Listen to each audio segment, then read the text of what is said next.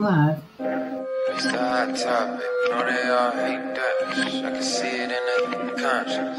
And I know they all watch. On that wishing for a rollie, got you wasting time.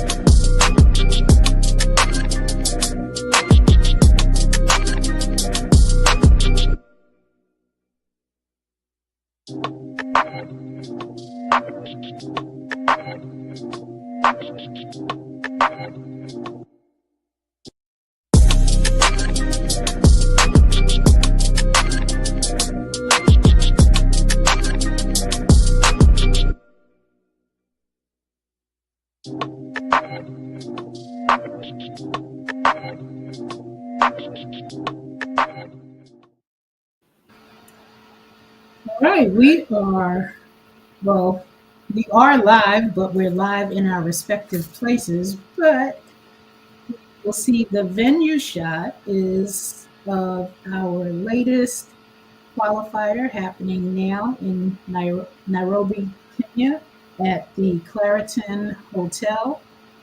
There are at least 24 participants that are vying for the three slots that will be the League Chess Africa, USMCL's Global League, League Chess Africa, and this would be Team Kenya. So I want to introduce our commentator who is always available to give us the latest and the greatest, especially for us. It's about 3, 4 o'clock in the morning, right, Ryan? You ready to Yeah, go?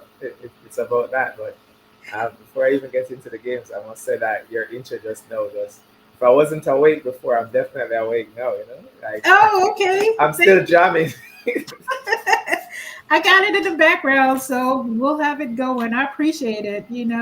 We're just trying to make it all work, make it all fit, and keep the folks entertained, giving the attention to what it is that we're doing out here, working real hard, especially you. I know you work real hard to make sure we understand what's going on. And today we have 24 players, that's 12 boards.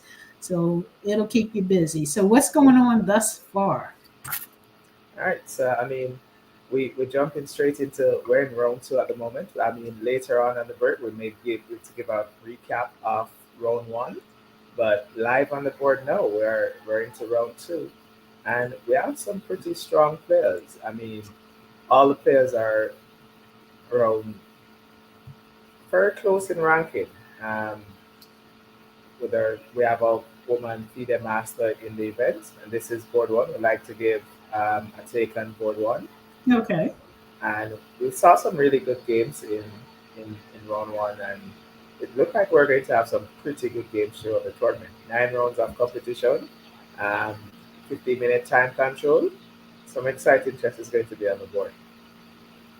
Good. Right. So I mean, if we just jump into it, and one of the things about playing rapid chess or blitz chess is just the additional excitement that comes from playing because if you're supposed to play a game and neither player blunder, you have all the time. We're talking about this backstage.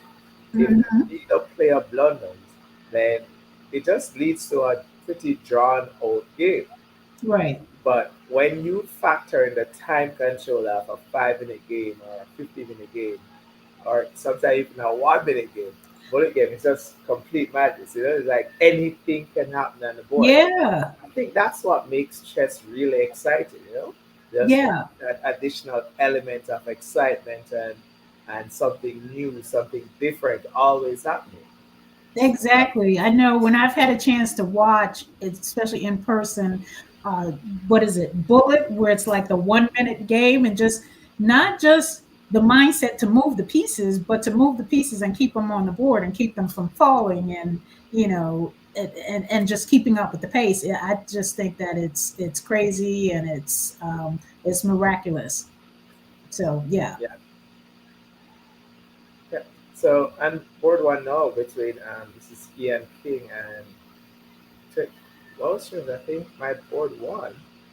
Probably the boards have been switched around, so I'm going to just jump over Okay. until until lead chess.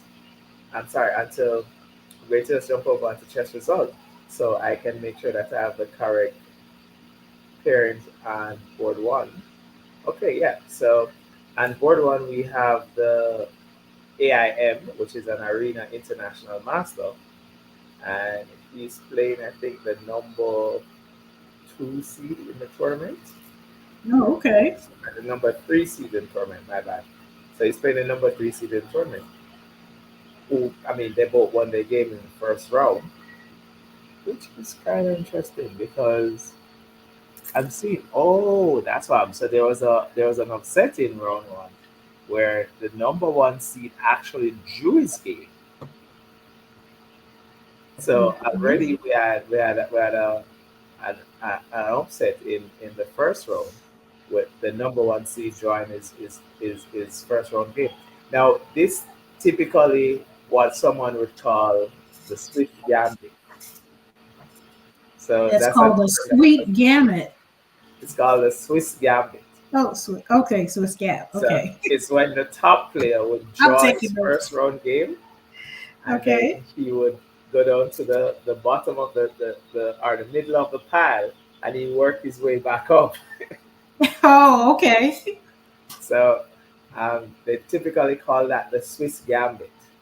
Okay. And just to mention gambit, we're seeing a gambit on this board as well.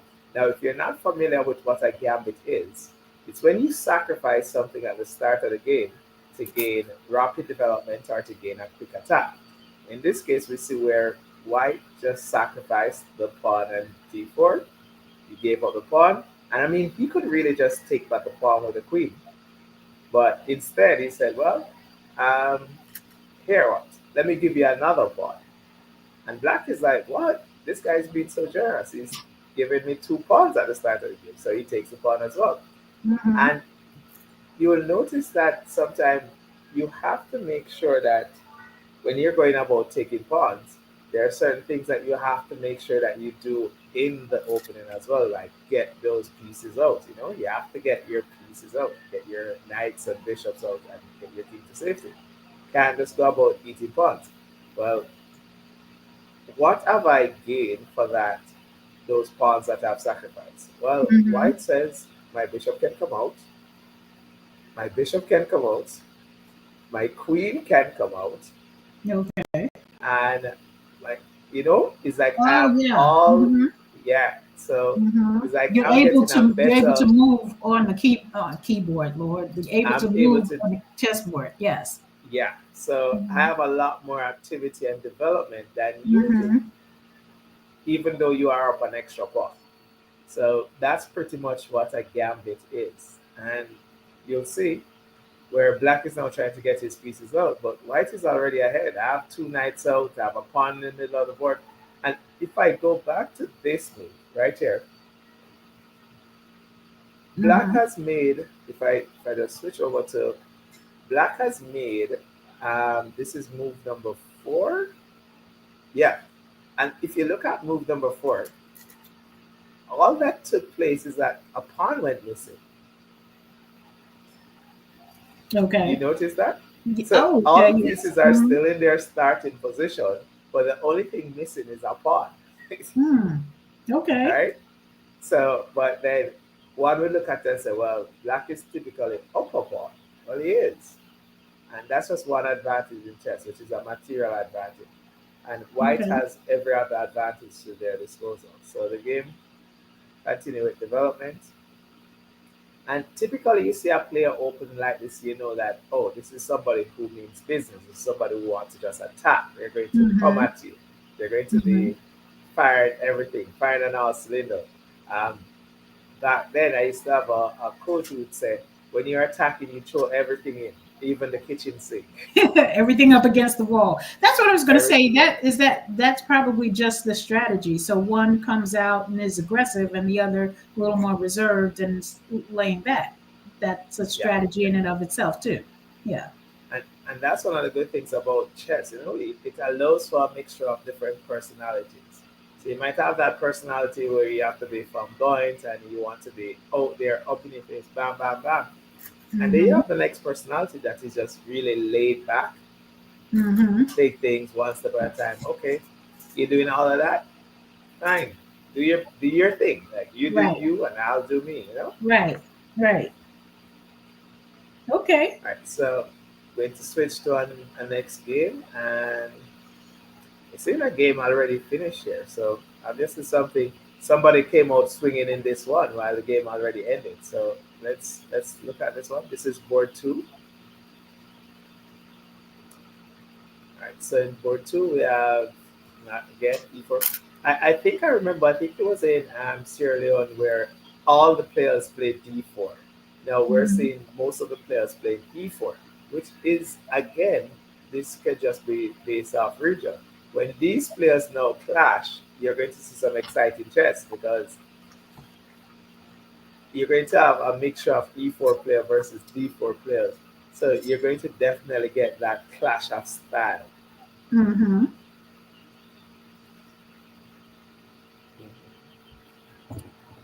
Now, you were saying on board one that the two highest rated players, well, that was in round one, that the In two round one. highest. So in round Okay. one, we had our highest rated player, Okay. and his game ended in a draw. So what you have happening there is the top player in the tournament is now in the middle of the field. Okay. So when you find the top player in the middle of the field, what it does, it allows him to get lower rated opponent to climb his way back up. Hence the Okay. idea of the Swiss Gambit. Okay. Hmm. So very interesting Got a um, different view here. lines that are being played here. I think we have a view of the Oh, one of the boards. Are we looking at? um, we have numbers on these boards here. Let me see if I can get it. Okay. Um, let let's check back to see whether we can get the numbers on the board so that we can identify. Or if we could get an update on which board it is, and I could switch it over and Okay. so that is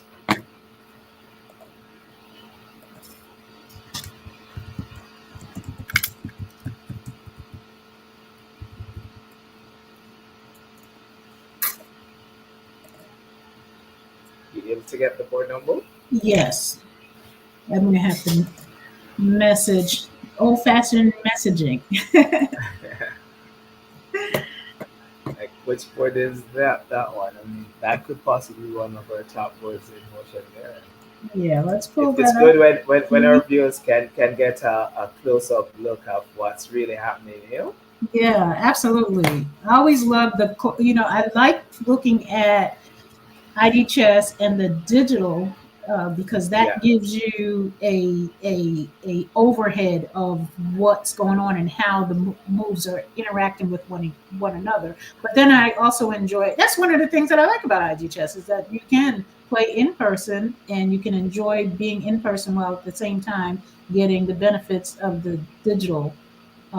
yeah. the digital board too. But okay, so let's see if we have a number just yet. Okay, but we can. I'm gonna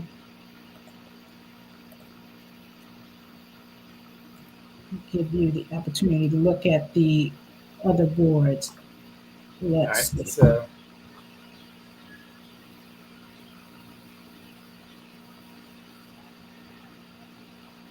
So that was the result. So there's I don't think it's this one.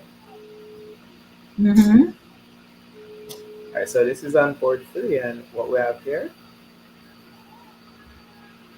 I guess Okay, that's a we have challenge. I'm black is saying that's a about to challenge to see if you can identify the board by just by just looking at what's going on there. say, looking at the board and yeah, that's board number. Right?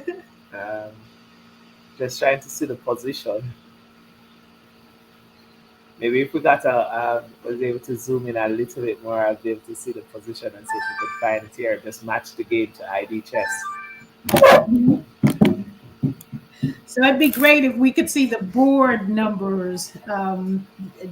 Definitely, as we're looking at the solo layout, it looks great. Yeah, if we can maybe even get closer in and have the board numbers identified,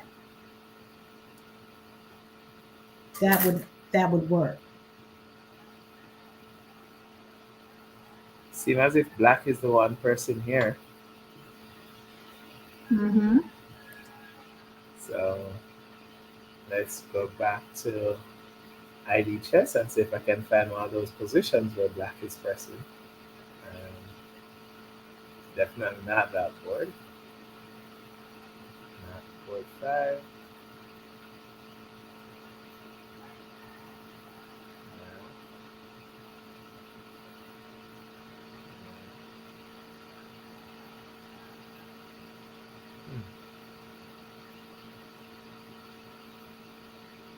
What is the board 1?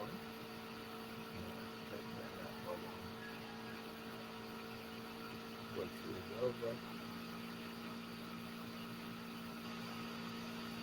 Some more pieces on the board. Yeah, it's hard for me to know which board that is. Would need the assistant of one of our arbiters to just tell us which board it is. Or probably Yeah. the name of these players, give us a little background on the two players playing here. Because I think one of the things that we came to understand from the previous events is that sometimes the background and the history of the players playing each other before and just having score to settle, so it changes a lot Right. when they actually meet over the board, because you might have players that get into a drawn position, and Mhm. instead of just taking that draw, they have something to prove. Like neither player wants to draw, like they are both going after each other, and Right. the battle is going to be right down till there are just two kings on the board. They're going to battle. They're going to battle it out, because you have something to prove, especially like you said. But we did see that with a few matches in both Sierra Leone and in Liberia. Liberia. Yeah. So, and all of that plays out on the board, and that's why I think that the more if you allow yourself, for those who chess might not be your thing, and the idea of watching chess and paying attention feels like okay, but if you can allow yourself to really get into the whole game and the board, it becomes very interesting, because something you said about it being a reflection of the player, they actually do play in the same manner of their personality. It's just an extension of it, and you see that being played out on the board. So absolutely. Yeah. So did we get the board number on this? Were you able to see that? Pull it yet. up here. But this board we have happening here, after check, this is very interesting because check here. I think white is able to win this with a series of checks and probably get these two bishops into play. I mean, Mhm. black is coming down with these pawns, definitely trying to promote. I mean, this pawn is 3 steps away from promote. This pawn is 1 step away from promoting, and you have a queen on the board. So this is very, very dangerous for white. But this queen, bishop, yeah, you create something here. Mm-hmm. I think you can definitely create something here. I think white is going for the draw. I mean, sometimes you just can't find it. But white has slightly more time. Oh, white is saying, nope, I'm going for it. So white pushes the pawn, and he's just looking to open up space against the black king. This pawn Yeah. is the only pawn left as a line of defense to the black king. If you think about your entire castle, 2 of those walls have already been huffed and puffed down, and the only one left is the one on f7. And white says, hey, you know what? I'm going to huff and puff down that wall again. And we're seeing the same idea of what a gambit is. He's just sacrificing the pawn. He's sacrificing the pawn and he's telling himself, hey, if I get rid of this pawn, then there's no more defense to your king. And black Mhm. didn't take the pawn. It's the problem with not taking the pawn is that your opponent still gets the pawn out of the way. The bishop is coming in check. I think white is winning this game. Like this game is over and done. There's no more defense for the king. There's no pawn in the way. And after you get bishop check, this bishop is coming in on the long diagonal as well. Everything is just going to be aiming at the king. Yep. So as Mhm. soon as that bishop check, the king moves. You're going to get this other bishop is going if the so you have already mated nets here. So if the king steps here, bishop here is checkmate. So where is the king going to step? If the Right. king steps on the dark square, the bishop is coming here check. So Okay. yeah, white is winning this one, and simply because I mean black should have definitely just taken the pawn and allow for yeah, this is mate, queen here check. The king has to go here, and then you get in the bishop back here check. At least you're winning the queen, but you don't want the queen. The bishop now comes back here check. Yep. The king Mhm. goes there, and then once this bishop comes here check, the game is over. That's checkmate. Okay. And that's when I talk about just simply exposing the king. If you're going to give checkmate, you just have to expose the king. And you understand that white had to force all of that because if he didn't, in the queen here, black was actually threatening to just play his queen here, and that's Mhm. checkmate to the white king. Oh yeah. Mhm. So he had to make sure all his moves were forcing, leading to checkmate. Okay. All right, so that's game. So that's done. And if I go back over, are we getting that close? Oh, so we're not seeing that game anymore. We Yeah. move to another board.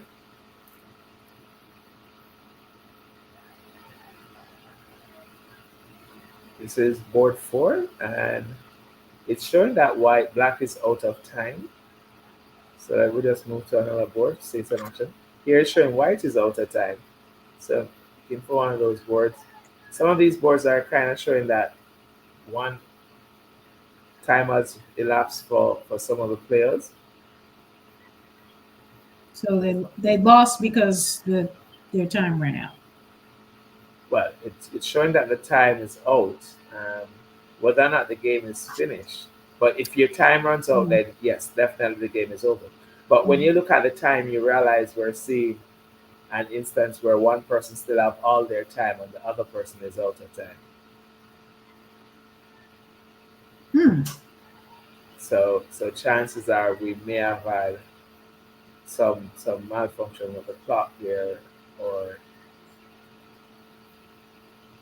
our result has already been posted. Okay. So, and like you said, sometimes when we're able to get that live footage, we know exactly Mhm. what is happening. All Right. right. So apparently, the position that we were seeing, the board that we were seeing was board 1, and if we go back to the board 1 game between king and don't want to chop this name, it's Githinji, between king and Githinji. Um, We're gonna do our best with the names. yes. This was a position that we ended on. It was the first game that we looked at, and we're talking about the idea of playing a gambit. And we saw where white played the gambit, and we didn't get past the opening phase. So Okay. what we were looking at on the live feed was more of an end game position. Hmm.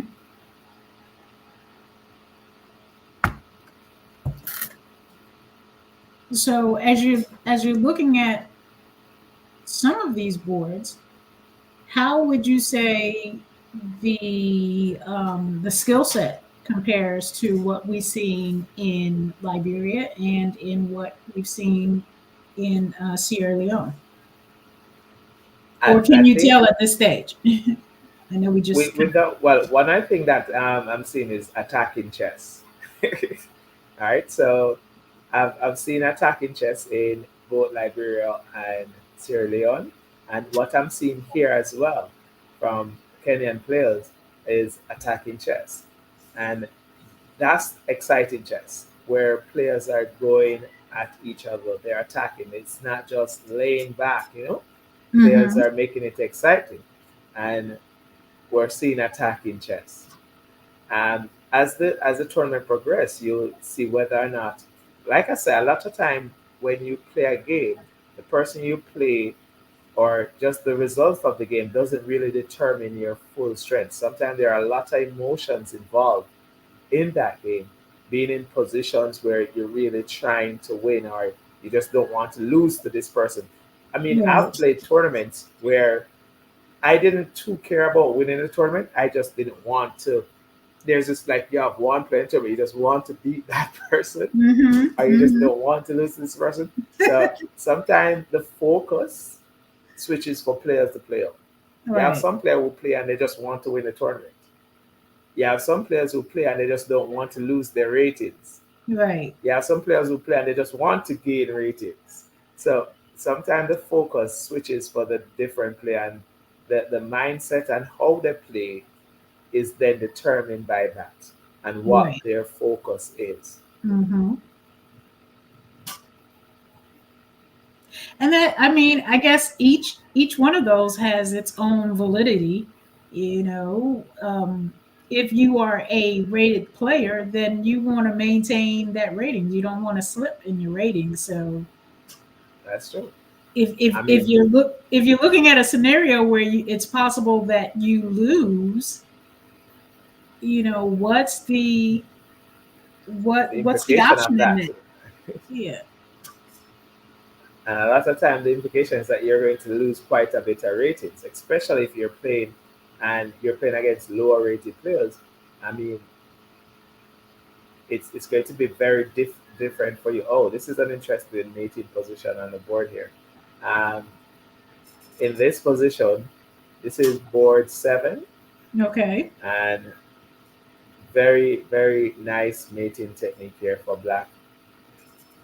Um, so black played the knight in, very good. Um, these are very interesting mating patterns, knight and rook. Knight and rook hmm make very good mating pattern. One of the basic mating pattern between knights and rook is the Arabian mate. And if you notice when the knight jumps in here, it's just bringing his pieces much closer to the king to attack. Well, black, white overlook the attacking potential of the black pieces.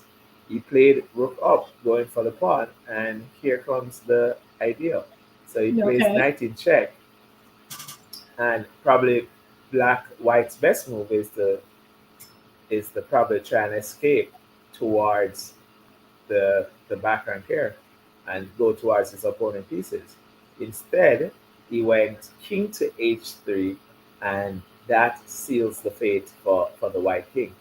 The Okay. move now is going to be, we don't see it playing out on the board, but the move now is knight check. And after knight check, this is a very good mating three for the audience. Like persons looking on from this could be able to find this mating three. So it's knight check, as I said. So knight check, you have two options here. You can either go king here, or you hmm can go well, you have three options. Any of these three moves, but they all three moves lead to the same thing. If the king goes on the file, the G file, then this rook comes over, check, and that forces the king now to the H4 square, and then pawn push is checkmate. So Okay. getting mated with a pawn push on G5 is not a really nice way to get mated, but G5 is made. And if the king steps here, you just go G5 check first, the king comes out the file, and then the rook comes over mate.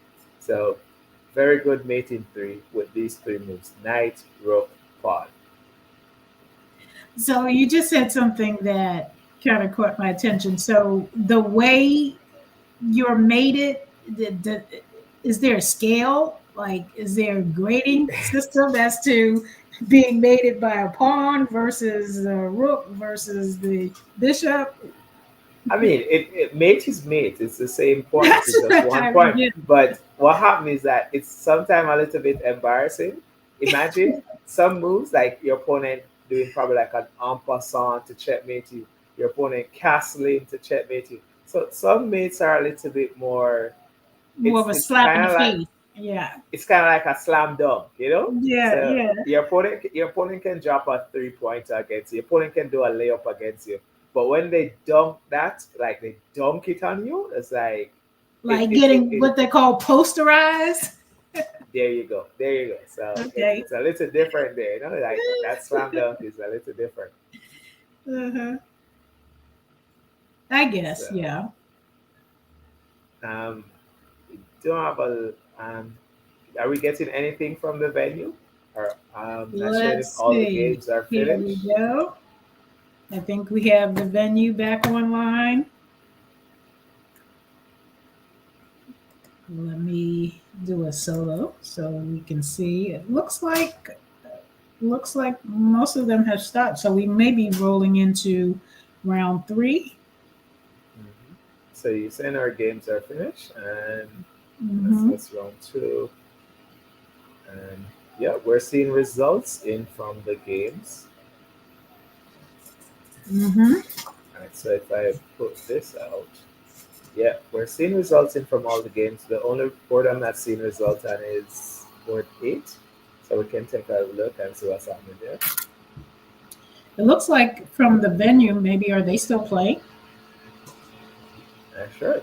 Mm-hmm. This position is showing that, I mean, both players still have a knight sitting on the starting square. But I'll give white an advantage here. That white is threatening. White can take this pawn to triple all the pawns, or white can simply go here. So I guess it must be black move. So white is threatening to just take Mm-hmm. this pawn to win an exchange and triple these pawns here. So I guess either move here for white is just winning. I would definitely go with tripling this pawn first. Um, since if I take this, my opponent actually gets this first, and if I take this, then at least they can escape with that. Um, so, yeah, Mm-hmm. I'm tripling your pawns, taking off b7 pawn once you take.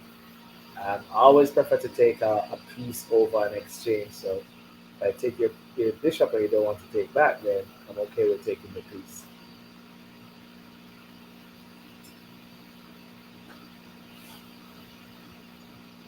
So white seems to have an advantage here, but again, we're seeing base off this time.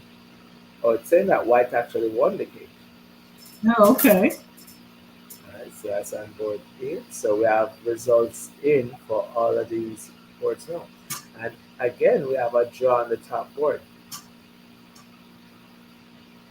So this is one of the things that we didn't see a lot of in Liberia. We didn't see a lot of draws. And when we saw those positions where they were drawn, um, we saw where both players were like, "No, I'm not taking a draw. I'm going to." So the draws we Gonna saw keep in playing. Liberia were draws that ended up with just the kings on the board.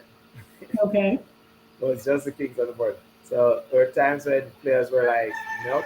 Um, you There's probably your don't need to. roosters going. Okay. Yeah, yeah, you're hearing them, all right? I was wondering Is if that you're is hearing that them the first before. one for the morning? He's late. No, It's no, so no, they go straight through the night, oh, straight okay. through the night. Okay. That one is just probably right in front of.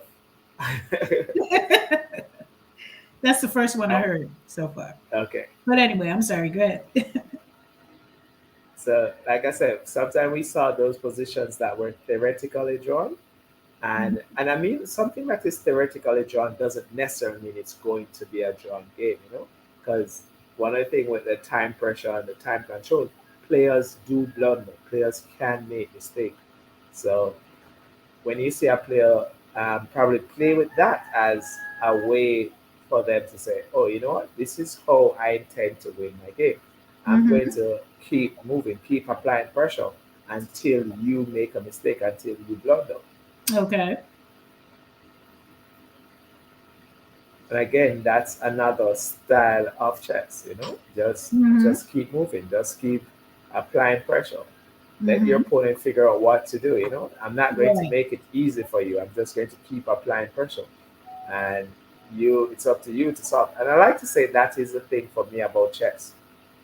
It's about creating problems and solving these problems. Right. And I mean, as an educator, I I am tasked with constantly setting problems for my students. And when I play chess, it's the same approach over the board. I'm constantly setting problems for my opponent, you know, Mm-hmm. and Mm-hmm. they have to solve them. And I Mm-hmm. sometimes do enjoy getting a good problem to solve, a good puzzle. And if your opponent set these for you, you figure it out, you know, and Right. you get that kind of pat on the back when you solve it. Mm-hmm. And I said that's his chess. Chess is like this fast speed game of ping pong. When your opponent serve at you, it's a problem. And when you return it, you solve that problem. And it goes Mm-hmm. back and forth, back and forth, back and forth. Chess is more of that mental back and forth. I Right. make a move and I'm threatening this. You make a move and you stopped it. I make a move and I threaten it again. You make a move and you stopped it. And you keep going back and forth. And today, see this guy just, instead of just returning it in a regular way, he spins on it and he not just return it, solve the problem. He solve the problem and create this massive problem for you. Right. You know? So I mean, when you watch a game of chess and you truly understand chess, you can see the artwork behind the move and the play and the artistry of what is really unfolding on the board. Mm-hmm. You know? Mm-hmm. And I have some kids that I would play chess with, and when I'm playing at nine, and I'm at nine with them, and they go, and sometimes mostly in person though, like I would make a move, and everybody's watching the game, and they go, ooh, and then my opponent would make a move, and they go, ah, Ah. and then you make Like, another oh move, and they yeah, go, okay. ooh, Right. and it's just a lot of oohing and eyeing throughout the game, you know, because they're Mm-hmm. able to call and see what's going on. They're understanding the language, There you you know, the conversation that's happening, that's playing itself out on the board. Yeah. There you go. That's it. And being able to keep up with it. So yeah, you know, I think just like anything else, I think you just have to. Well, no, I think it takes a little more to really become a fan of chess if it doesn't grab you like right off the bat. You know, for some people, it grabs you, you get it, you understand it, it's who you are, it matches, you know, that person that you are, that's a match, as opposed to having to learn all of the ins and outs of it and then appreciate it from that space, you know. And I think sometimes, just like with anything else, you just have to give yourself time to you know, to get into it, to enjoy it.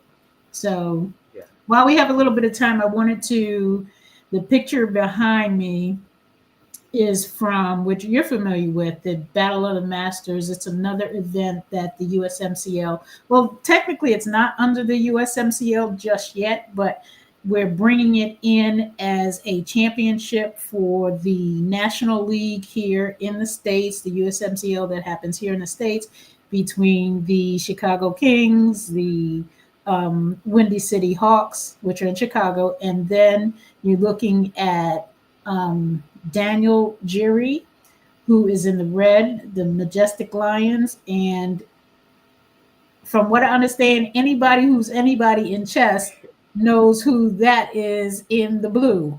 Can Just you us say tell yes. us? Justice, right?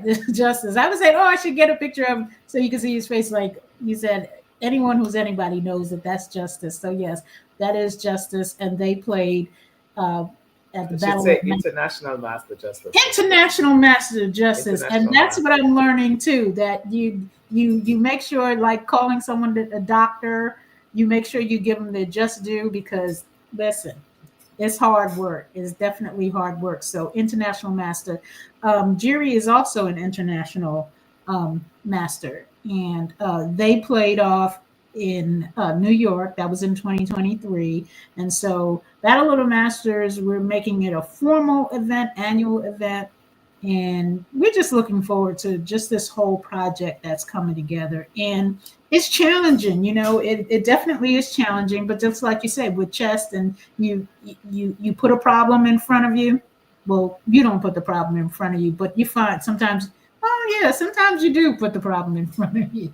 Sometimes you choose to walk a particular path that creates certain issues. And so we've kind of been, formulating and working with the process and bringing things along.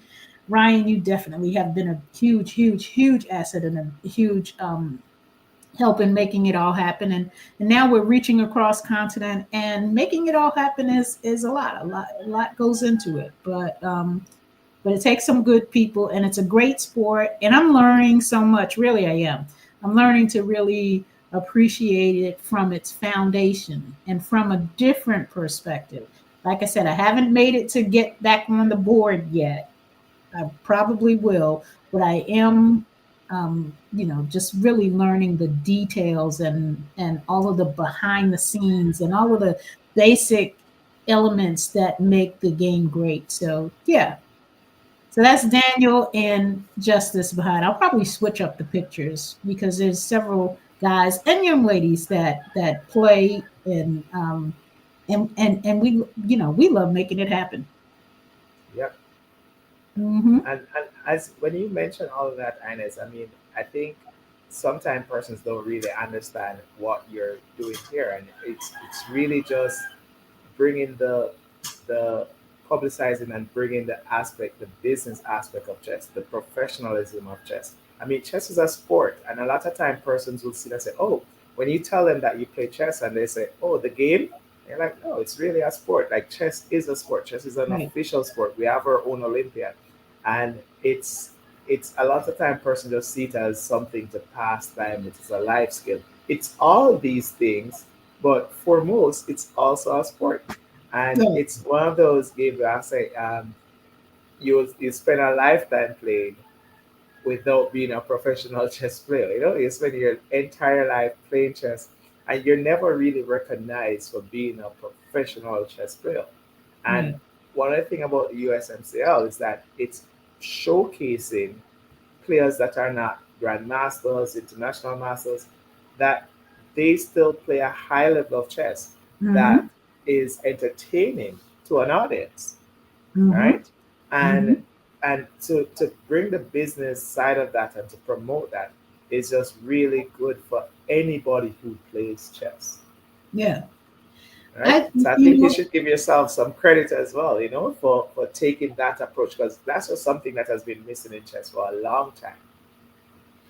well, I certainly appreciate it, and it does happen on levels that, from my perspective, and again, I'm that novice that comes into a particular arena and takes a look around and says, okay, based on my experiences, I see some voids here and I see a few voids there, and if we kind of take some content, not content as you see content on YouTube or any other social media, but content from the standpoint of formulating some of the processes to fit into those spaces, then you have you have players and you have athletes who do not have to go way over there to really access the same type of competition that they can find over here. And I think sometimes when you shorten the distance,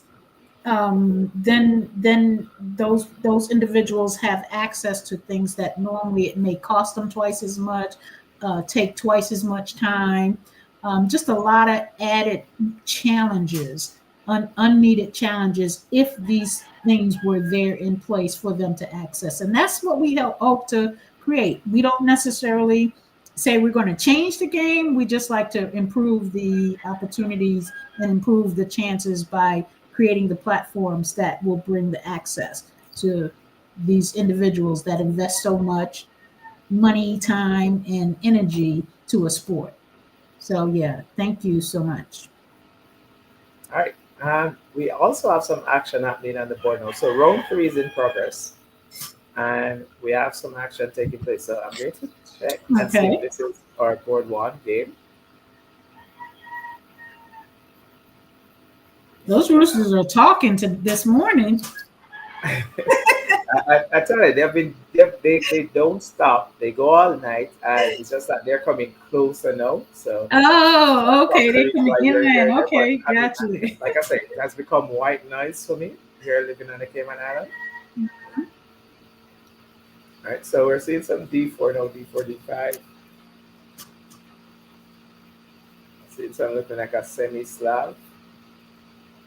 No, without C6. All right, and yeah, now we get C6. So now we have a semi-Slav setup for black. Okay. And so here we're both player king. Now at the start of the game, we normally develop your pieces, kind of like what both white and black have done here.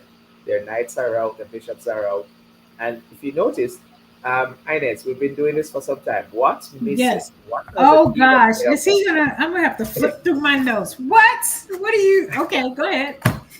So we see that neither player have actually done what?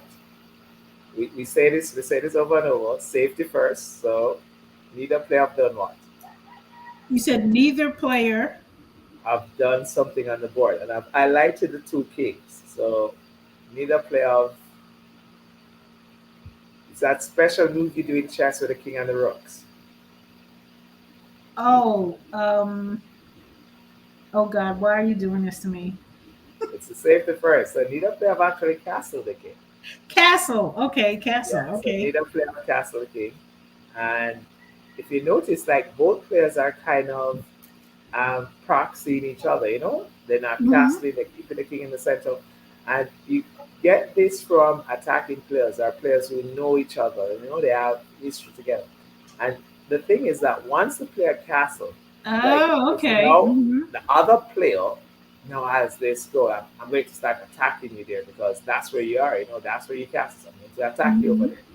So right now, like in this position, you have this little tension in the center, and when white pushed the pawn, white just locked down the tension, like he locked the center. When you close a position, you're kind of taking away the tension of it.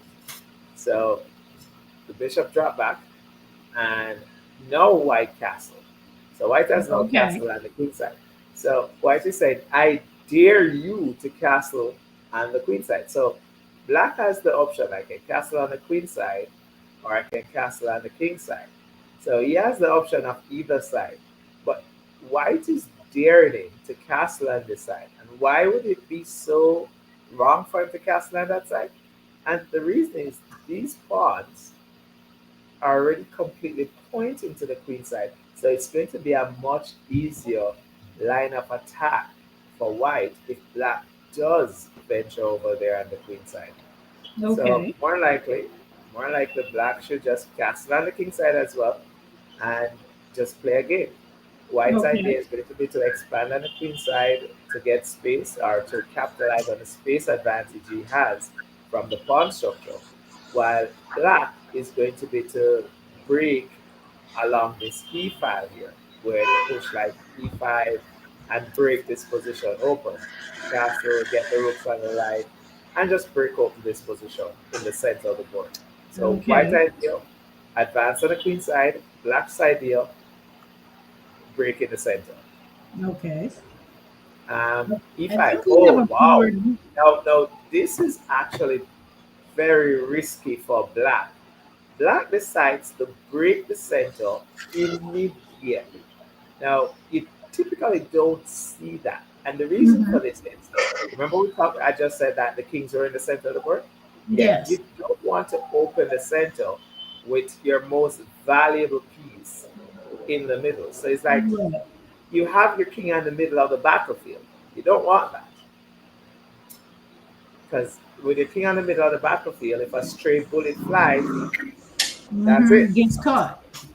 That's got You're cooked. So black, we see black going for the immediate center with e5, trying to open the center, but his king is in the center of the board. So that is going to give white back an advantage. So I guess white idea here is like, hey, you want to open the center with your king in it? Go ahead, by all means. I'm going to Mm-hmm. open. Also going to open my bishop and this long diagonal. So I assume that, oh no, it didn't take. So the problem with not taking is now you allow your opponent to actually play e4, keep the center closed, and continue his attack on your king side. And this is one of the things in chess we say you have brilliance and blunders. And Mm-hmm. your opponent can make a move which is a blunder, but if you don't capitalize on that blunder, then that blunder becomes brilliance. Right. So, and it's the saying that goes brilliance and blunders. So, Okay.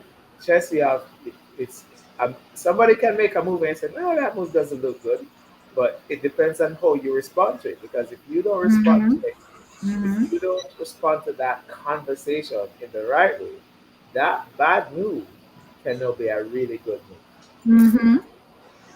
Mm-hmm. And yeah, so Gotcha. black turned that bad move into a really We have good a move. board here. I'm trying to let me see. Do we see? I think this is our board one Okay. from the position from what I saw the last time, what the arbiter said. I think this is board one that he puts the clock on. And Okay. typically in tournaments, board one is normally the center of attention.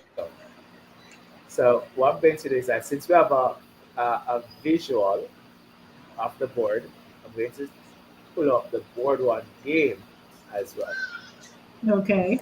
which is actually the game that we have also on the board. So it's the same game that we have. And like I say, black definitely has an advantage here because of the advanced pawn. Um, let me see if I just go back to view here.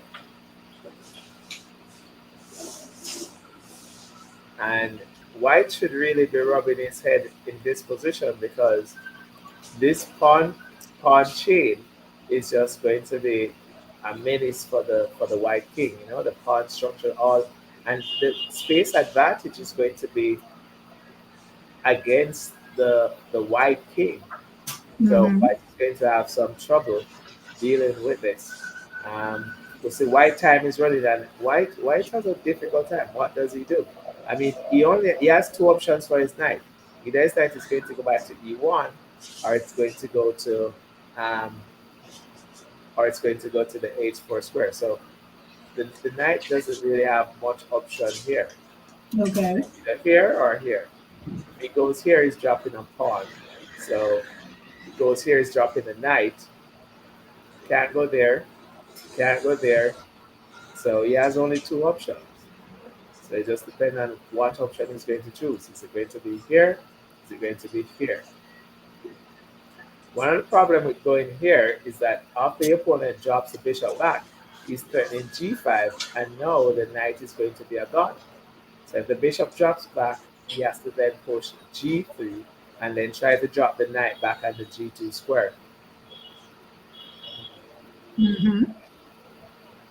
So white has some problems to solve, and if being able to see the physical footage, you realize that white is really rubbing his head. You know, he has some problems to deal with. You said he's rubbing his head. Let's see. Okay. Mm-hmm. I think we have this thing where if we rub our head, we just massage the brain. You know, Yeah. you get some more neurons pumping, and probably you said, please help me out here. You need to help me. It's like think, think, think. Yes. I know I can do this. I know I can do this. Okay. It's like the answer is there. I know it. From what I'm seeing is that the I'm seeing where white hasn't moved, but I'm sure this is not the case. I'm sure white has moved. I say white time is just running out. Um, white decision is not easy, but he only has one of two. So Mm-hmm. typically, in this is where you also manage your time. You have either Okay. you have one of two decisions to make. Either you're going to go here or you're going to go here. One would Mm-hmm. say, hey, you know what? Let me take the tempo off the bishop and play knight here, so I'm at least gaining a tempo. Tempo is a fancy word for chess players, which is really means time. I'm going to Mm-hmm. make a move that gave me a little time.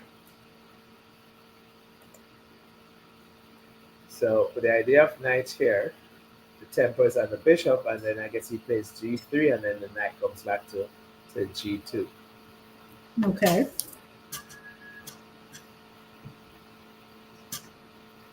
Right. So that's board one. See if we're seeing any action on board two and board three. Board three showing whose time is running here. This time is not running. Ah, so it's black stanchion. So this is board three.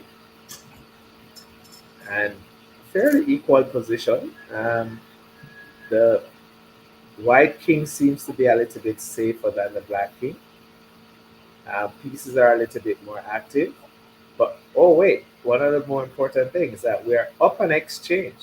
This is a this is an exchange, and Okay. the king is definitely not so safe anymore. Like queen here check seems like I'm just getting in.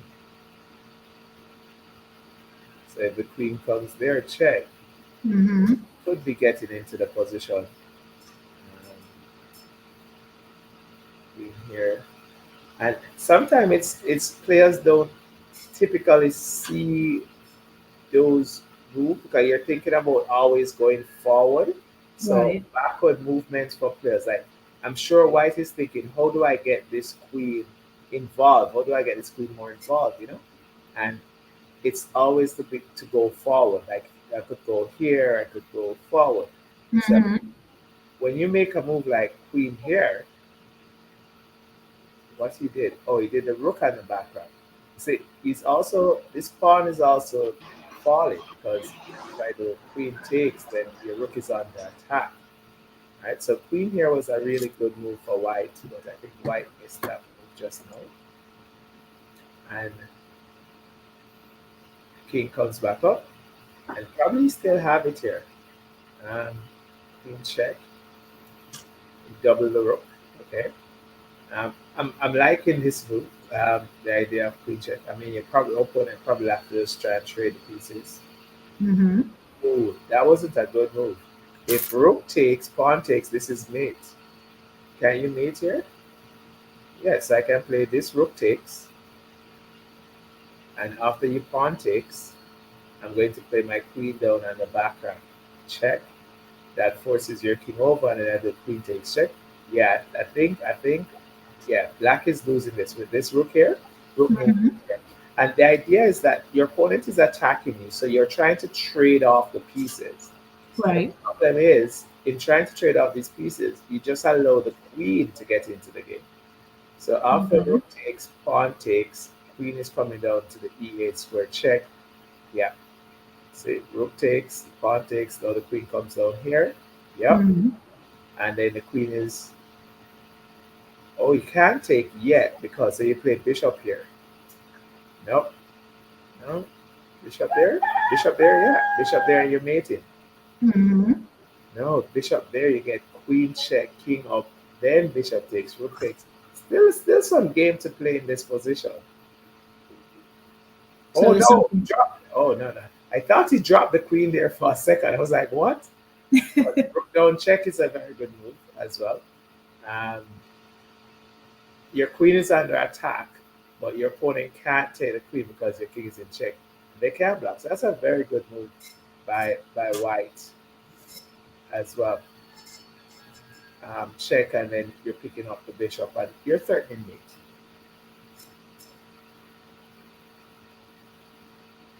You're threatening mate in the position. So white is definitely winning this one on the board. So we should say probably a nice little mating idea. So he has to step here, Because if he steps to the g8 square, queen takes his check, bishop has to block, or queen takes, or if the king steps here, then queen takes. So black only has one move to step to this square. Any other move is going to be losing. Well, the position is losing. Mm-hmm. And normally in positions like this, one player would start looking for perpetual checks. You try and start looking for ways in which you can make a few checks, probably just keep checking in the Mm-hmm. position to get your opponent into a draw, but that's not happening here. King goes back, queen is going to take this, yeah. And Okay. again, you're threatening checkmate. Here, it's, yeah, Okay. this is very, very much over for black. Yeah, and sometimes as a chess player, you see the end, but you just sometimes don't want to accept it. Right. That's the fight on mentality. Probably play a move like bishop here, trying to hold this, trying to prevent block out the rook from checkmate. Um, but in the end, it's really um, it's a dying cause. And it's up to the player who is playing the dying cause to end the game, correct? It's not like the other player could say, okay, you're goofing around, you're dead, this game is over, you know? Yeah, the person who's on the losing end can persist as long as it's kind of like when you go fishing and that fish is like he's hooked, but he's Mhm. not giving up without a fight. Right, right. He's not giving up. And if you're not able to completely take him down, then guess what? You may not get that fish that you want so badly. Mm-hmm. Mm-hmm. So even with the cause, yeah, I told you like bishop here, but it doesn't work because he's still going to play queen here check, and you're losing the bishop as well. So after bishop block, it doesn't matter. Queen here, and now the dying cause is over. So this is definitely checkmate. You literally would have to give up the queen and the bishop to stop me. Queen check, king up, and that's where we talk about the perpetual check. Your opponent probably trying to give you a perpetual check, but you're going to see black resign now. And black will Okay. resign now because literally there's no way to stop mating two moves. Well, you can if you give up your queen. Okay. Right? So only if you give up your queen. You give up your bishop, takes, and then you have to give up your queen. And in that case, then the player would be, all right, fine. If I have to give up my queen, it's pretty much over. And Mm-hmm. you're going to then just probably take out my only hope, my only pass pawn. It's game. It's game. So Okay. It looks like we're looking at another board here. Let's do a close up so we can see who this is. Can we get a board number? Okay. this looks like a junior player.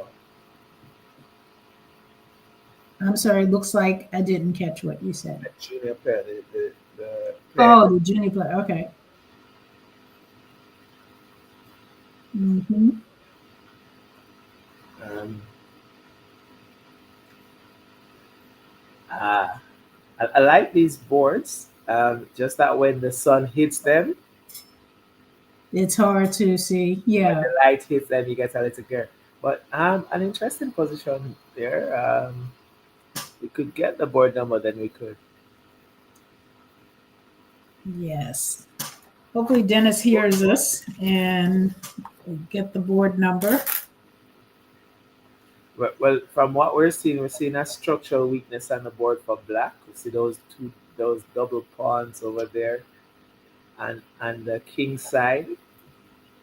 Um, Black, however, they'll have those double rooks and the c5, which is good. I mean, doubling your rooks is a good way to infiltrate, to show your intent to attack.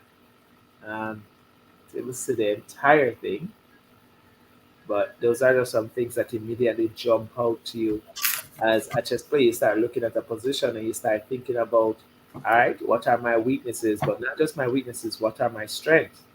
And Okay. that's where you start now thinking about how to use your resources to their best ability. Um, so where black player just moved a piece back, it looked like a bishop. Um, so trying to decipher the position in front of you if you're not able to see completely is also from the movement of the pieces. So you know the piece moved diagonal, so it could either be one of two things: either it's a bishop or a rook, or a queen. And we saw Mm-hmm. the rook now go into the background, chasing the king up to the h2 square. That would be Mm-hmm. no, or it looked like the g2 square, and it is black who seems to be on the attack. Black brings down the other rook, and that's one of the good things about having the rooks doubled. You can really use them to dominate and control. So black just traded one of the rooks. Typically not what you want to do when you're attacking. When you're attacking, you're looking to keep those attackers on the board, bring in more attackers, just the reinforcement ideas. But we saw where black just traded one of the rooks off the board. So now it's down to one rook apiece. Um, so to code material, it looks like an endgame. Bishop and rook versus Oh, I'm sorry. that's fine. Let's get you back on there. Let's see if I can find that game. Yeah, I'm trying to message to see if we can get some It's some numbers on the board. I'm seeing some results and all the other boards. And so that more likely will be one of the lower boards because if the results are in for all the top boards, then more likely that would be one of the lower boards that we're looking at. But definitely, if we could get a close up on that board, then could definitely analyze it to share with our viewers. Yes, trying Since to. that board wouldn't.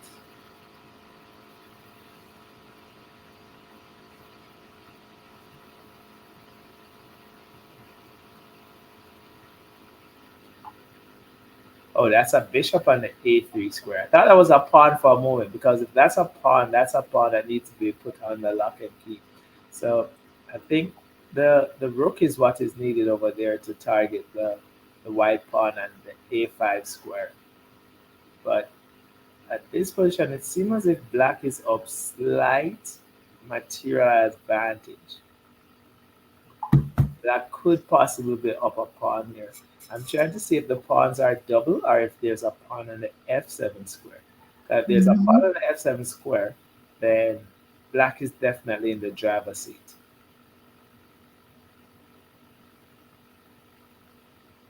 And what would be protecting that pawn and the b7 square? Because I just saw where, okay, so pulling the bishop back.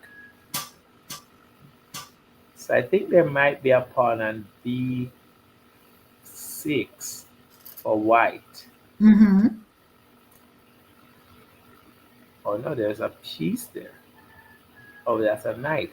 Okay, so like again, I was saying it had to be something that was defending. So now I guess black would play something like the rook back to the c7 square, defending his pawn, attacking that knight movement. Um, looks equal. Black is up a pawn, but if the pawn is double, if he's up two pawns, then definitely winning. If it's just the double pawns and the g file, then it's definitely a drawn game. Looks drawn to me.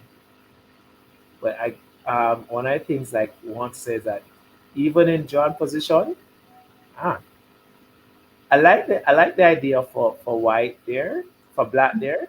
Instead of Mhm. playing back to the c7 square to defend this pawn and b7, he said, you know what? If you take my pawn, I'm going to take your pawn. So white is like, no, not taking your pawn. I'm going to take it with my knight. And if I take it with my knight, then guess what? You don't get my pawn.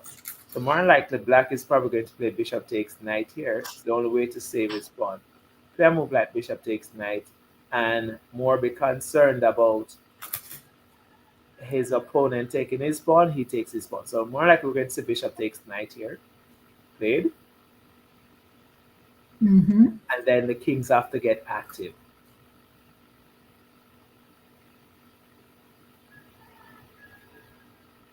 So after bishop takes, oh, okay. But that just loses a pawn because after bishop take, he can't bishop takes the eighth pawn because the rook and knight are both defending it. Mm-hmm.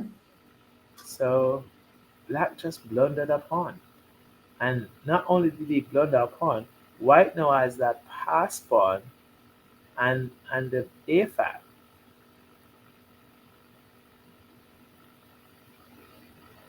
Hmm. Very interesting decision made by black. I probably black didn't realize. Yeah, it's very interesting decision. So he's trying to go after the pawn. No, what? Some sort of knight takes. Did he just blunder the piece? Was that a piece? No, he took a pawn. Alright, so now black is down a piece. Black is actually down a piece now. However, he has the pass pawn and the d file, but that pawn is not sufficient. Okay. Okay. No, I'm seeing. So there's a pawn on the f7 square. The king just went to h7. But white is attacking with two pieces. Oh, and he gave up pawn now. Yeah. Yeah. Having an extra piece in chess is a really Yeah. is yeah, it can be overwhelming. How can I help you today? It can definitely be overwhelming. So the two pieces are just going to target the pawns and just pick them off one at a time. And that's what we see happening here for black. And at any point he can even try to sacrifice the knight to get the last two pawns. And once you do that, it's going to be up a couple of pawns. Okay. Yep, there you go. Wait a second. After pawn push, this pawn is running. Push the pawn. If he pushes the pawn, wait a second. And this is like I tell you, the fighting spirit behind chess. You know. He has the death that is like, wait. Mm-hmm. After pawn push, then how does he stop the pawn? The pawn is promoting. Oh my gosh, he tricked him. Look at him. He's looking. He's sweating. He tricked him. He tricked him. Oh there's the head rub. oh But my look, gosh. but young man over there, he is like in his element. He tricked him in pushing the pawn. And that's why I say pass pawn. How did he not see it? Tell me what happened that he did not. So if only we could, if I had that board and the DGT could walk you through that one. But that was a very interesting idea. Oh yeah, that's so true. Yeah. what happened that he created the pass. He didn't have a pass pawn really. The pawns are coming down, and all black had to do was just stop the pass pawn, get the king up, and you take off the pawns. Instead, what happened that he pushed the pawn, but the f pawn couldn't take because it was pinned to the king. So the guy played his rook back. He played his knight back, trying to trade off the rooks. But unfortunately, after rook takes rook, knight takes rook, he doesn't take the pawn, but instead push it forward to the e2 square. The king can't step back to the f1 square because the pawn covers the square, and there's no way to prevent the promotion and the e1 square. So it was it was a very fun ending. And I mean, obviously he saw the trick. And like I said, it's really, that's what it is. It's a trick. And he tricked him into it. And it's funny because you could see his face recognizing that the other player fell into the trick. He got goosed. Ah. Wow. He had to just give up. And like I said, one of the good thing about being up the material is that at any point you can simply just give back the material and get the last 2 pawns. Because if he had just played rook over, he would have given up the knight but then he would have gotten the pawn off the board, which is the danger piece. Just get the pawn off the board. Mm-hmm. Mm-hmm. And he could have done that by just playing rook over. But I mean, under the time pressure, and probably again, we weren't able to see the time control and the clock at the moment.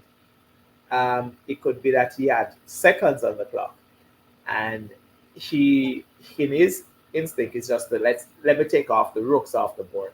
But the piece that he really needed to get off the board was that danger pawn, that pawn that was about to be promoted.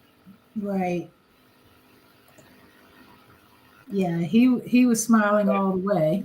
Yeah, he tricked him there. He tricked him. He ran because I mean, like I said, Black was completely losing, and he pulled that one out of the bag. And like I said, sometimes it doesn't matter. Like you hook that fish, if you're not able to bring it home, then He's still, I think he's still recovering. He's still trying to recover. yeah. When you lose a game like that, it's not like he ended up drawing that game. He's Mhm. completely winning. He's completely winning, and he just completely overlooked that pawn push, and his king can't step back to stop the pawn from promoting. You have a knight on the board. His opponent only had one pawn on the board. Well, he had two pawns on the board, but only one pawn that could make any significant change or difference in the position, and it got passed. And it said pass pawns are like criminals. Yeah, you can't just put them under lock and key. You have to put them under lock and key, and you have to capture them. You have to blockade them. You have to destroy them. Right? If you don't, those pass pawns will make a nightmare out of you. Like, Good. Okay, so it looks like they're setting up round 4. mhm.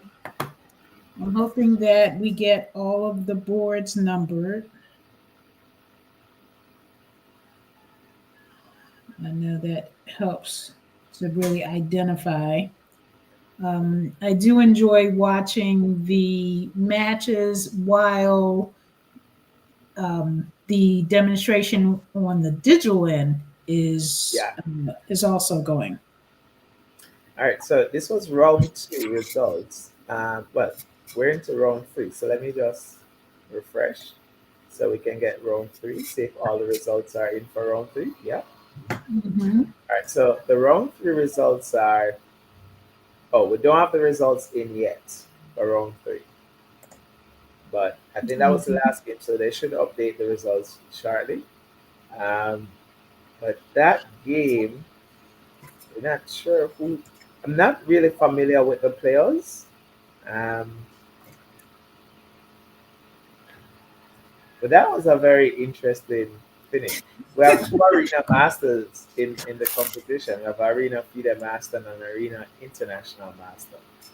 Um, at the moment, oh, you remember earlier I was explaining to you the buy situation. So now we have Hold on.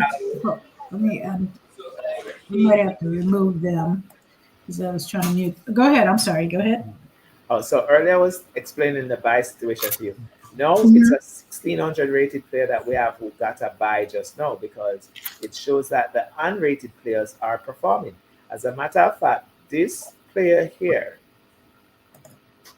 um, Bruno, is unrated and he has secured 2 points so far in the tournament. So he's actually one of the tournament leaders as an unrated player in the competition.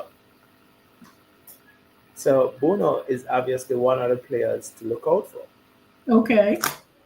All right, as an unrated player, and his performance at the moment is over 2500. Okay. All right, so that's very, very impressive. So, in other words, don't sleep on players that are not rated because it Yeah, does not mean they're not talented and don't have the skill set. that's precisely what it means. Mm-hmm. A player who is unrated, I like to think of unrated players as players who they just haven't played the rated games as yet. So they Okay. do have the potential. They just haven't played those rated games as yet. So unrated players could possibly be grandmasters. All right. So Mm-hmm. they just haven't gotten the opportunity yet to play. Mm-hmm. So a lot of times players go in and they say, "Oh, you're unrated? Yeah, you can't play chess." But that's not the case. Right. Well, I see And where there Uno are might, some tournaments that require that you are rated in order yeah, to play. Yeah. and that's exactly the same reason because you might have these players coming in without any ratings; they're unrated, and when you then realize that wait, they are far stronger than one give them credit for. Right. Right. And I All right, guess I so we guess the have rating system also allows you to know who's sitting across from you. If someone's unrated, you just don't know who they are in terms of their game. exactly. Hmm. So we have some results in, and it seems as if Bruno actually um, came up again, met his match, obviously. We had a draw on board two, and one of the things I think we've had a draw at least every round. Um, in previous events, there were very few draws. So we had a draw Yeah. here at board two as well, and we had some definitive results throughout the rest of the tournament. And draws are normally less common in in faster time control Hmm. because persons understand that even if I'm losing on the board, I can still play for time. I can still Hmm. play for traps. I can still play for tricks. I can still play for zaps. So it creates a lot more greater dynamics of you being able to win the game, not just from the classical gameplay, but from all the other elements associated with chess. You can win from your opponent making an illegal move. You can win from your opponent running out of time. So somebody making an illegal move in classical chess is very unlikely. Someone Hmm. making an illegal move in a faster time control is very likely. And we have Okay. seen it happen. Hmm. We have seen quite a few illegal moves um, Oh the yeah. other events. So, Oh yeah.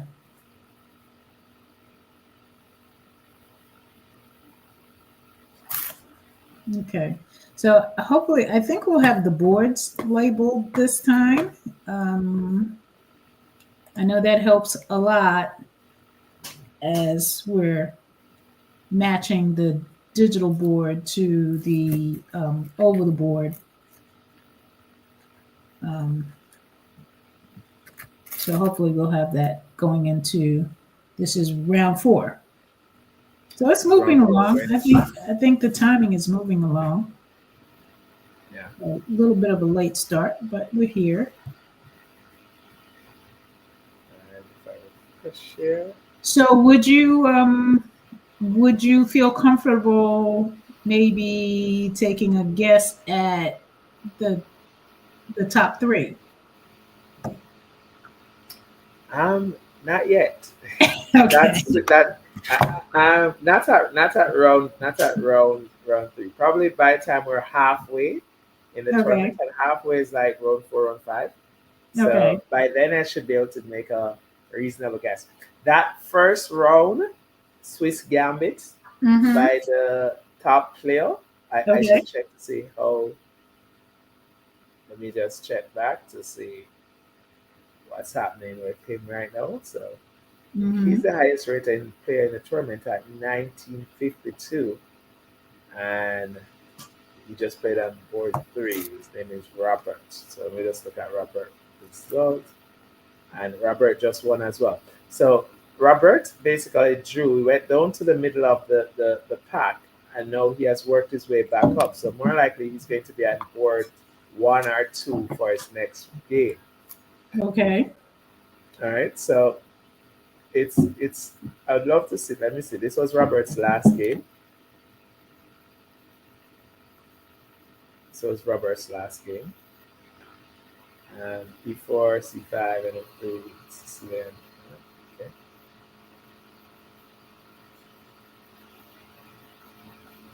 So I was asking you if you were familiar with the arbiter who is Faith. Faith, is it Kamayu? Well, actually, I should know Kamayu. My son's middle name is Kamayu. Um, so Faith is the arbiter for today's event. I shouldn't call her Faith, Miss. Well, I'm going to say Miss Kamayu, and just a really extensive uh, resume. Yeah. And so, what does it take to arbiters? I mean, this is a silly question because, of course, arbiters play chess, but do they also play, or is their position, say, like the coach in football, where the coach, not the referee in football, doesn't play football, but they uh, referee? So, are they players and arbiters, or are they specific people who have a job and responsibility to regulate and ensure that the rules are being followed and adhered? Um, Arbiters do play, and one of the reasons why you have to have an understanding of the game first of all, and as much as possible, because you have to make decisions pertaining to positions that you're seeing on the board. So arbiters do play. What happens is that we don't get to play as much as we would want to. And if you notice there, I said we, Right. because Okay. I am also a FIDE arbiter. So we don't get to play as much as we'd want to. And sometimes it's like you go to that party and everybody's enjoying the party, and you're like the security there. You just have to make sure that everybody else have fun. You're the host, You're the and designated driver. you're the designated driver. So that's the role that arbiters typically take on. Okay. Um, don't necessarily get to be in it as much as you'd want to, because somebody has to do the the role or play the role of making sure that you guys get to enjoy playing chess and get Mhm. and enjoy having fun and play. So yeah, but arbiters do play.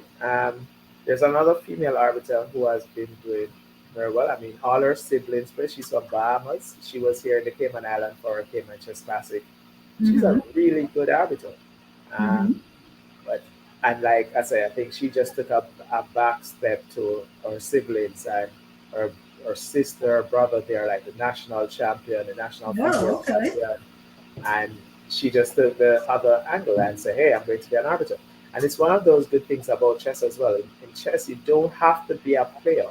There are so many other areas that make up the whole in terms of administrators, Absolutely. Yes. arbiters, Mhm. coaches, players. So it's a whole lot of other areas that work within the both Digital production. digital product. Yeah, there's just so many other areas.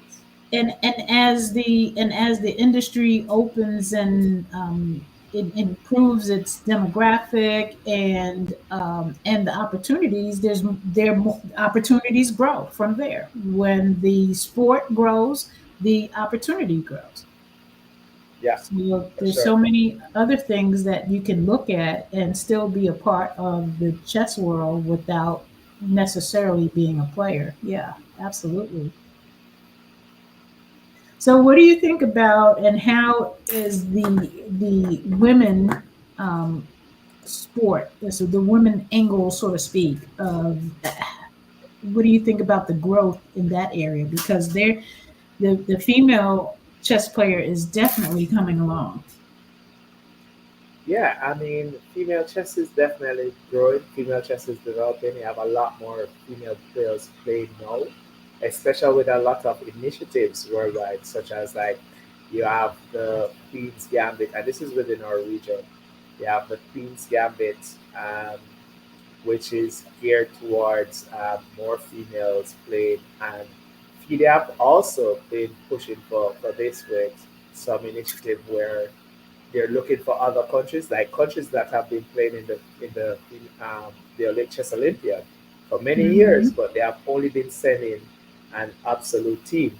And what FIDE is doing is that they are putting sponsorships and putting resources available to ensure that these these countries would basically be able to prepare, train a female team, and cover the expenses for that female team to basically make sure that they are able to debut in the chess Olympiad.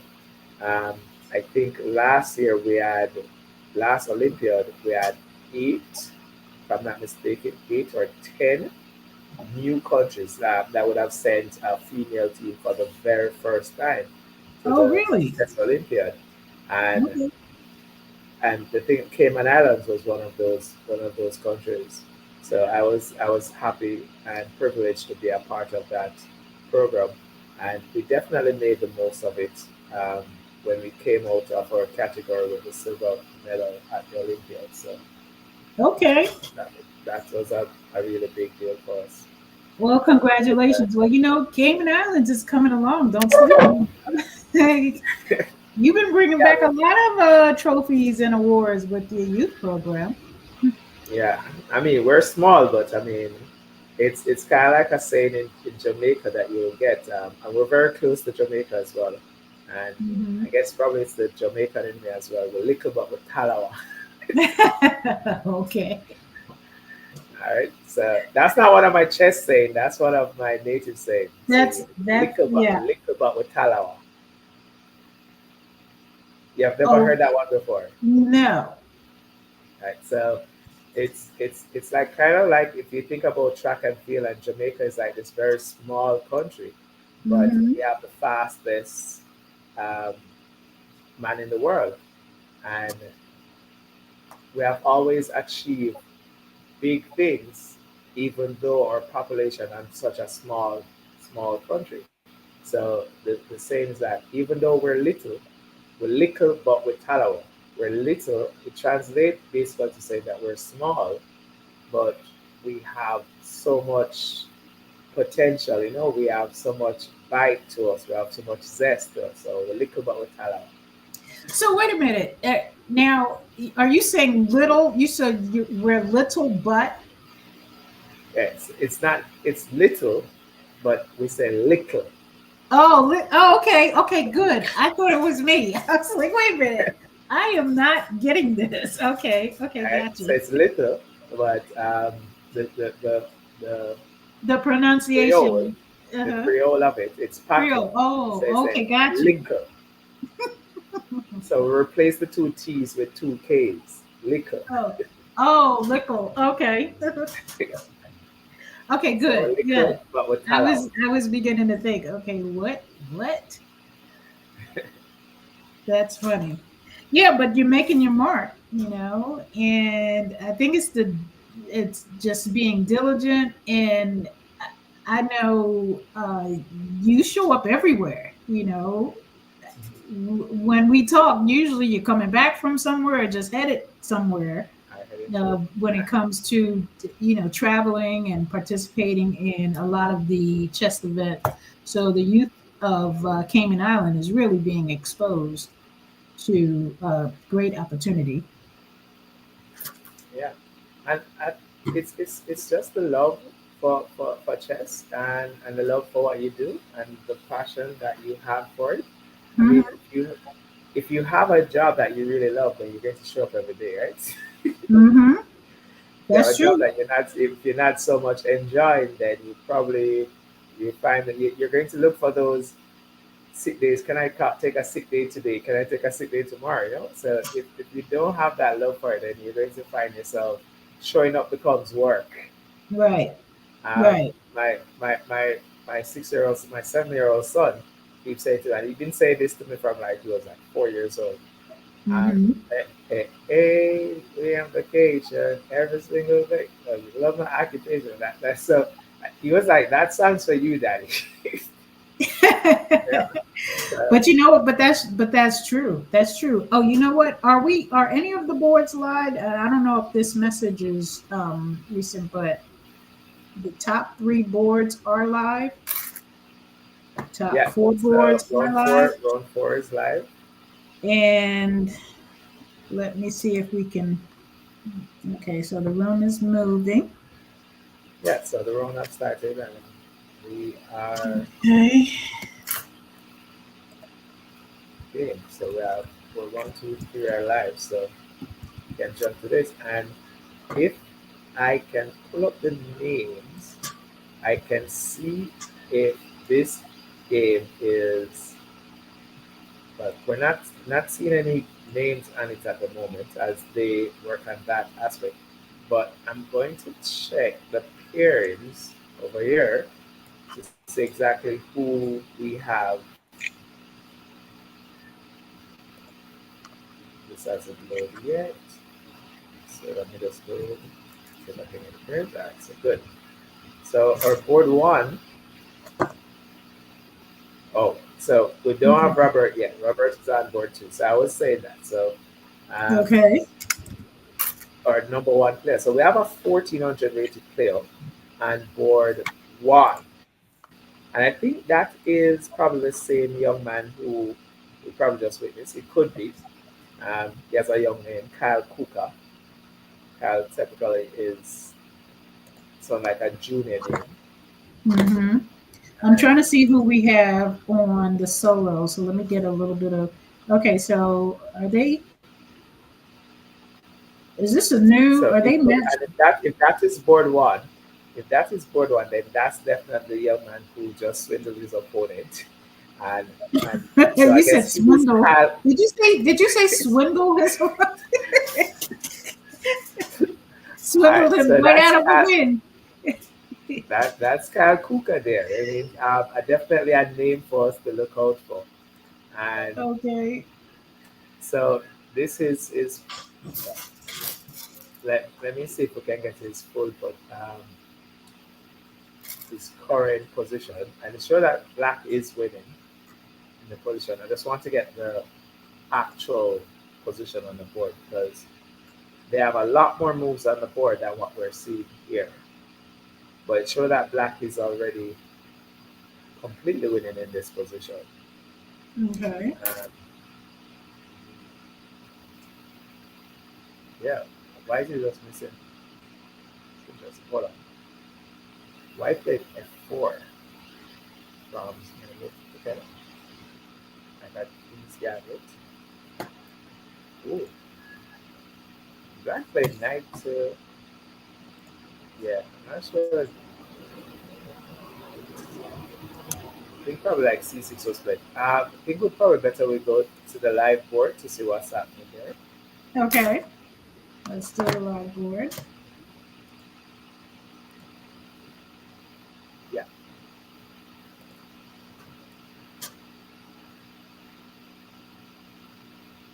And I mean, is entire demeanor at the board is just very mature, you know. So Mm-hmm. he's up against senior players, but he seems very mature at the board. And his ratings is also like 14. I think his rating was 14 something, 14 plus, 1496, I think.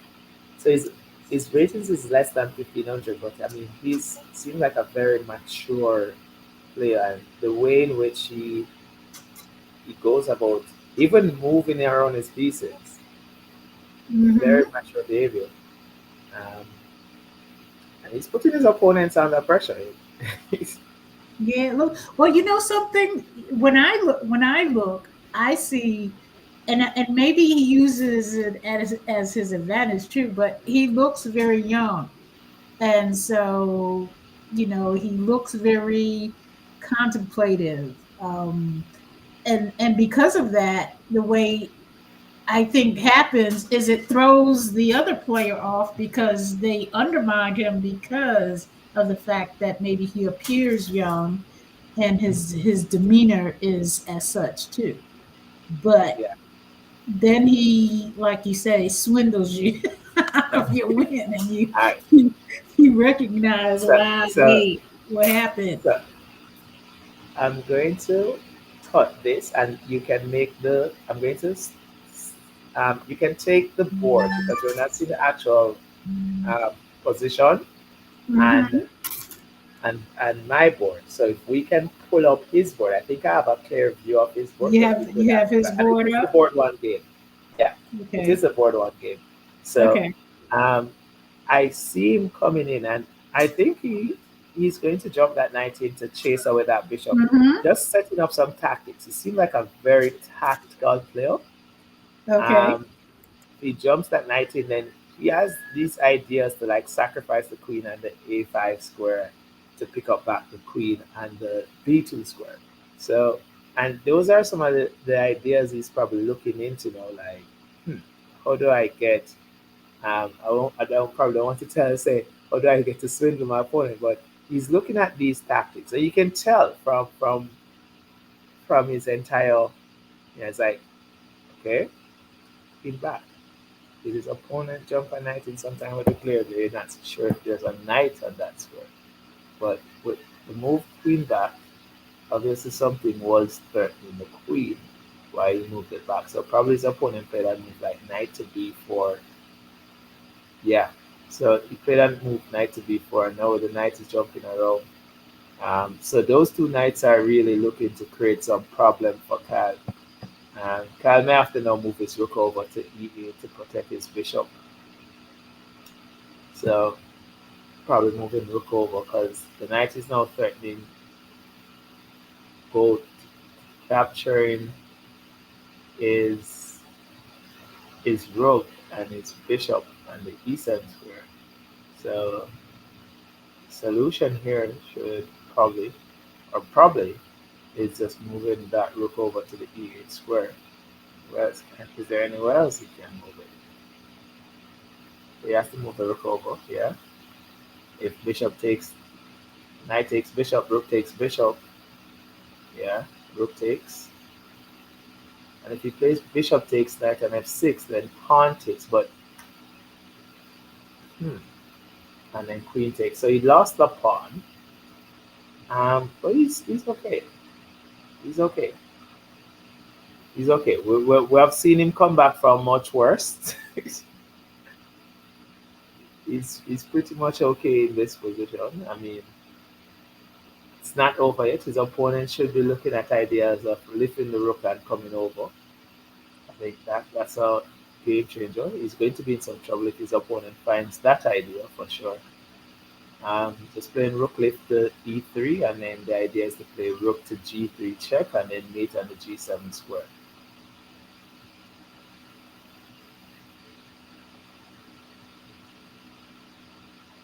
He's considering it. When I was younger, there was this opponent that I had to play all the time. His name was Tricky Bob, and kind of reminds me of that kid. The opponent is considering it. How do I attack? How do I finish off this game? Do I play the move rook to e3, lift my rook to swing my rook to g3, and then I checkmate him on the g7 square? How do I Mm-hmm. finish this game off? And he's considering, does he try pushing the pawn? And he's definitely trying to work out, how do I finish this game? Mm-hmm. Like I said, I mean, part of playing chess and winning at chess, not just playing, but you have to be able to finish. You have to be able to finish these positions. And Right. yes, white is winning. But I think one of the things that we have seen this kid is that, I mean, his opponents are winning, but he knows the art of swindle. Right. And you know what? He plays is now I don't know whether that's his mode because this is the first time that I'm seeing him play, but he stays calm and collected and focused. So you Yeah, don't even know if he's in danger, you don't even know. If he's winning, you don't really know unless the pieces on the board.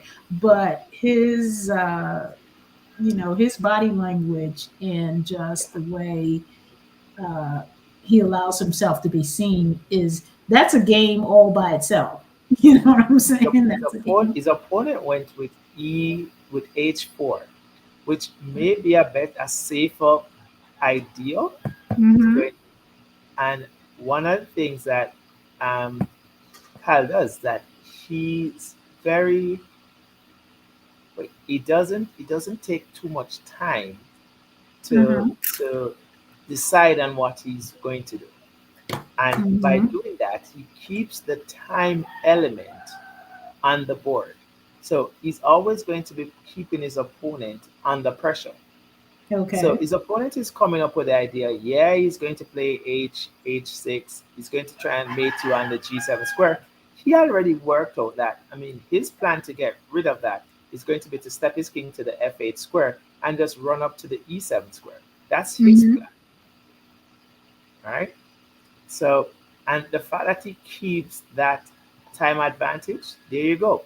So he's now saying, here what? You want to mate me? Come. I don't like that move entirely because now his escape square is always was always going to be the his escape square was always going to be along the E7 file, along the Mm-hmm. E file and to E7. But when he pushed the E pawn, yeah, he it's difficult now. Like he should have maintained that because now his opponent can play rook takes pawn. He plays rook takes. Yeah, pushing that pawn created an additional weakness that he didn't want to. So unless Kyle has some significant time advantage against his opponent, Mm-hmm. yeah, I think his opponent definitely have this one in the bag. But I mean, we said that about the last one, but Kyle found a swindle. Sometimes you can snatch the you say you can snatch the Snatch a loss snatch the jaws peas out of the jaws out of of the victory. jaws of victory. Yeah, so I think his opponent did that in the last one. Um, this player seems a lot more calm and collective, and he's putting the squeeze Mm-hmm. on Kyle at this moment. So Mm-hmm. he's the one squeezing. And Yes. yeah, Kyle doesn't really have much here to do. He has to take because his opponent is just simply threatening to play um, queen to G7 checkmate. So he has to play. Wow, wow, but that's mate. He just got mated. He missed it. He missed that his mate. Oh. Queen to G7. Oh no, he doesn't have it. He didn't push the pawn yet. He didn't push the pawn yet. So he has he has H6. Just push H6, and then Kyle has to find a way to stop mate. Mm-hmm. If he pushes the H6 pawn, then how does he stop mate? Oh, if he pushes it, this kid is very tricky. If he pushes the H6 pawn, he's going to play bishop back to G6, blocking out the queen. It's very tricky. It's very tricky. Yes, I'm telling you, after seeing that move, I'm not counting him out until it's all done. It's very tricky. I mean, he always is able to play a move like f3 to move back that bishop from there. Mm-hmm. Hmm. And you see what he does. What he does really is he makes move that gets his opponent thinking. You get your opponent Mm-hmm. thinking, you have them using time. You have them using time, you have them losing time. And Mm-hmm. once the time, you can factor in that time element where your opponent is now going to have to make a split decision, Yeah. that's when blunders come about. Mm-hmm. And then if you have a lot of time left on your clock, then you are able to then capitalize and that. So Kyle is definitely forcing his opponent, and then you notice so quickly move because he makes his moves a lot more straightforward. So if his opponent capture, well, the only thing I can do is capture back. But then it's his Right. opponent, like there's this responsibility and his opponent to then come up with moves that are going to basically be able to get the game going. And no, there's no mating ideas. So he's going to be able to keep this game going, and there are no mating ideas. Mm-hmm. So again, his move is very going to be very simple and straightforward. He has to step his king to the f8 square.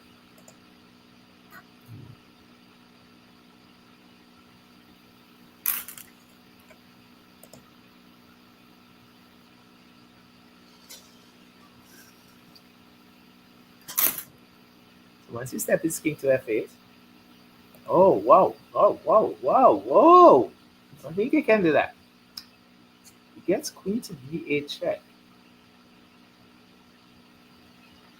If you allow your opponent to trade off the queens, then it's going to be game over. Mm-hmm. Yeah, and that move was very. The bishop first.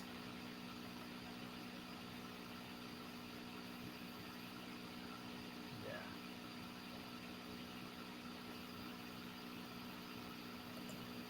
Oh, that's a lovely between move.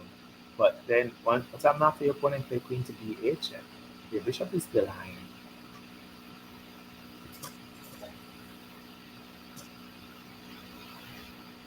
Yeah. Yeah. I think Kyle is out and so yeah, he resigned. Yeah.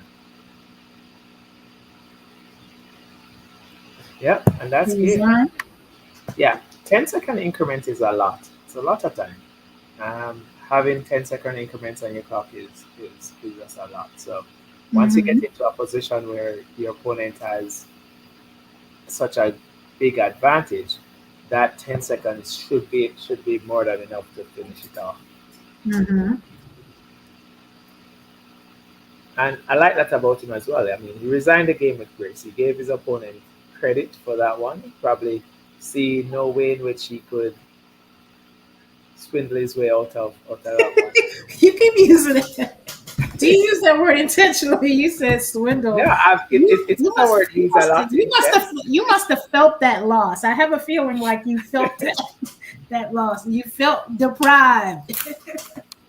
I think it's something that every chess player has been in. Like if you're not a chess player, if you have never gotten swindled before, or if you have never even attempt a swindle yourself, Mm-hmm. it's just something that happens in chess because typically persons will think that if you're losing a game, then you're just supposed to lose, and just that's Mm-hmm. not the case. If you're losing a game, then there's just a responsibility on your opponent to win that game, and Mm-hmm. they have to. Oh, we have a live game going on, but it's your opponent's responsibility to win that game.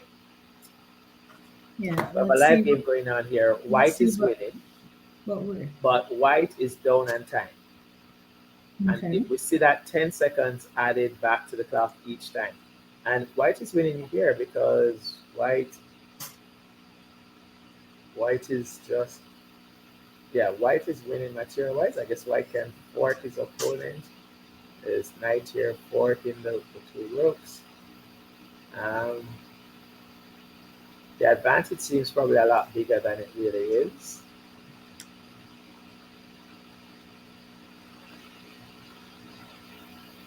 Mm-hmm.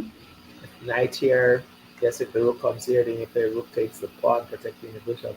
The advantage seems a little bit bigger than it really is, but yeah, white is definitely in the driver's seat in this one. Okay.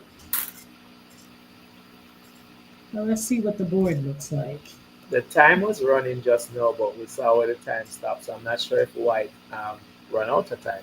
It's very hard for you to run out of time in a position like this because one of the things that come from being in a winning position, especially when you're winning, it's especially when you're attacking as well, is when Mm-hmm. you're attacking, it's a lot easier for you to attack than for you to defend. So when you're attacking, it makes sense to you can make a lot more moves. You can just move freely. When you're defending, you realize that you have to be precise Right. because if you don't make the right defensive move, then your position could just be lost. You could get checked. Mm-hmm. When you're Mm-hmm. attacking and you don't make the right or the best attacking move, what typically happens is that your attack just slows down a little, but you're still winning. That it slows down, but you're right. Mm-hmm. You're You're still still in the driver's seat. So you right. don't just get kicked out of the driver's seat when. Mm-hmm. All right, so we have another live game here. You can pull up Yes. that one, make it a And then little, and it's an end game position, which makes it a lot easier to calculate. And is that a rook on the board or two pawns? Oh, so this is typically an end game where white has one pass pawn, and his opponent is going to try and stay under the pawn, try to get a stalemate. But what's really going to happen? So he goes under the pawn, and now white is going to leave that pawn for him and go after the other two black pawns. Okay. So this is what we call fox in the chicken's coop, where he's going to leave the black king with that white pawn, run to get the two black pawns, and then from there just promote. He still no, I was so far just now. I thought he still made it again. So what he did was he's going to force his opponent now to make a bad move. So black is now in what we call zugzwang. So he's forced to make a bad move, which is to push the pawn. He takes, and now he pushes the other pawn. Now his opponent is going to push. That's 1, 2, 3 checkmate. His opponent has 1, 2, 3. So white is ahead by a move. So he pushes the pawn, and he pushes, he pushes, he pushes, and he promotes checkmate. He will probably take a rook to checkmate it. So, oh yes, he did. He didn't even promote to a queen. He promotes and he took a rook to give checkmate. That was the easiest way to do it, and good. So there were no draws in the idea. So I mean, when he stepped the king over, I mean, persons would have gone, "Oh wait, stalemate." No, not quite, not stalemate, because you can now push your pawn. So what he did was forced him into what is called a zugzwang. And you hear all these foreign terms when you're playing chess. In chess in Yes. general, you have all these foreign words because, as you know, chess is an international game, so many different countries, many different language. Zugzwang is normal. It's the German word for any move is a bad move. So Okay. a Zugzwang. That's Any move Zugzwang. you make a Zugzwang. So any move you Okay. make at that point is going to be a bad move. I Okay. think that was the last game. I believe, let's see. And so when we go into after round 4, we're going to take a 15-minute break.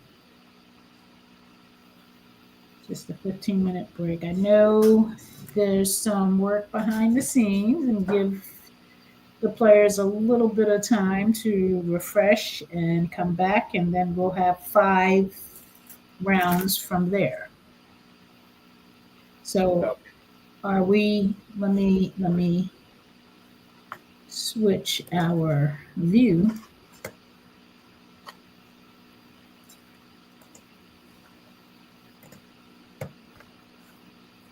I think I'll stop sharing. I can probably share the current standings. Okay. All right, so this is round 4. So we just finished round 4. And if I refresh, let's see if we have the results up. No, they have, well, the last game just finished, so it'll take the tournament arbiters a while to put in all the results. And once the results are in, Mm-hmm. we'll get an update in terms of the standings. But the fact that Kyle just lost on board 1 means that this is Kairu. Kairu would basically be the tournament leader. Coming into the tournament with 1877, that looked like he was probably the 3rd seed, Mm-hmm. the 3rd seeded player in the tournament. So still have. Is this a those- game? This looks like something going on here. Let's see. There's a game going on there. Just ended. Well, it just ended, yeah. And we'll find out what the Oh, shift. Mhm. Was that? It'd be interesting to see what just happened there because it definitely looked as if that wasn't checkmate because he could step his king. Oh, wait a second. It's not still. What just happened in that game? Not quite sure what just happened in that game. I think we came on the tail Maybe end time of ran that. out. Sometimes you see games like that abruptly end. We're Yeah. just not seeing the clock. So you get into a critical position and you're like, oh, wait, I can win. And then all of a sudden, the focus is so much now on the game, Mhm. completely forget about your time. Hold and on. your time runs out. Mm-hmm. So that you'll find that happening as well in this time control. That you get so invested in what is happening on the board, you completely forgot about what's You happening. forget about the time. Yeah. All right. So that means they're still putting in some results. So I'll go back over here. See some other results are in.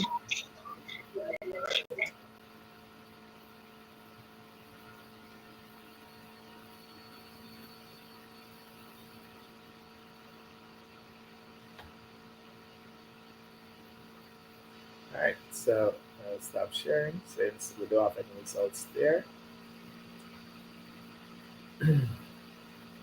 So you said we're going to take a break and we'll come back after for round 5, right? Yes, we're going to take a 15-minute break.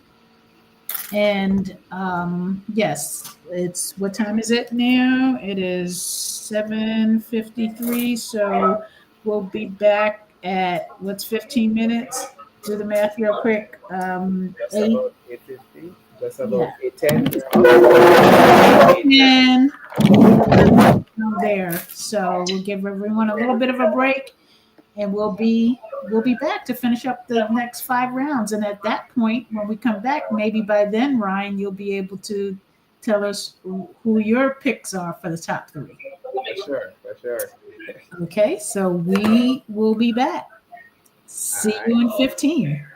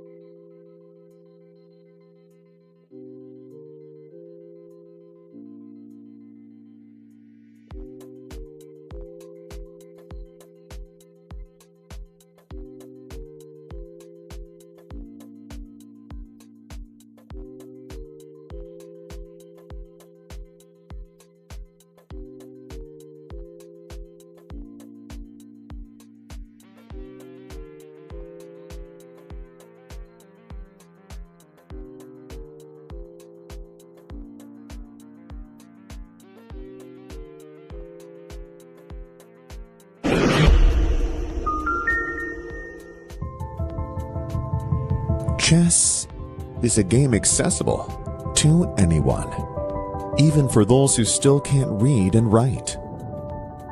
But for effective learning, it is important to record and analyze every game played. We are introducing ID Chess, a platform for recognizing games on a real chessboard using artificial intelligence algorithms. ID Chess records the player's moves and saves them in chess notation. You can watch and analyze the games immediately after they have ended.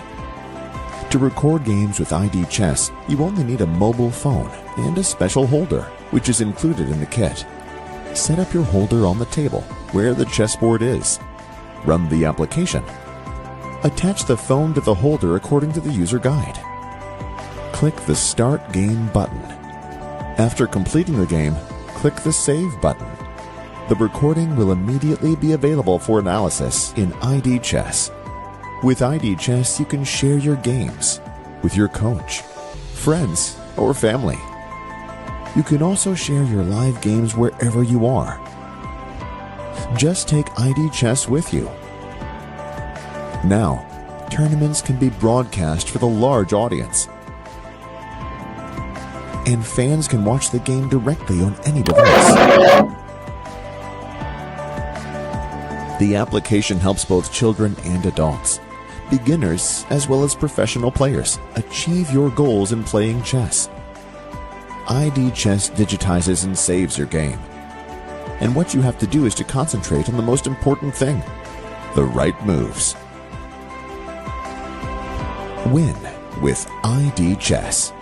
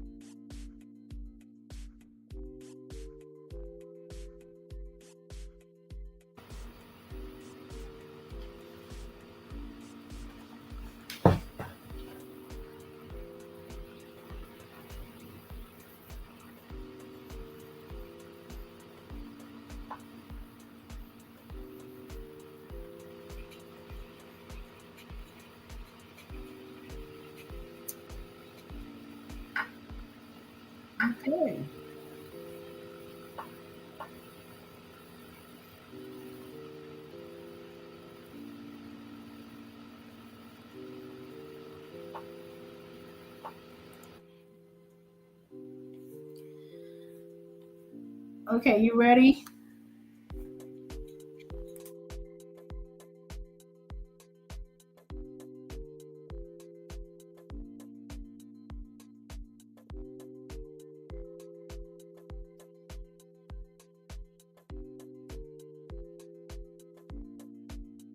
Oh, I just realized I was muted.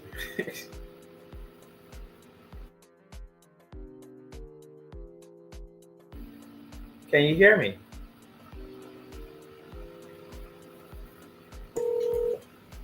Yes, but you're in the dark. Oh, you're not seeing me? You look like a silhouette. Hold on, let me see if I can fix that.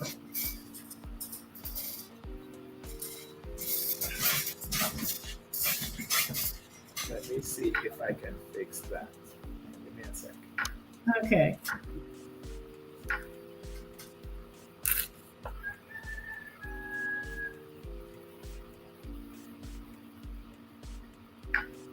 Oh, I think what happened is that where am I?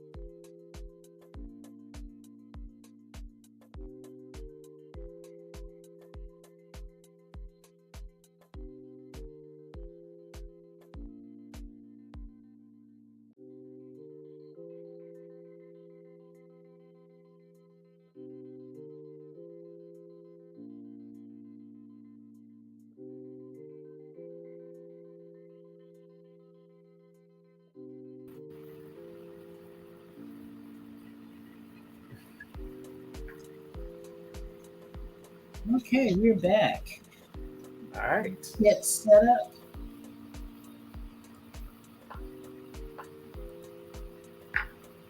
Just checking out all of the different views. I think we have a live board going. We'll pull that up.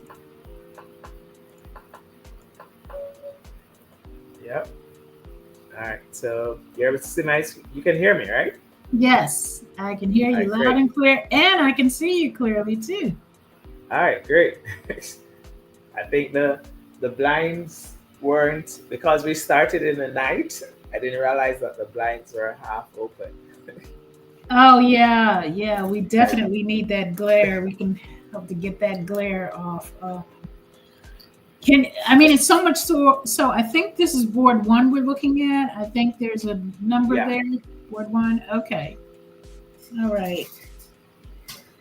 So, and we have ID Chess That So, is so if I will just make sure I pull up that board, just board one, to get a clear visual of what's happening on that board. All right. And oh, you asked me earlier who I think my pick is going to be. Well, it's one of these two guys. Definitely, these two guys are going to be making it in the top three, my top okay. three from what they've played so far. Um, I think we're seeing the Swiss Gambit with Robert paying off. So Okay. Robert have definitely made his way back up to board one, and Mm-hmm. if the oh wait a second, this is actually round six. I was going out. This is let me just correct that because I think this is round six. Just want to make sure of that. Let me just double Now check. this should be Okay. round 5. We left on round 4, right? So should be round Yeah, 5. yeah. It's this is on six. Okay. All right. So Okay. the result. So all right. Let me just go to the live board. So the live board we have here is round six, and this is the board that we're able to see. Mm-hmm. And yeah, it's white. Both players.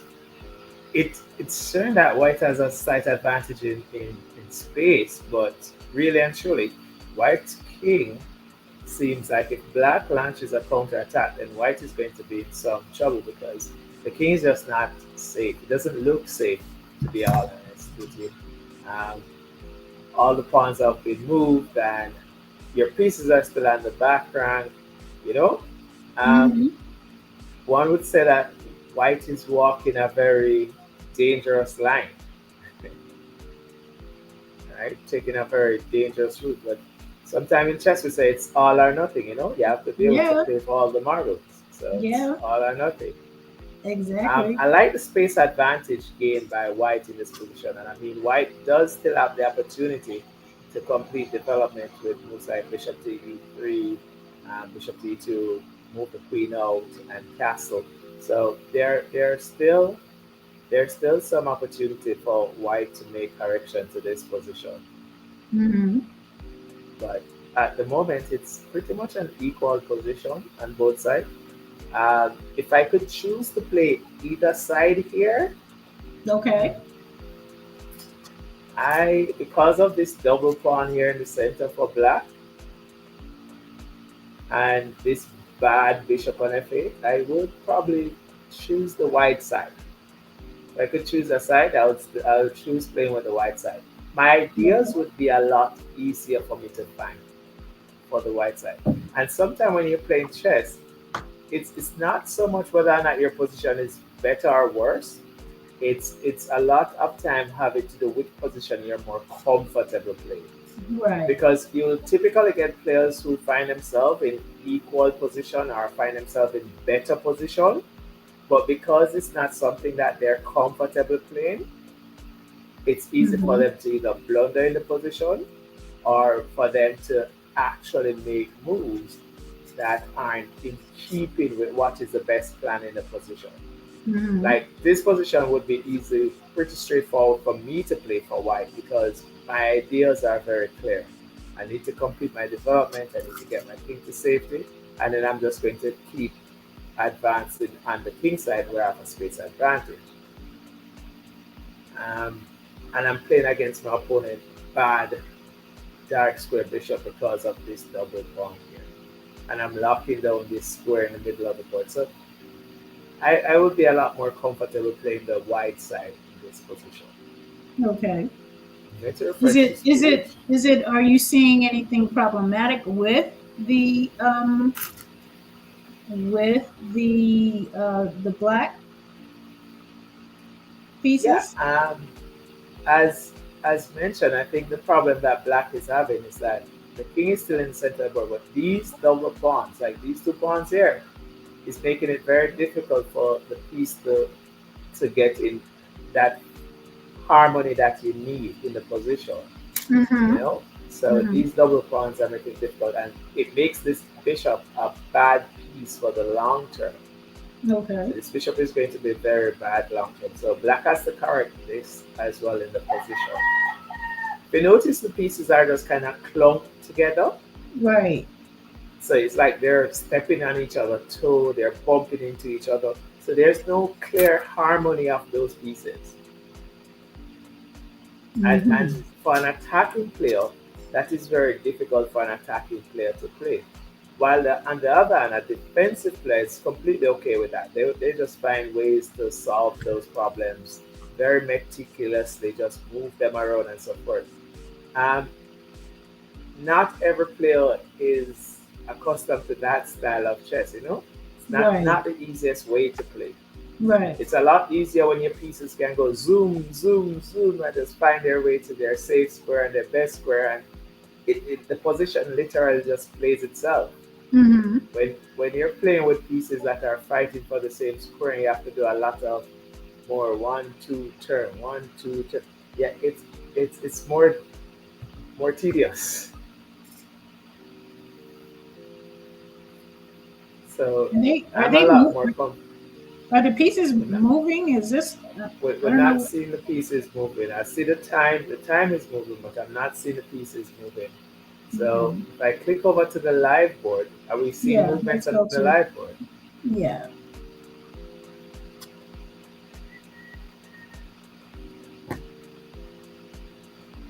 But it seems as if black have solved the problems of the bishop. So we notice the No, pieces are no he moved longer. him. Mhm. Go ahead. I was Yeah, saying he so moved him out of that position. it definitely solved some of those problems that we're referring to. So the pieces are now off the background. We see the bishop on a very lovely diagonal. And one of the things is that we still see white left with that problem of having the king in the center of the board. All right. So, but it seems as if both players' king are in the center of the board. I'm trying to see if there's a queen on the board. Can we see? I'm trying to count those pieces. So I'm seeing two rooks. I'm seeing the rooks and A and H1, and it seems as if white would have an advantage still in the position. So maybe black had to give up material to solve his problems. Mm-hmm. But from what I'm looking at, it definitely looks as if white has an advantage also in material. Right, so that's the bishop. It's not the queen. All right, so that looks like the. All right, and now white just say, hey, after all of that, I'm going to just castle my king towards the end of the game, and I'm completely fine. My rooks are now connected, and I have a pass pawn and the g file, and life's good. Mm-hmm. Life's good. Um, yeah, there goes. So that's definitely a queen down there. So rook down to h7, and I'm like, I want to get my pawn moving. Right? Get your piece out of here. Get your queen out of here. So I'm going down. This is my plan.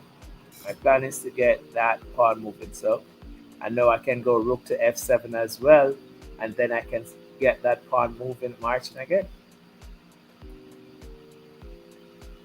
So yeah, white is winning this one for sure. A move like probably rook to f7, chase the queen around again, push the pawn g7, rook f8, you promoting the pawn. Like white ideas are very straightforward, they're very clear. Mm-hmm.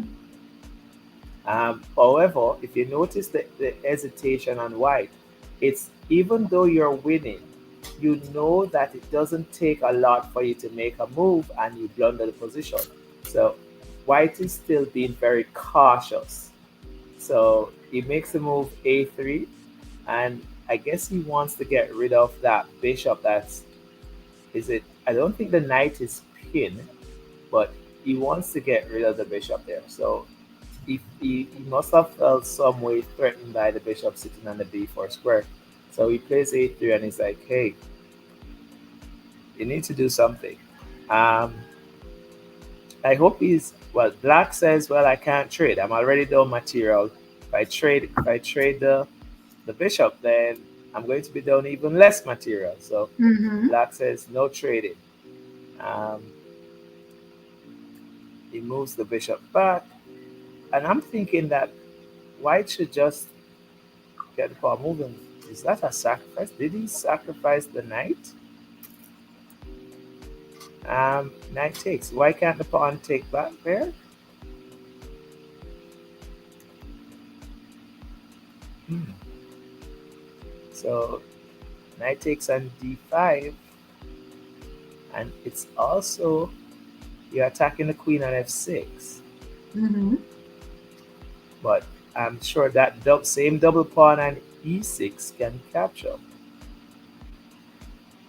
And then what? Oh, so if the pawn captures on e6, then he plays queen takes and d5 check, skewering the rook to the background. But then the bishop blocks on the d6 square. And then what? Oh, if the bishop blocks on d6 square, does he have queen takes? Because if queen takes, he can pawn takes, but he should have queen takes on e6 there. And that just exchange all the pieces. Interesting position. Well, your opponent just sacrificed the knight. You have to take it. Right. Sometimes your opponent sacrifices a piece and you just have to say, well, guess what? It's not clear and I have to take it, because if I don't take it, like, what are the consequences? Like, what are the other results? If I don't take it, I'm clearly losing. So you just have to take it. Mm-hmm. It's like you put it out there, so you put it out there, so you have to take it. Mm-hmm. It's like you're at a crossroad right now. Do I take? To take or not to take? That is the question. To take or not to take? I have a little saying that goes, to take is a mistake. Well, to take is a mistake, because if you take something and you can't see how it's going to help your position, then just know it's a mistake to take. But in this case, I think Black has to take that knight. He takes the knight, queen takes, bishop block. Not quite seeing it. He's not quite seeing it either. Mm-hmm.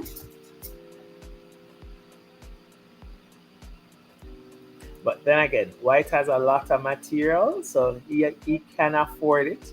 So it's like when you go to a pastor and say, well, I can afford it. So Right. he could afford to sacrifice that piece there. But I'm taking. I'm sorry. I'm taking, because after queen takes check, I'm playing bishop back. Yeah. I'm taking it. White is still trying to wrap his mind around it. Like, what's this guy doing? Well, what he's doing, I can tell you for sure. He's winning. And when you're winning, there are different ways to win. The chess player mind normally look for the simplest or easiest way for them to win. Like the more, and a way to win games is to simplify the game. And that's kind of like what White is doing. So he didn't take it. He played the in-between move of queen check. The knight now blocks with a discovery check. So you see, the alternative was not good for Black. The alternative was not good. And now he's getting mated. Yeah. Now he's getting mated. So the alternative was not good. Should have definitely taken that knight. All right, so we're on to our next board. And if we could get a better angle from that board where we could see from the other side. Yeah. Or even if we can get in there. If we can go around the other side and we can see from the white side. Okay, so from the white side. Yeah.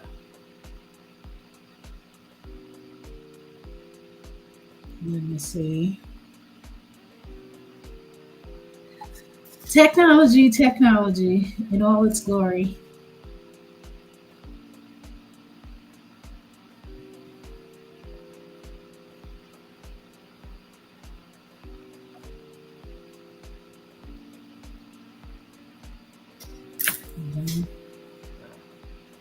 Can we see the number 4 number. Yeah. Yeah, so we'd have to see from that side because the glare doesn't allow me to see the board clearly from this side. So the light is coming from that side of the room.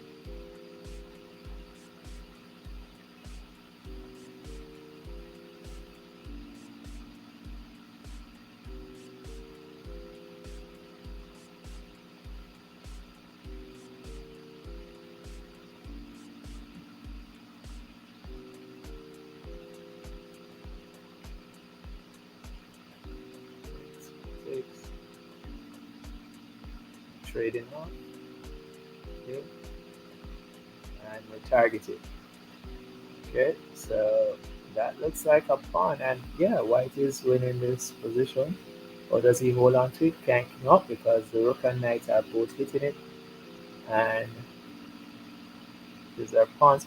All right, so this is what we refer to as passive defense versus active defense, and what what white has to do is he has to go for the no, probably not the best move there.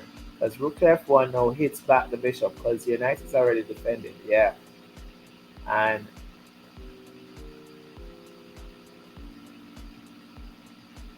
from, yeah, so if you could go on the other side of the field, that would be really great. You can go on the left side of the board. Just go on the other side of the white field. Yeah, right where that gentleman is standing. There you go.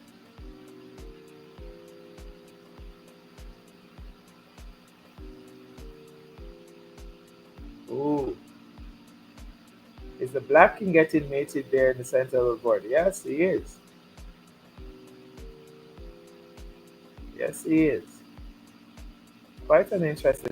But like right there in that end game, after the bishop here was a good counter for black, but then he missed the idea of rook to f1 hitting back the bishop, gaining back the tempo. I'm assuming that was the last game. And that was round 6. And that was the last game in round 6.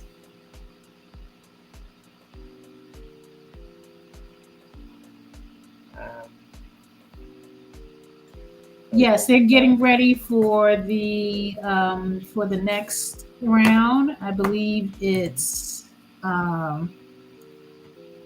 round 5. I'm sorry, round 6. Is that where we're going to? Round 6? It showed that was round 6 just now. What I think we went on break on round 4. So let's keep up. I'm trying to keep up. We did. 4, and so we came back. This is 5. This should be 6. So let me find out if there was something that happened as to why we are in round. Mm-hmm. It probably be a similar thing that's happened while you remember in the first leg of it. Yeah, right. So it could be something very similar. But for what it's showing on ID Chess, it's showing that it's round 6, but it could possibly have been round 5. Okay, so we'll double check that just to confirm that we're on point. But we had 24 participants with 12 captures. Okay, for each board. So there's a lot going on there. And we definitely give a shout out to Dennis Wambugo. And again, always pardon me with the names. Correct me if I'm wrong. But he's definitely doing some back-to-back work, trying to get it all done. So we appreciate it.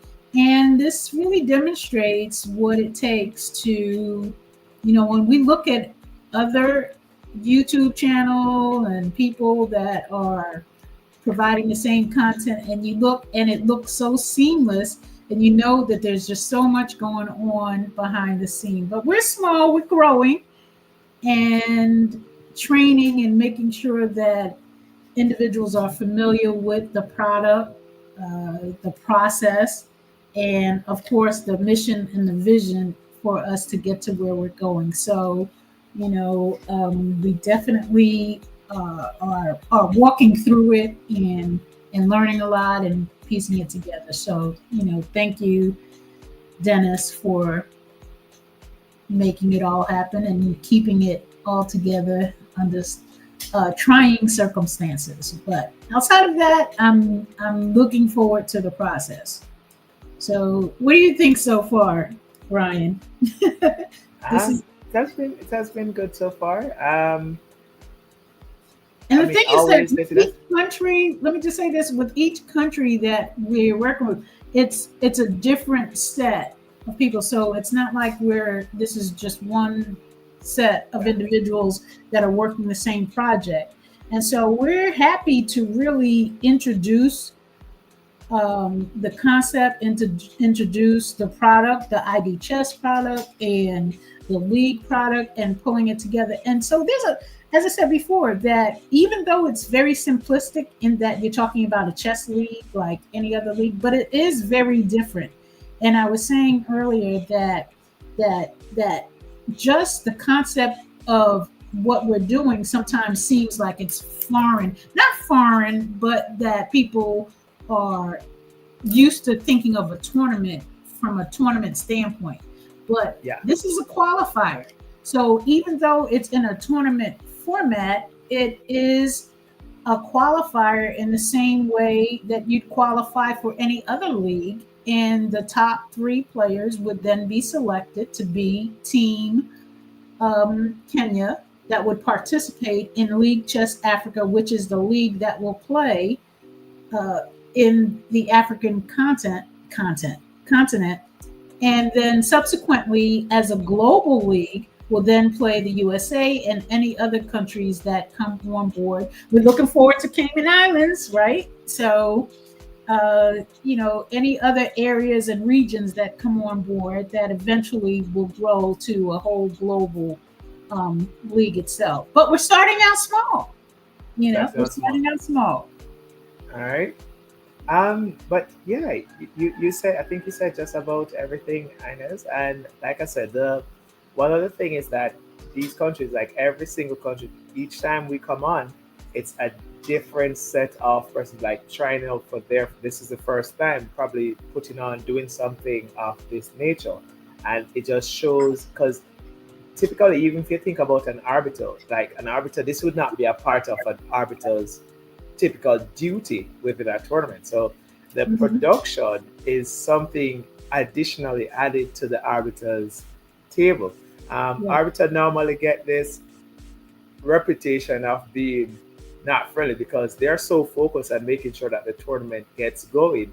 Like even going up to talking to an arbiter is like detrimental. Like we don't normally go and talk to the arbiters because you're going to be distracting them from doing their job. Like, Right.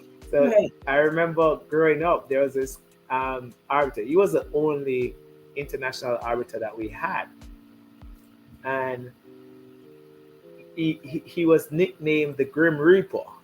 Really? Wow. All right. That's So serious. you wouldn't go to him like if something is wrong, you write it down and you leave a note. You You don't have go no talking to him. conversations, no Yeah, conversations there's here. Yeah. zero conversation. So, Yeah.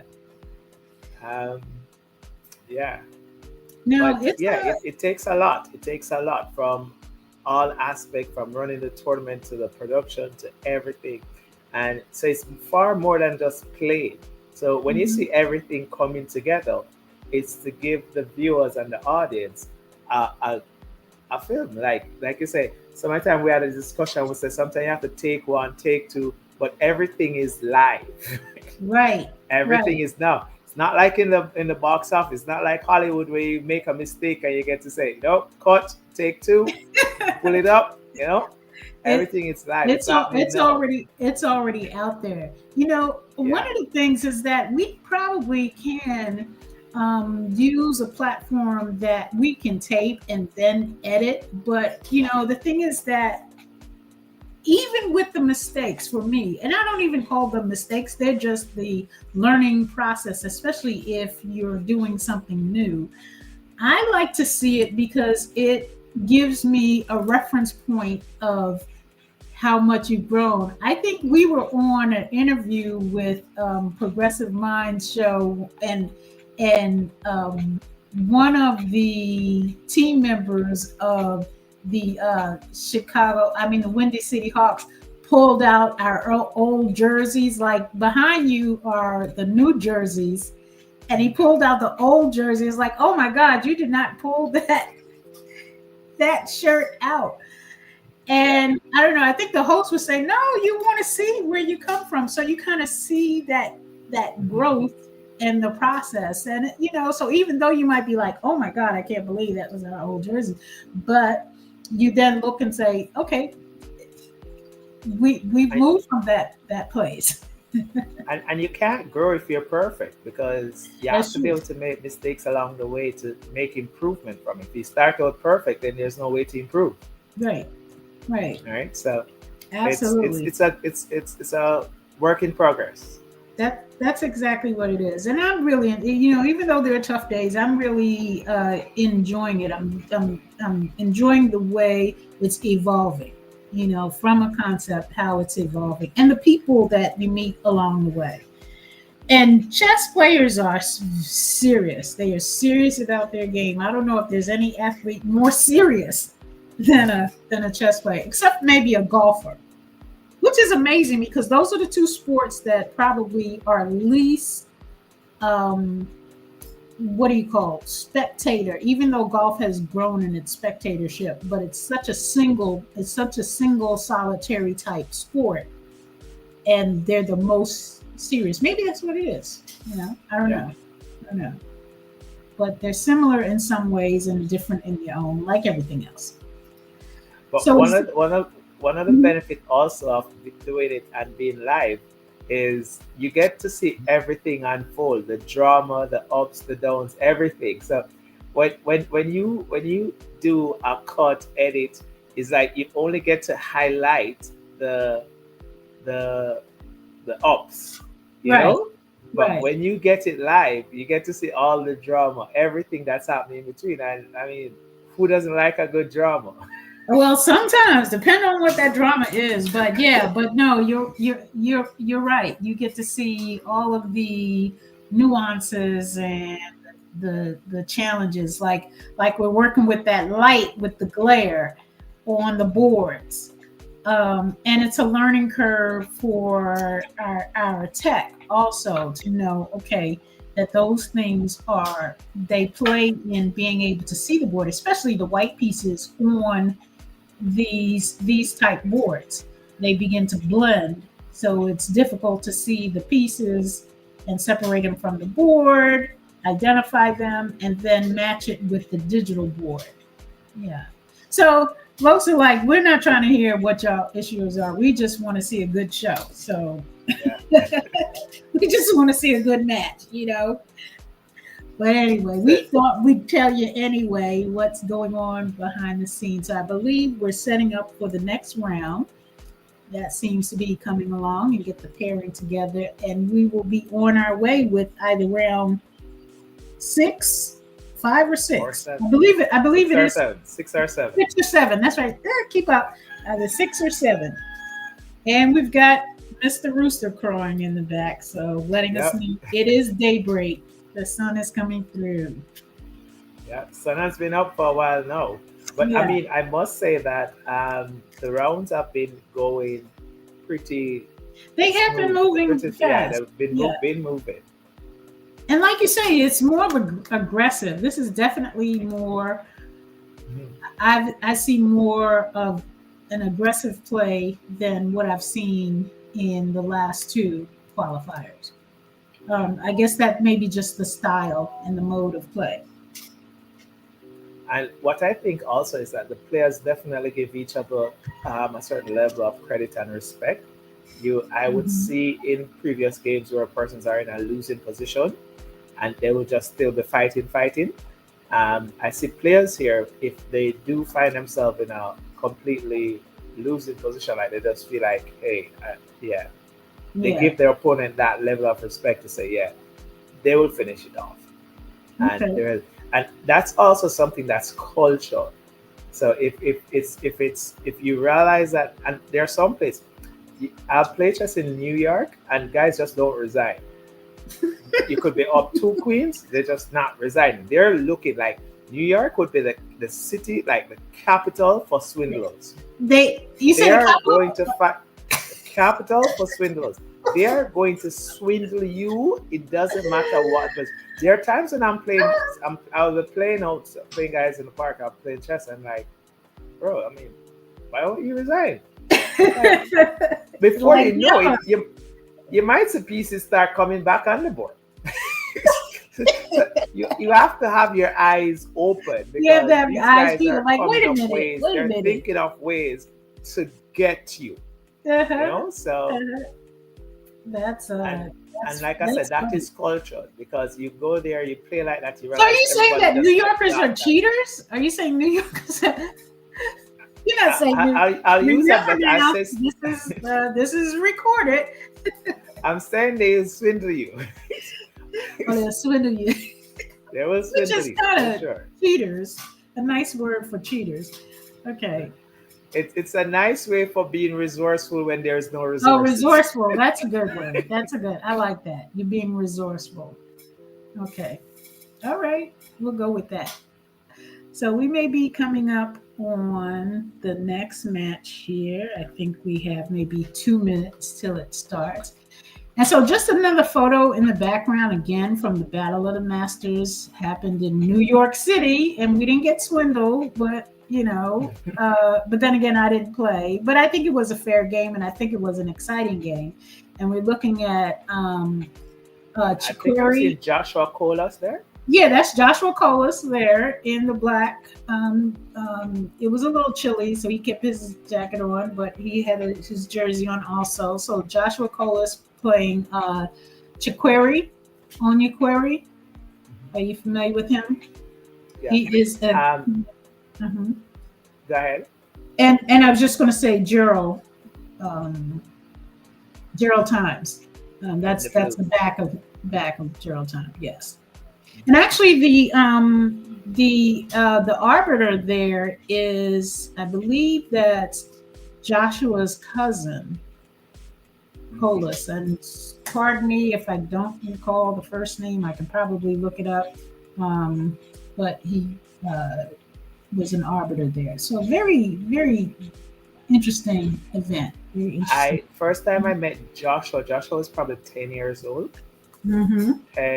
10, 11 years old, and it was his first international tournament that he played. That was in Trinidad and Tobago. Oh, okay. And he played the Caribbean Chess Carnival, his first international tournament. And he did very well at that event. I mean, I think he was like 11, 12 years old, to be honest, and did extremely well at that event. He had the option to play in any section, and he chose to play in the open section with the Masters. Well, actually, he chose to play in the Master section, because there was an open section, there was a section for just Masters. Okay. He played in that section, so I think he was open. He played in that section, and he did very well. Against the international Masters. Mm-hmm. I think he drew with a GM in the event, if I'm not mistaken. But I was very impressed with his gameplay at a very young age. And seeing Joshua play at that level, I would have thought that Joshua would have basically gotten his GM title by now. Also, one of the things that sometimes hinder these players are the exposure, the ability to go overseas to play in these events. So it's definitely not a lack of talent, but sometimes just getting that exposure where you're able to play in international tournaments of that nature that will give you the ability to play other masters, to get the ratings that you need, to get the norms that you need. And I think if Joshua was, and sometimes, a lot of time, it's funding that create that, because to get those titles, you have to be able to travel to Europe, you have to travel to travel around, you have to travel and play, You're Right. probably playing against the same players over and over, which they get accustomed to your game, and it's like you're not you're not able to get those new positions. You're not able to grow as Right. quickly or as much as you would want to. So, Mm-hmm. but I think if he was able to get like a sponsor or somebody to say, hey, you know what, just go travel and play, he would have definitely been a master already, a Oh, grandmaster already. absolutely. And when you look at the people that make it to those spaces, you see what the difference is, And I'm not talking about so much as it being in ethnicity, but access. And I think access is important, and access comes in many forms. And a lot of times people think, okay, it's the money first, but yes, it's not to say that money and funding is not necessary, but the access to the opportunity is really what helps you to then reach those spaces where funding then becomes a part of the whole package. But no, you're definitely right about that, because I only met him both him and Justice probably in 2022, late 22. Um, and from what I understand, they have been on the circuit. They've been there for, Yeah, I you mean, know. it was a group. I think it was like four of these kids who came out around that time, like four boys, and they're all around the same age. And it, Justice, Joshua, um, not quite remembering all their names right now, but Hmm. those boys definitely are. They have more than the potential to become GMs, and Hmm. it's like I said, it's just the opportunity, Yeah. and the other aspects that really allow for that transition. Right. Give me 1 second, Ines. I'm going to step away for a minute, and I'll be right back. Okay. Okay. Okay. So it looks like we are gearing up. Let's put the individual board on stage. Okay, I think we have a good shot here. Okay, so they're doing better. I like not having the glare to interfere. Now, if we can just get a board number, I think that will be even better.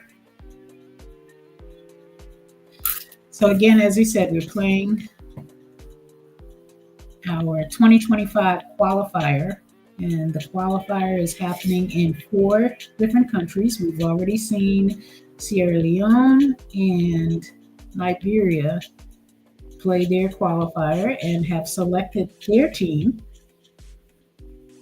And today is Kenya, and at the conclusion of these matches being played, we will have a team selected for Team Kenya. So lastly will be Nigeria, that will meet on the 29th of March this month,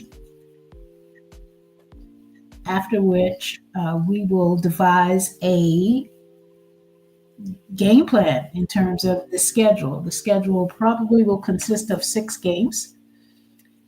That's going to be exciting because each country will play each other, and the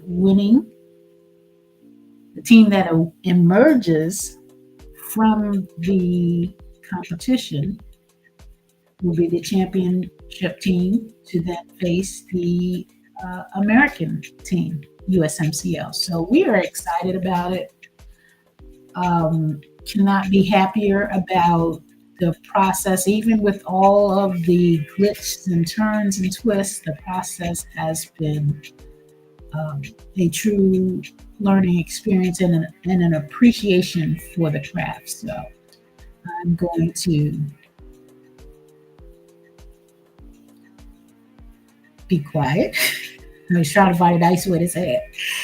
And let you watch the game taking place. And as soon as Mr. Blackwood returns, we will get the digital games going and bring that to you. So thank you so much for joining us, following us, which is another thing. Don't forget to follow us and subscribe. We certainly appreciate it. Enjoy the match.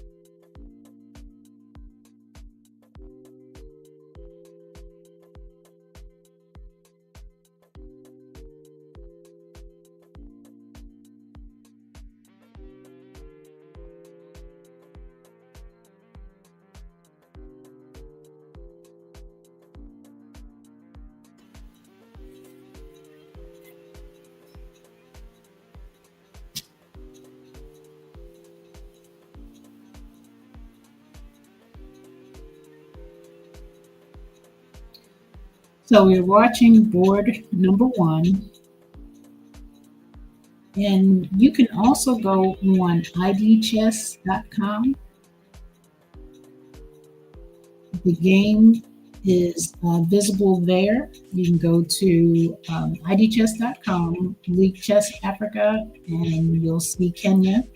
Just click on, and this way you can pick up and watch the boards directly there. You can stay and join us here with the commentary from Ryan Blackwood and the conversation. So we'll be here at least for another 3 hours. We're coming up on round 7. Let's say we'll be here for another 3 rounds. I said 3 hours. Yeah. 3-4 hours. I mean, our rounds have been going pretty fast, so That's what I was. may actually, yeah. Yeah, yeah. I think this has really been quick. This has really been quick. Yeah. So I was saying that this is board one. I did get confirmation that it's board one. Yeah. It's We're coming also in. seeing a little board number in beside the board as well. So Are you seeing that? I was looking for that. I'm like, wait a minute. Where's the it's on board? the right side of the clock. Yeah. So we're seeing the board number as well. Oh, you know what? I was looking. Oh my God, I've been looking at the table. I didn't even see that. I just see it now. It just looked at first. It just looked like a random piece of paper. At Mhm. first, I thought this top area of the clock was like the tape, and it said one. And then I looked closer, and I didn't even Mhm. see the one over there. Okay, I'm blind, but no, I see it. I see it. That's fine. I see it Now now. Just didn't pick ma- it up. it's the it's the arbitrage mate, so you know where you'll be looking for your board number. So Uh-huh. so Oh, you, okay. you so you don't you know where to look. Right. I was looking everywhere else. Like, oh, they didn't put the board number down there. Okay, so thank you. Think we're trying to get a good angle for this game. Yeah, I think that side Yes, is a and pretty good thank you angle. for keeping the window out. That is so perfect. Try to, Yeah, yeah, 'cause that helps to keep the trying to glare get off the us a board. nice angle. That's a good angle. All right, so we're seeing the same side castling and both side, and these are also some nice sets. I mean, when the sun hit them, it's a little sometimes can be a little difficult when the sun hit the white squares, but it's actually very nice sets to play on. Yeah. So when Hmm. you get that dim light, once the sun is off of it, you get a Hmm. really nice view Right, of the board. But this right. is a good angle. This is a great angle to actually see the game. Hmm. Seeing that pawn structure there for white, and that bishop is being kicked, so more likely bishop will just pull back and probably reroute back himself on the f2 or g3 square. G3 square probably to just kick that queen. Um, but both players are being very cautious. Position looks very equal. Material at the moment seems balanced, Hmm. and white may have a plan to just attack on the queen side. You notice that it always comes down to which side you want to attack on. It's always to attack. Which side are you attacking on? Hmm. Um, Black is trying to create some problems for white. I mean, knight h4, where's the knight going? Can't quite see. If I'm playing white here, then it's definitely to just put my rooks on the a file, b file, and just start creating some problems over there on the queen side. Ask Black to deal with those problems. Black has the light square bishop, but it's really, like to say, it's biting on rock because the bishop, that pawn structure from G2 F3 E4 is just making sure the bishop can't really get through anything. Hmm. And I still have my light square bishop, so I don't see any clear way through for black. So it's just the ideas that white decide to play with. And my ideas are going to be just bring the other rook over on the b file and start looking to create openings along that area, that line of the board. Sometimes understanding the side of the board that you want to be on, that you want to attack on, is so Hmm. important as well.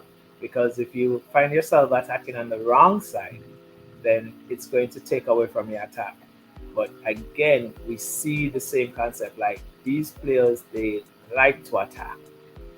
That move, queen to f4, is saying, "Hey, I'm attacking your queen. I'm attacking your bishop. It's a four. What are you going to do? Hmm. Are you going to Right. trade? What are you going to do? Do something." And they like posing questions to their opponent. Do something. Now, is white going to trade the queens, or is he going to move queen to f2, queen to e1? What is he going to do? But he's faced with a question. He has to do something. That's what we know for sure. Hmm. And he has to move the queen. So whether he takes the queen or removes his queen back to the f2 square or the e1 square, he has to do something, and he has to do it now. Can't procrastinate right now, Hmm. Hmm. No time to procrastinate. So he has to do something right now.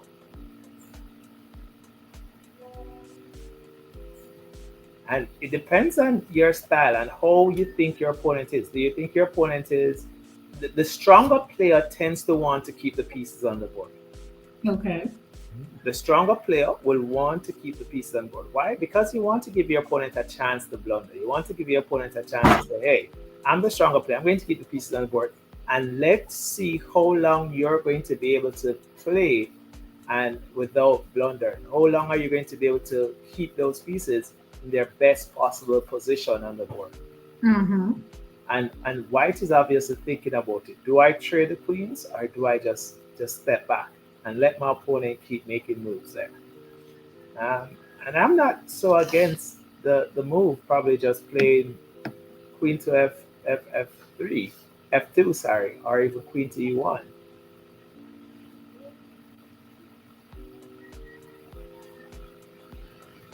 You have to eat up your food, take that karate. Mm-hmm. So do we have the digital board? Let's see if we can get the digital. Let's look up that game as well. And that's board one, right? Yeah, Oh this is yeah. board- And we do have the position, the digital position for that game. So like again I say, it's white who is better in the position, and the last move queen in to f4 was played, and he's saying, I'm hitting your bishop, I'm hitting your queen, you have to do something. And what I'm suggesting for white to do is that white can just play the queen here, or it can even choose to play the queen here, which basically is saying, I don't want to trade with you. I want to keep the pieces on the board and see what you're really up to. You know? Mhm. So, but then he traded, yeah, that's okay. And then he's now probably been played bishop back, taking the tempo off the knight. And he has this really interesting idea that he can play, and I think that's what he was calculating. Now you can see from a much better angle. It's to hit this and to end up playing this move here. Bishop here, which traps this rook on the f8 square. So if you notice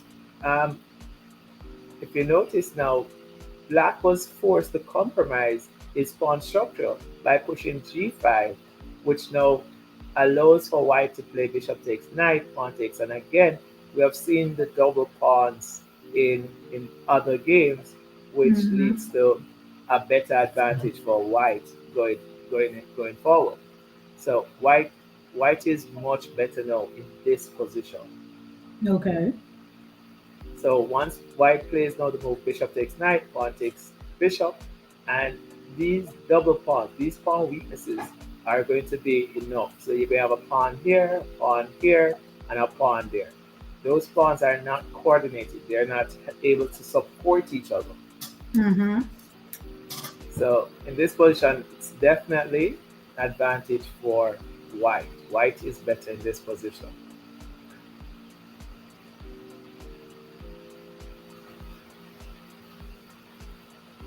Okay. I think you had started. Go ahead. Mm-hmm.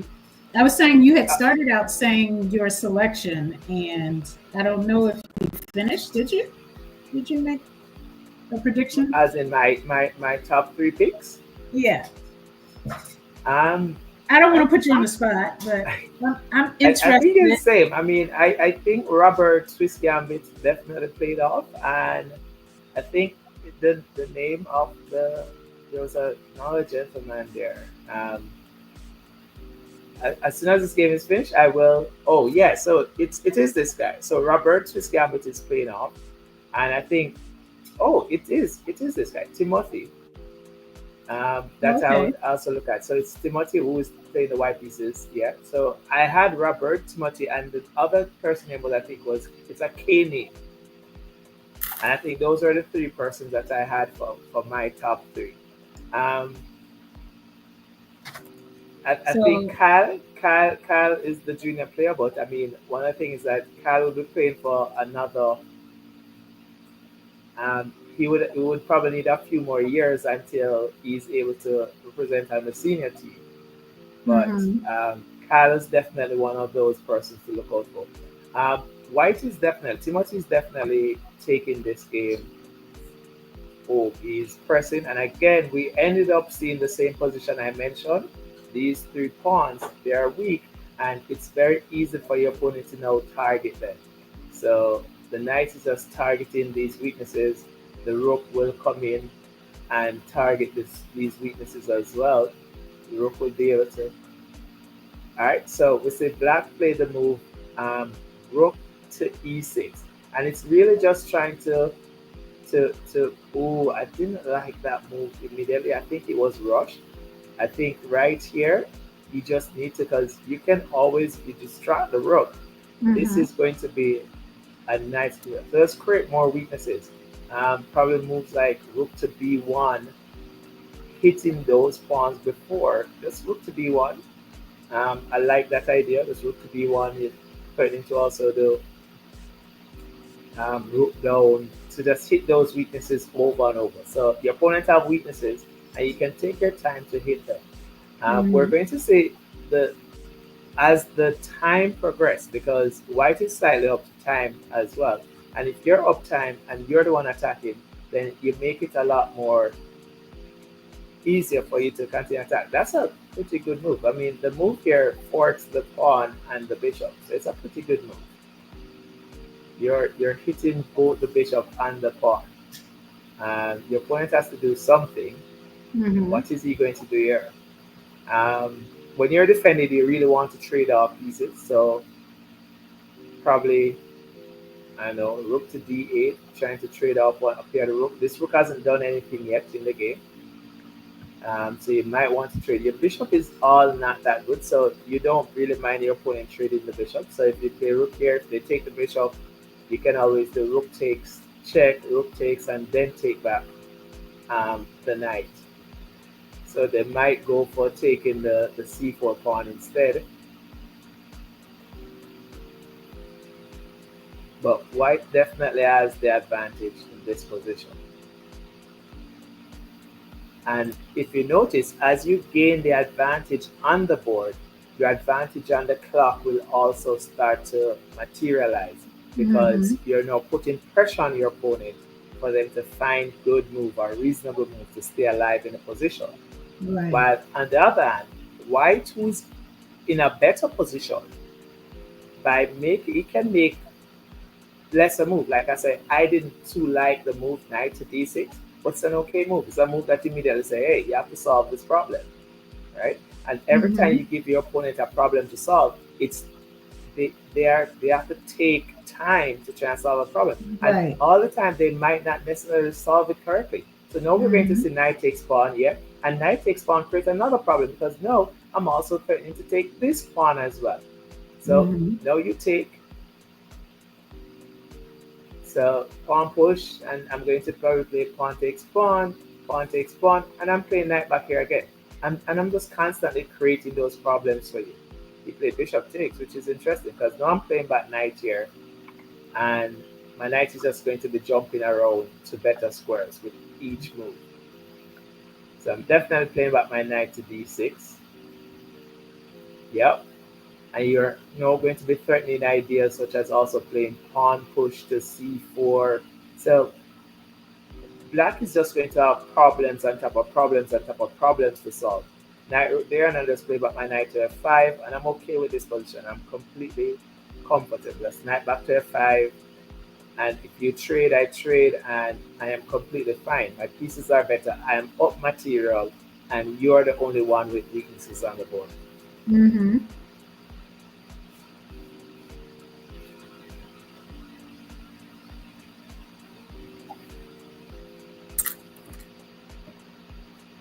Let's bring that game back up. Yeah, and one of the things when you look at the game, Inez, you can normally tell the person who is under pressure, because you went for the bishop.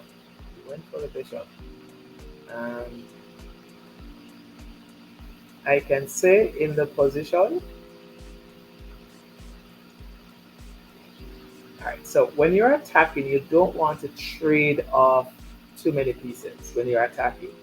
Your opponent have weaknesses. If you keep those weaknesses on the board, then it's your opponent's job to try and solve those problems long term. Like, they have to try and solve those problems. When you trade them off, you're helping them to solve their problems.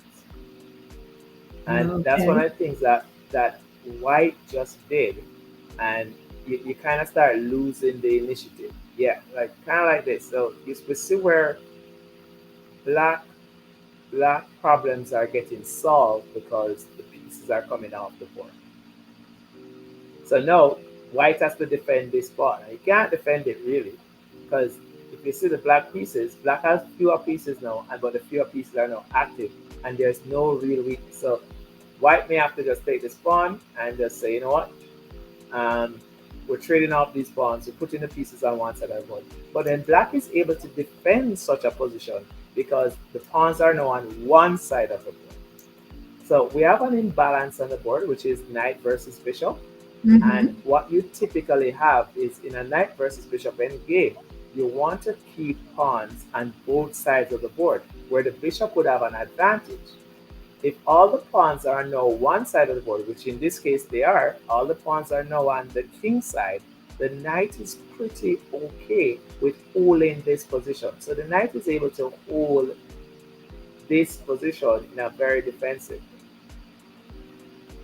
So the advantage that white had before have just slipped with the decisions white have made.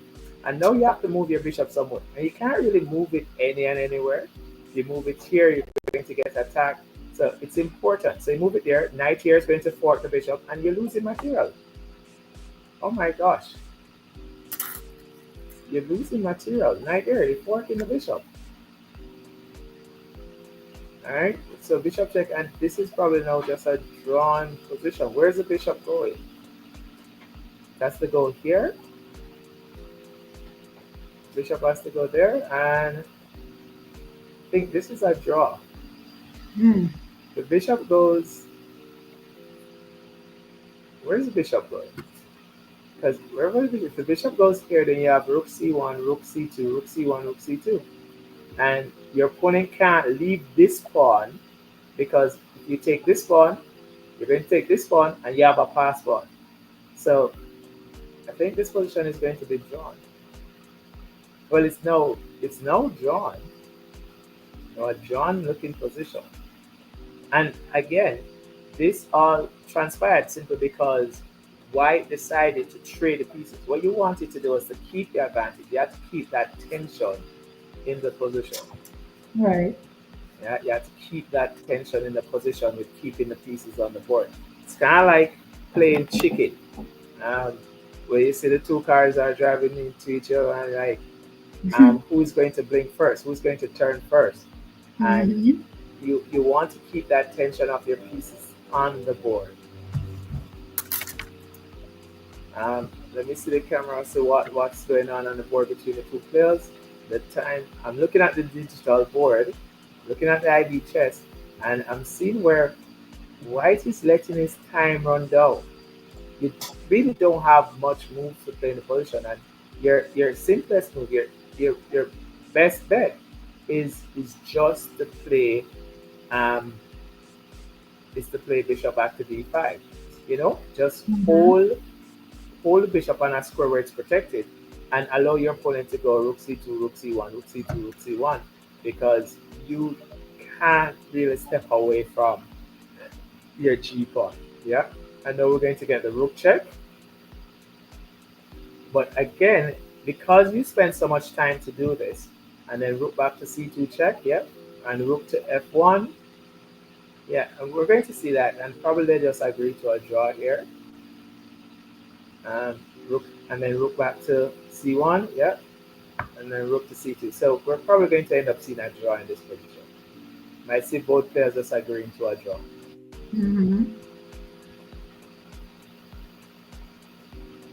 So it's going to be a draw based off repetition, even if the players don't agree to the draw, and the position repeats itself 3 times in a row, like what we're seeing here. The game is a draw. Yeah, there you go. Okay, so I think that was one of my questions earlier, like if a player just continues to move the piece, that if it's a repetition, you said 3 times? Yeah, 3-fold repetition. So if the same position repeats itself 3 times in a row, then you'll end up getting a draw in the position. But I mean, neither player wants to risk it here because any move that black is going to make or white is going to make to deviate is going to probably put them in a worse off position. So when you realize that, then you want to just stick to, you know what, it's a draw. If you notice, both players, if you saw the camera, both players are happy with a draw. You see? So Yeah, it's not they're like a both position happy where with you're it. both players seem pretty happy with the draw.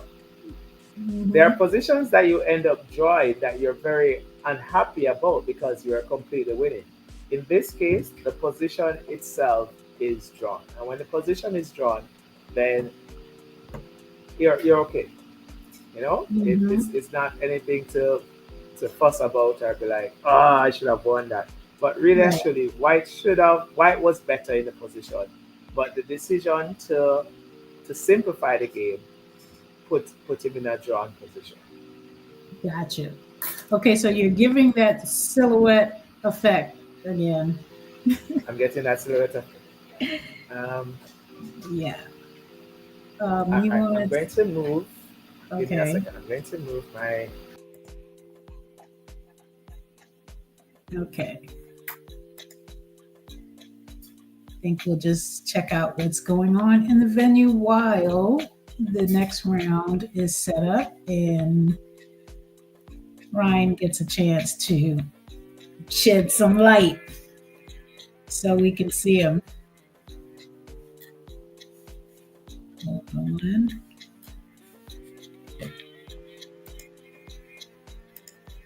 There we go.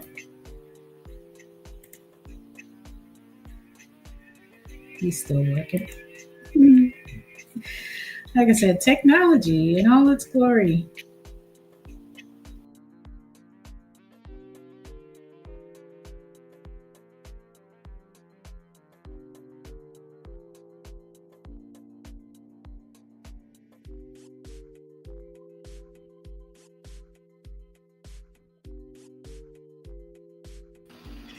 How is it looking now? No, much. I thought you was trying to do just that stealth, the stealth commentary, Give an which effect, right? was okay, which was okay, but we was kind of wanting to see you. So there you go. Mhm. So what was it? An extra light bulb? No, it's. I guess it's just the blinds. I guess Oh, outside okay, is so right. bright now that there's just that light creeping through the blinds. Mhm. No, no, no. There we go. Let's get that mute on. So I see the guys with the shirts. That's what I meant to ask. There's some coordination there with Yeah. some of the So players. I noticed that with the chess results. So when you see that the players register, you realize a lot of them are with different clubs. Oh, So I think okay. that's what it is. Okay. So Yeah. a lot of the players are registered under a certain club name. So it's Okay. like the Equity Chess Club, the Yeah, I'm ACC seeing Chess that. Club, and Black Knights Chess Club. there you go. Also, the University of Nairobi Lighthouse Chess Club, the Yeah. Technical University of Kenya.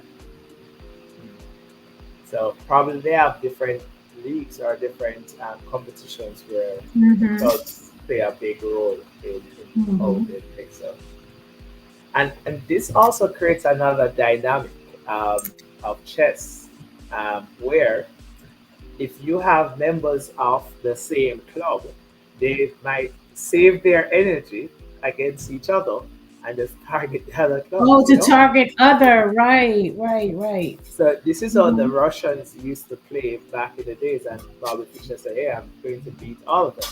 And it's Mm-hmm. because they said, well, the Russians they would offer draws against each other, and then they try to beat everybody else, you know. Mm-hmm. So Mm-hmm.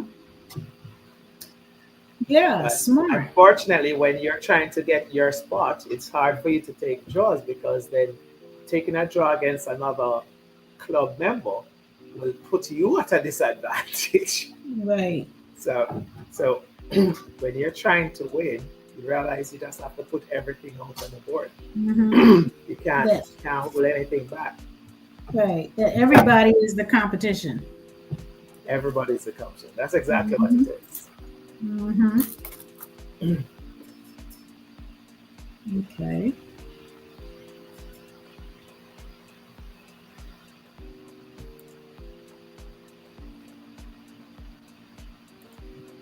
All right, so we're now on to round.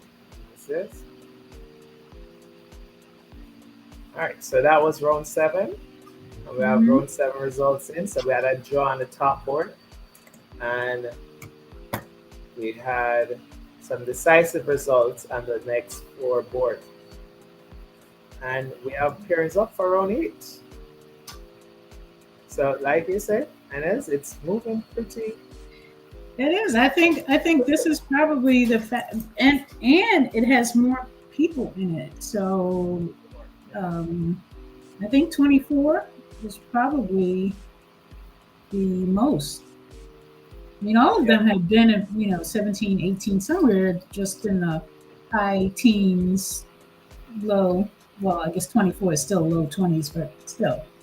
So, I mean, given the product and given the time frame, I think we did good with the number of people to come out, and the level of competition is also, I think, is okay. also because I think for us, for the league, to be in that expert level to, I want to say like junior master. I don't know why I want to say that, but that would not be correct. So I don't want to mislabel anybody, but that's usually the level of expertise that is able to commit to the number of matches in a season. Um, so a lot of your masters or higher level masters that are already scheduled to participate in tournaments have date conflicts and things of that nature. So I'm finding with each season, you tweak it a little more, and that's what seems to work, that higher level expertise to that national master level. So, but every year brings something new. So we look forward to it. Look forward to it all. Yes, for sure, definitely. Mm-hmm. But we have some masters in playing in it. We have there's a candidate master, a woman FIDE master, and we have 2 arena masters that are playing. So, Hmm. but I think um, the tournament favorite, the number 1 rated season tournament, definitely pulled off Swiss Gambit, where he's now back on board 1. So he started on board 1, pulled the Swiss Gambit, draw in the first round, and just worked his way back up. So he's the Mm-hmm. player tournament leader at the moment. Um, his last round game against I think he played Kyle just now, if I'm not mistaken. If I'm going to go back over, Okay. this was round 7. Um,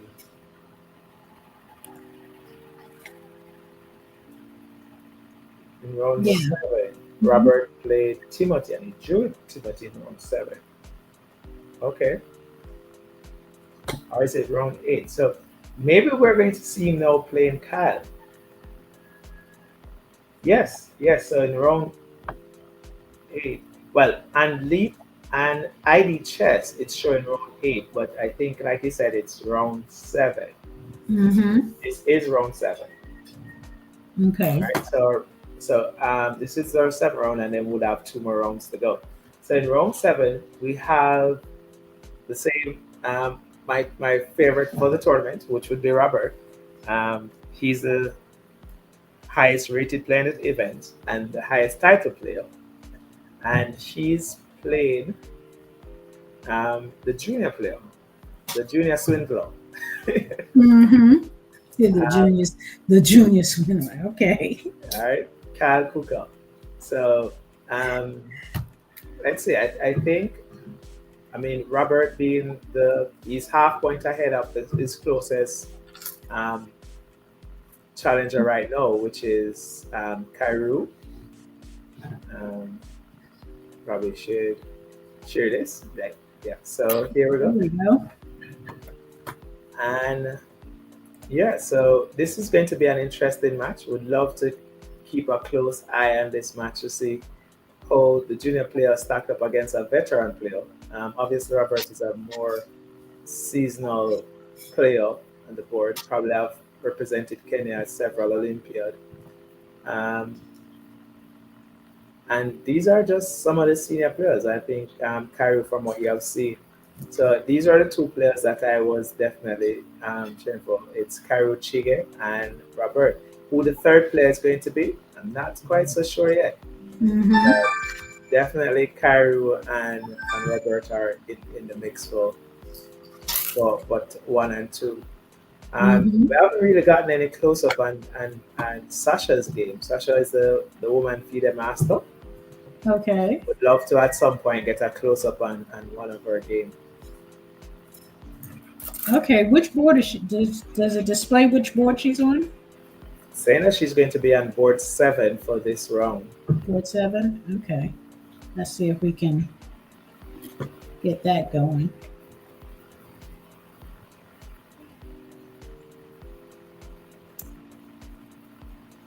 Mm-hmm. And looks like they're getting about ready to start. Okay, so let's see if we have our individual camera, and maybe we'll start with board 1 and then go to, she's on board 7.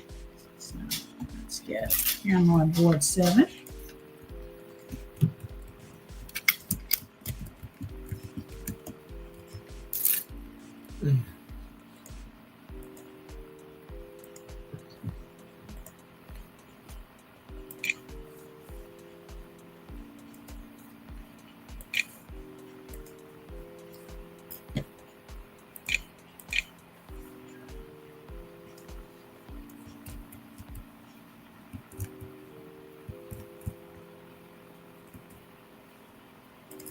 Yeah, so we have the boards loading now.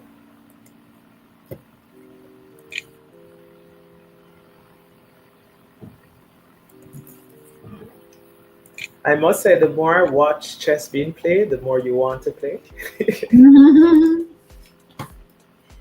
It's like you're like everybody's just having fun playing. You know? You just want to play. You know? And I Yes. must say, at some point, that I myself played, like, since we have been streaming, I definitely went on and I played a game at some point. Did you really get a game? You got a game in? I did. Okay. I did get a game in. Wait, at wait, some wait. point. Did you get a game in like on break or like while we're streaming? No, while we're on break. Okay. Hey, listen, that's fine. I just wanted to see how multitask you were. So while we're on break, I definitely, that 15-minute break, and I was like, let me make coffee. And while I was making coffee, I was like, let me get a game in. Just So get a that was game definitely it. in. Well, do it if you can. Okay, let's look. This looks like we have a individual board setting up. Let's see who this is.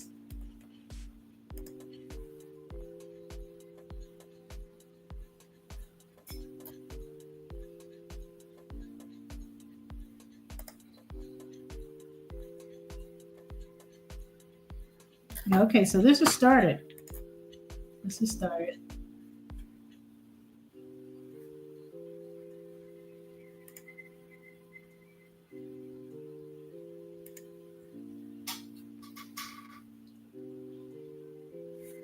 Yeah, so we're starting. So we have some games going on now. Mm-hmm. Yep. Hold on. I'm gonna get the right All check right, here. so we have that board one game, so I want to keep on. I'm very interested in how this game is going to play out. And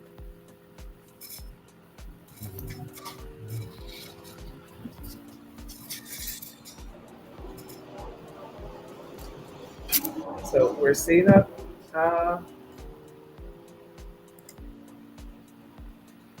let's go quickly, go back to this.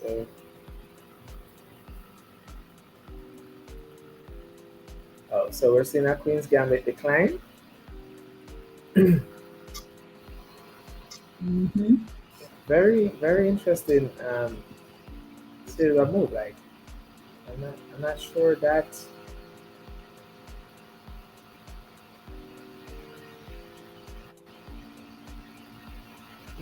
okay. This okay. Oh, you blocked with a queen. Why? I'm almost certain that e5 here was winning. Like right here. So you have the knight that is being attacked, Mm-hmm. and but the knight getting attacked. White responded by checking the king, but if you block, if you attack the so here's the trick. So what you have to do here is play b5. All right, so you have to start off by playing b5 Mm-hmm. to attack the queen. So if the queen takes, then you can play bishop block, and then you're winning the piece. So after b5, then you have to play knight d5, and then you play bishop block.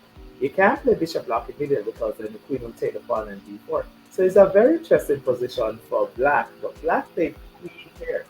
And again, we see the maturity of the player versus the veteran. So it's Robert who is the veteran player versus I don't want to call Kyle an amateur player. He's young, but he definitely plays, and he's still playing knight to d5. This is interesting.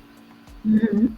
I'm wondering if bishop there was still playing knight there. So I would love to see the game. Are we seeing that game live? Yeah, let's pull that up. What's up? So you can see that game live. So what's really happening here? And yeah, so the position is what's in here.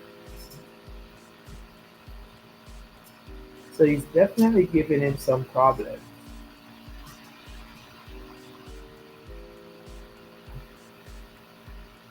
Mm-hmm. Very interesting position, of course.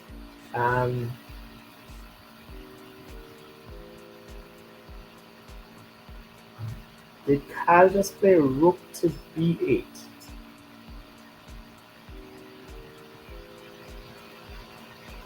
He played rook to b8. Rook to b8 seems very, very strange move to play. And his opponent's made a just play knight out. Okay. I think black is going to find himself in some trouble, and one of the reasons for this is white pieces are a lot more on the attacking side. So with the rook coming, you have ideas with the rook coming to. Ooh. I think knight to d6 was a bit premature because your opponent can just simply play bishop takes, and your queen is hanging, so you can't even play pawn takes because you lose your queen. So with knight check, it was definitely premature. Better would have probably been just playing the rook to c1, taking the tempo back off the bishop, and then you're definitely threatening to play knight check on d6 or even knight check on c7. Mm-hmm. So I think white checking knight to d6 immediately was a bit premature because black only has one option now. You have to play bishop takes knight, and your opponent has played queen takes queen. Then you can even play king takes, and after pawn takes you play back king takes, and you're just simplifying the position. So I think the position is going to go back to more of an equal position after this Oh no, he played king to f8. Wow, wow, interesting. Um, king to f8 then, I guess. Good. Okay, now queen trade. Like I said, the stronger player normally tries to keep the pieces on the board. But if you're getting an advantage, then it makes sense to take it even with trading the pieces. I can't see what was wrong with just taking bishop takes knight there in this situation because you are getting rid of your opponent's attacking pieces, Okay. right? But in leaving those attacking pieces on board, and immediately Robert says, "Hey, you don't want to trade. I'm not trading. I'm keeping these attacking pieces on the board." Right? Mm-hmm. He's Mm-hmm. keeping the attacking pieces on board. So what is black going to do? Is black now going to play bishop takes knight, pawn takes knight, queen takes pawn? It seems like the most logical thing for black to do now. If bishop takes knight, pawn takes knight, queen takes pawn, queen takes d4, queen takes queen, knight takes queen, and again another instance where the position is just being simplified. You're just simplifying the position, and you're a pawn up. And I mean, simplifying the position with a pawn up is enough. This it's enough to win, Mm-hmm. but I mean, it's still a very even game, or just having white having an advantage. Right.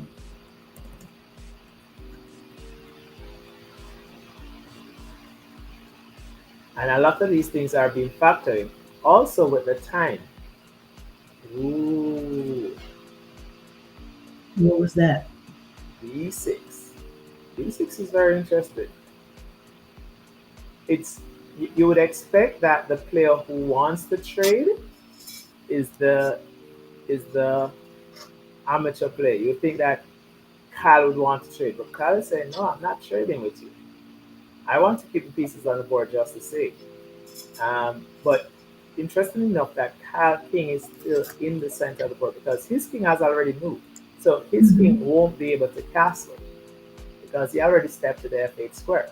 On the other hand, Robert's king can still castle at either side. So once he gets this bishop out with moves like probably g3, bishop to g2, he can castle. He can get his king to safety. As a matter of fact, he can even castle on the queen side right now. He can castle on the queen side if he wants to. Probably don't want to because of all the pieces over there. But the white king has a far better chance of getting to safety than the black king does. Okay. And with that kind of imbalance, you would think that black is the one who would want to trade the pieces. Simplify the game, get rid of all the danger, all the trouble, all those nuances in the position. Mm-hmm. But black is going against it. Black is saying, no, I'm okay with it. I'm fine with all these complications. So let's see. But in playing this way, black is going to give himself a lot more to think about. Like I've said before, over and over, it's a lot easier to play a position that you are attacking in. When you're defending, you have to walk that narrow line. You have to be very cautious. And here we say white idea. White idea with a3 is to play b4. What is that going to do? I think black may have this move here, like playing the move queen to e7 to play bishop here, but this move is coming. It's coming immediately. You can always capture still, but the Mm-hmm. move is coming. Also, another way to play chess, which is really good, is whenever you see your opponent play a move like a3, what are they threatening? They're threatening to play b4. So what can I do to that? You can say, hey, you know what? I'm just going to play a5 and say you can't play b4. Well, you can still play b4, but if you do, I'm going to take it, and then if you take, then I'm going to take that. So this game is going to go into a very double-edged game. The other positions that we're looking at would have just put the game in a very equal position, Right. but the game is now going into a very dynamic double-edged position.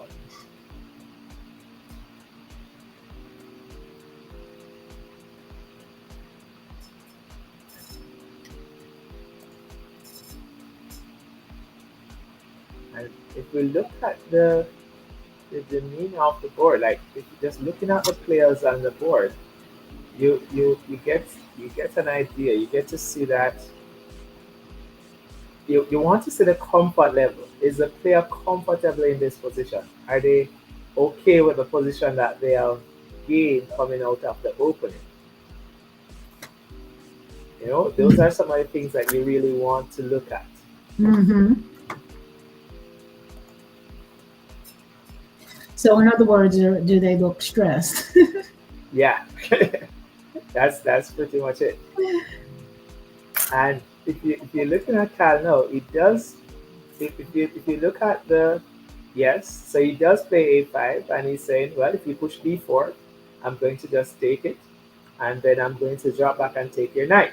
So he's okay with that. The problem I'm having with Cal's position is his king, the safety of his king. It's not so clear what he's going to do with his king. And if Robert is able to apply some pressure on the position, then Cal will start feeling that pressure even more. I mean, I can understand Robert's position, and I can speak from both of these players. Remembering when I was a junior player and playing against some of the senior players. So there we go. The d4 comes in. Cal is going to take.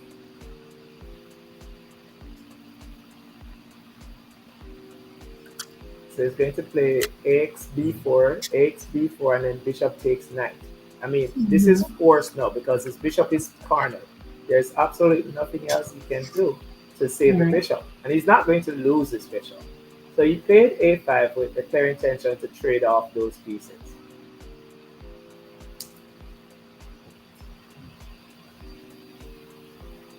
He's going to play ax b4. He's going to take, and take the knight.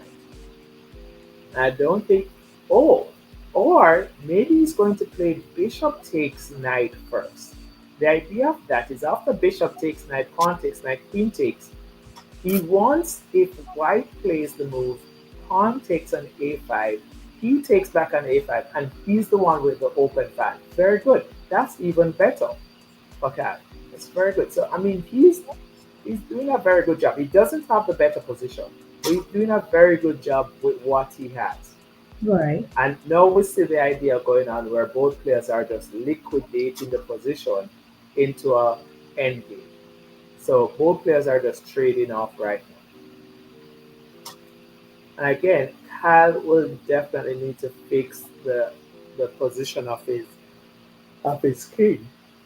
We're going to see whether or not he decides to trade the queens, or he decides to say, I'm going to keep the queens on the board to give himself a better chance in the end. From what I've seen so far, it doesn't seem like the player that wants to trade. He likes to keep his queen on the board. Mm-hmm. So he kept the queen on the board, and I think he went queen to e7, if I'm not mistaken. Queen to e7. The idea of this is that the knight can... White needs to solve the problem of his bishop and his rook. So white is doing that with e3. Cal will probably do knight to f6.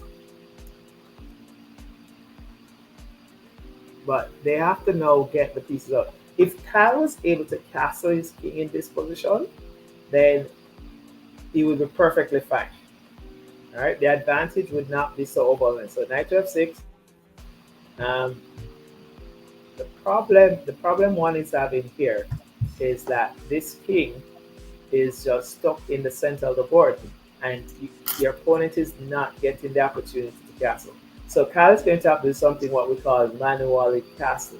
So he's probably going to have to make a move like, he played g6. I was thinking along the line of going h6 or h5 and just step the king 2 steps to get out. But he's doing the manual castling. But you may have to trade the queens off because he is going to have that dark square weakness. This queen is going to control this dark diagonal for it. So his plan is to step the king to g7, get the rooks connected, probably going to play next move rook to d8. The only concern with that is that the queen controls that dark square diagonal leading straight to the king. Mm-hmm. But I can tell you, Kyle is feeling a lot better about his position because his king is now a lot safer than what it was before. And we have seen before that he's a pretty fast player. He's able to move his pieces quickly, he's able to make quick decisions. And because of that, the time is going to make a difference. So he's going to start getting back some advantage. Robert is also a very fast player. As a matter of fact, Robert now has double the time as Kyle. So Robert is now with 8 minutes on the clock. Kyle is down to 4 minutes plus on the clock. So the time difference is going to make a difference. It's going to add up. It's going to be a deciding part of the game. It's going to lead to the deciding factors, to be honest with you.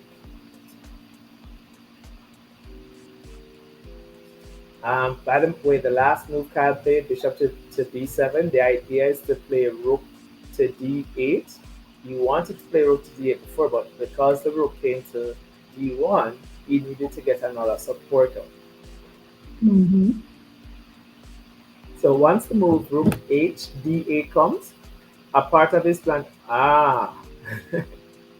Now Robert is the one going for the trade. So Robert is like, no, I see what you're planning. Let's trade. And I think he understands that Kyle is running from the trade. And even when trading might be okay or better for Kyle, Kyle is running from the trade. He doesn't want to trade. He may feel as if the queens come off the board, he's losing. So he played his queen back to d8, which was a slight inaccuracy, I think. And the idea is that he's okay with that slight inaccuracy because he doesn't get to take, he keeps his queens on the board.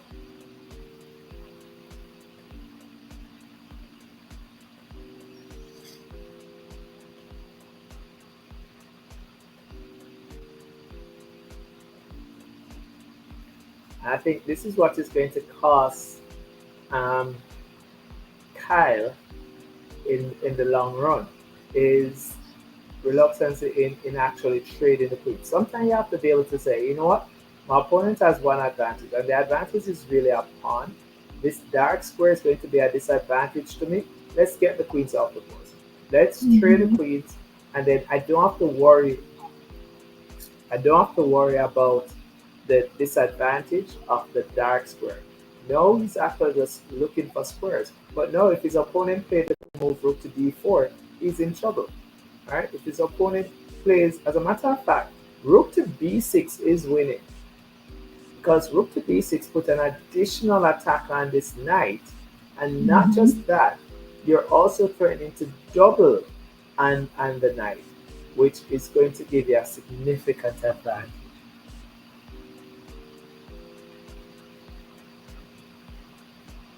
Yep. Where's the knight going, by the way? If I play rook to d6, where's the knight going? I can't see where the knight is going.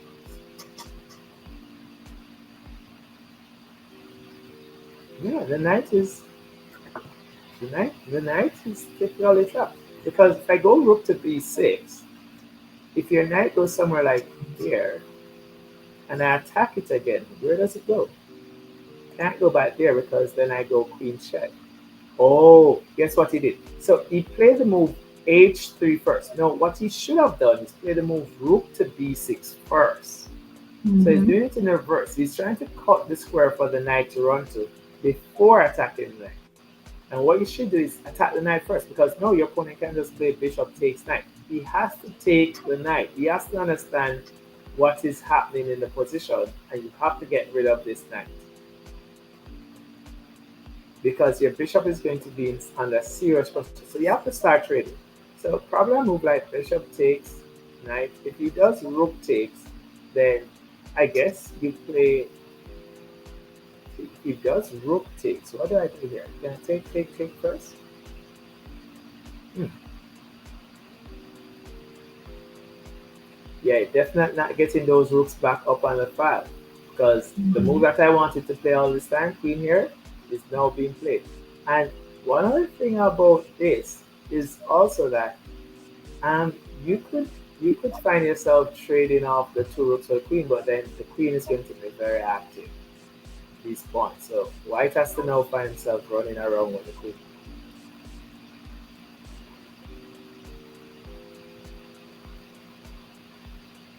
I mean, probably the best move in the position here is just to move your queen back, get the pin, and if he attacks you again, you move your queen all the way back to a1. Mhm. Right? Just keeping the pin on the board and also just covering all your weaknesses. You know? It's not to cover your weak points.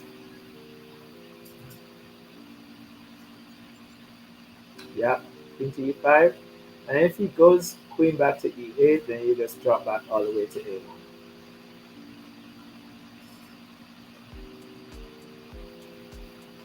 Bishop takes, okay. Bishop takes. You Bishop. already pushed a pawn, so you don't need to do anything more than just play bishop takes black pawn.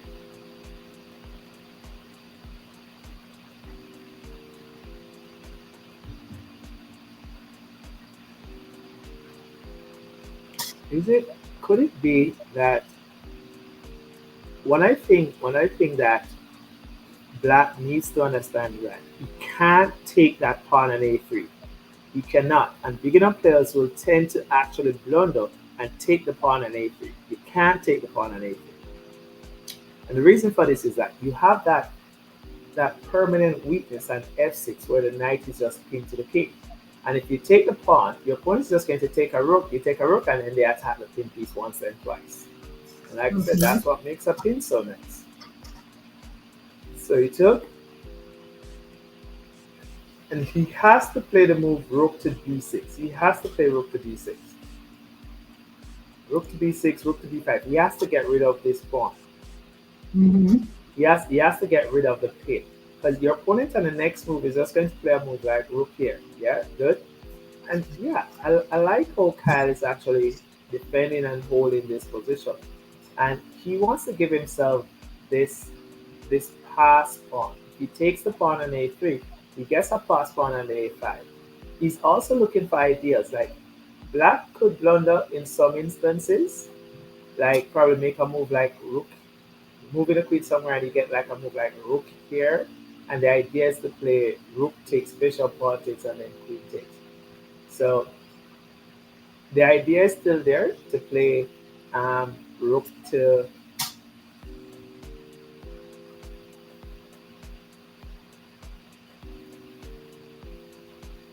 rook to d6 is still looming against the black side, so you have to make a move. Okay, so that's a pretty good move. The idea is very clear, very good move. Queen to c2 could have also been played, but I like the idea. And the idea is very clear. I'm going to play my queen to b2 and finally get rid of the pin. So a part of the idea that we looked at all this time was the queen dropping back and just maintaining this pin on the path. Well, guess what? If you still try to go for that pin, I'm just going to play my queen to b2 move, and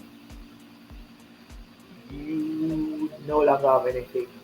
I don't have to worry about anything yet. Mhm. Right? So the aim is now going to be who can get the a pawn first. Oh wow, interesting. He played e4. Hmm. Yeah, queen to b2, and he's just saying, "Hey, trade with me. You have to trade."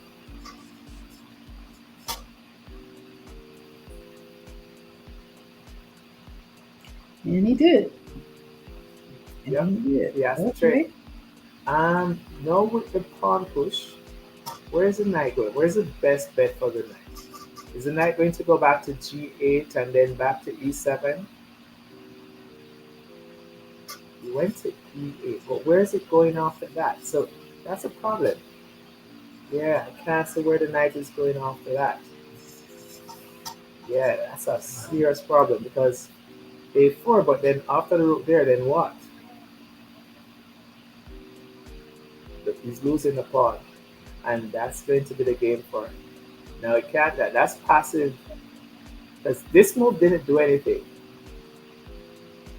I'm hoping that's the move that he played initially, because the idea would at least be to get back the, or maybe he did that and this. I'm hoping he would have probably done that before. He could have done that before losing the pawn. So at least he would have tried and kept the pawn on the board. Mm-hmm.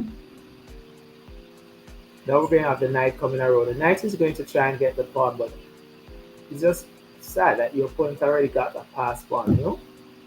So this pass pawn is going to be a major, a deciding factor in the game. Notice how white is now just trying to clear off the other pieces, you know? Right. Your opponent is up a pass pawn. Let's clear off the other pieces. Let's play bishop takes, pawn takes, and yeah, I'm winning. I'm just winning for white. White is just much better there.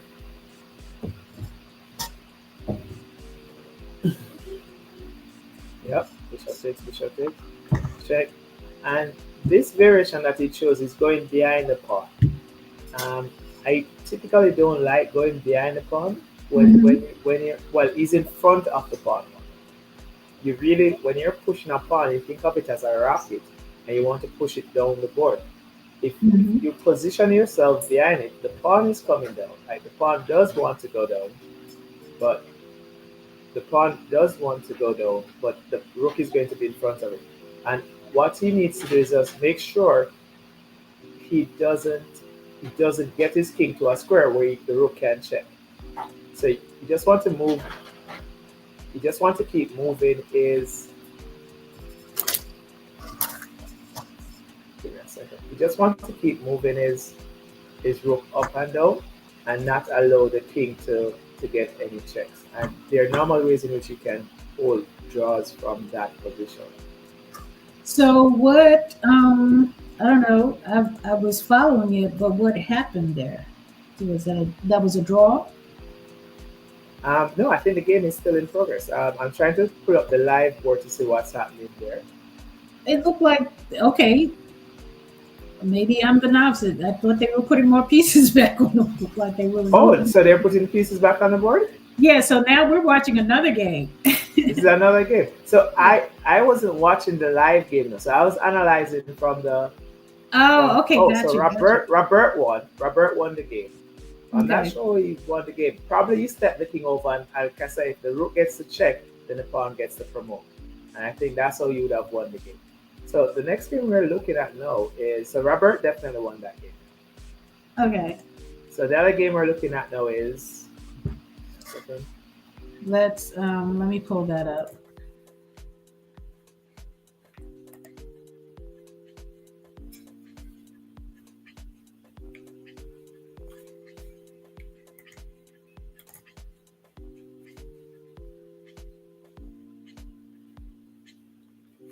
Okay. All right, so we have another end game here on our end, which is this is actually very similar to the end game we just saw between Kyle and Robert. And here you have these two pawns going down, and your opponent is like, hey, here's another. If the rook takes this pawn, here's where we get the situation where what I'm going to do is I want a reason to move the pawn. The rook has to stay on the pawn. And then the king can't venture away. So very similar idea. This is board 3 game. So very great idea pushing the d6 pawn, because though your opponent can't really step to the pawn. So yeah, they can't leave this file. They can't leave this pawn, and the king can't move. So, and the king is coming in. So every check, the king is just coming in. Every check, the king is coming in. And you can just push the pawn again. Well, the king goes in now.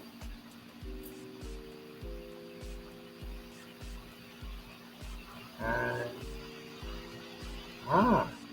this is a very interesting position. This is Wow, White has come up with a very resourceful way to try and draw this position. What just happened? It can't be time. Is it time? Did we run out of time?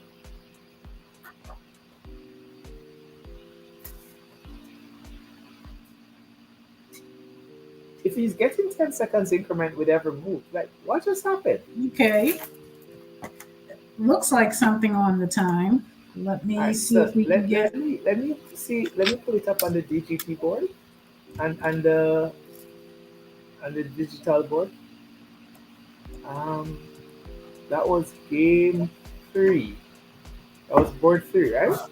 Yes. What three? Yeah. Yeah. So we're not seeing that position that they were at, but interestingly enough, White came up with a very resourceful idea to just drop the rook back and set blow checks from behind. And if the king got to that dream square that he wanted to, then he still can't enter. Because Mhm. if you move your rook, I'm taking the pawn check. So it was a very interesting idea that White came up with to try and hold that draw. So it seemed as if Black was overwhelmingly winning, and White just came up with a very interesting idea. And like I said, it's not swindling; it's being resourceful. Good word. Okay, And was it? yeah, That was board. Black That was won. board three. Black Or board won. two? So it seemed as if it was time. Okay. It's showing that Black won the game. So definitely seemed Okay. to have been time. Okay. But both Okay. players were playing pretty fast. So you would assume that with the increment being added, that they would have had some more time on the board. Hmm. Let me just double check something. Yeah, it looked like a time issue that the clock. Oh, I see what's happening here. Okay. I see what's Let happening. us know.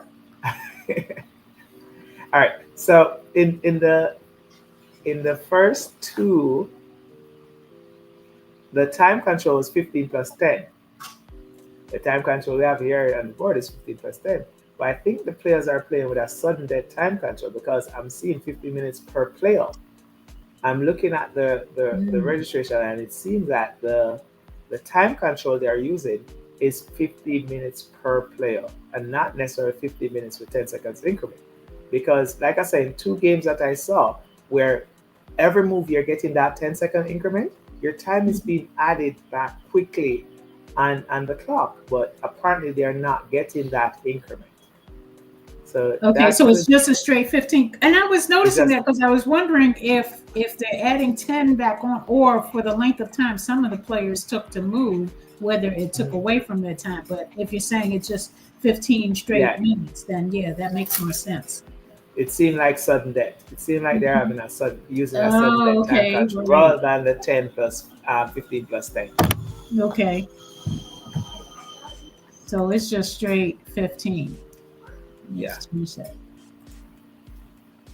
Hmm. And that would also account for one of the reasons why we're moving so quickly. 10 seconds doesn't seem like a lot, but it adds up. If you think about 100 moves being played, so if you think about 60 moves being played, for every 60 moves played, you're talking about that's 600 seconds, which is an additional 10 minutes. Yeah. Yeah, that's an additional 10 minutes on the clock. And this is from both sides. Hmm. So if you Yeah, think because about an this additional 10 minutes every round, phone call. that's fine. Hello. Okay.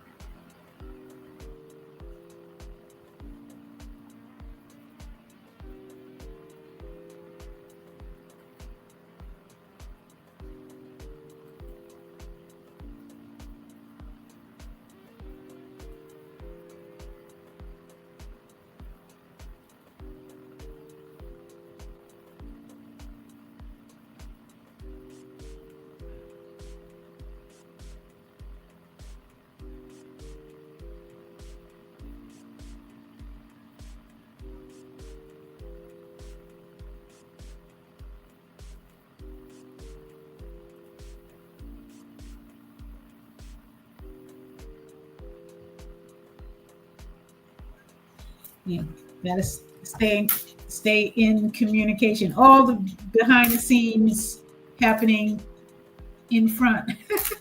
Uh-huh. Yeah, so they're setting up for 8. I think we should be able to pull that up shortly. And Again, mine is saying 9, so I guess oh, it says 9, but I think it's 8, right? something similar to what happened when we're doing Liberia. Right, exactly. And And so we should be able to. I did request that if we can get some of the female players. I think there's 2. Is there 2 female players that are here? Just one. Well, I'm seeing one title female player, which is Sasha Mongeli, and she's Okay. a woman feeder master, and Okay. with an 1829 rating. So definitely with that rating, she would have definitely been on the Olympiad team for Kenya. Okay. Well, we definitely want to get her on camera and check out some of her moves. So we should be able to capture that, and we'll be ready for round 1 coming up shortly. Let's see what's going on in the venue. All right, that's the live feed. Well, I mean, the players definitely seem a lot more energetic than players, and then again, they have not had as long a day. When you think about the first week, Oh, our goodness. first streaming we did, I mean, Yeah. those players were exhausted. I mean, Yeah, they had and that was long 2 days. days. Oh yeah, That was 2 days, and it wasn't like 2 short days. It was 2 long days. Yeah. Too long. And that's what I say. But when you consider how much time, and how alert you have to stay, from beginning to end when it comes to chess. And I think Liberia we did in 2 days, but it was actually still a long day because just making sure that the setup and everything was correct. So those players, they did a long stretch that first day and came back the second day and still did a good stretch. Same thing with Sierra Leone. We went through after starting maybe a little bit later than anticipated. We went through. So both of those were long. This feels like a breeze. I think the longest day we had was definitely Sierra Leone. Yes. We definitely got all the rounds in one day, and it was a very long day. I think we were probably online for close to 14 hours. Yep. Not to mention the work that led up to it. So all I know is that when I was done, I think I grabbed a glass of water. I thought I was going to do one thing or another, but I laid down. I just passed right out. Yeah, I think it was a very similar case. And all I had to do was just sit here and talk about what's going on. But just to imagine you have to be alert and playing and responding under those same amount of hours, So kudos to chess players. It's work. It is work. It's work. It's physical, it's mental, it's all of it. And I guess our lighting, well, I guess if there was a little brighter light, that'd be great, but at least that glare, because it's about 5 o'clock there? 5 p.m. I think the sun is going down now for them, so I mean, with the sun now going down, you're now seeing more of the inside lighting and Mm-hmm. inside. So it seems as if the venue itself, it relies a lot on the outside lighting throughout the day. Right. Yeah, And because then the as windows are huge, yeah, and it's got to be nice. The light just flooding in there, pretty not so good for a camera, but well, yeah. unless you have some of the shading that helps to filter it. But yeah, yeah, But then nice. when you have the shades, I mean the Yeah, throughout the day, those LED lights don't probably shine as bright during the daytime. right. Oh yeah. So you'll notice that the room would be a lot more like well lit. It's more lit now Mm-hmm. than during the day, but it's the Mm-hmm. same lighting. Exactly. Exactly. So And then the lighting from the sun causes that glare, so that kind of throws everything off a little bit. But it looks like they're sitting ready to go.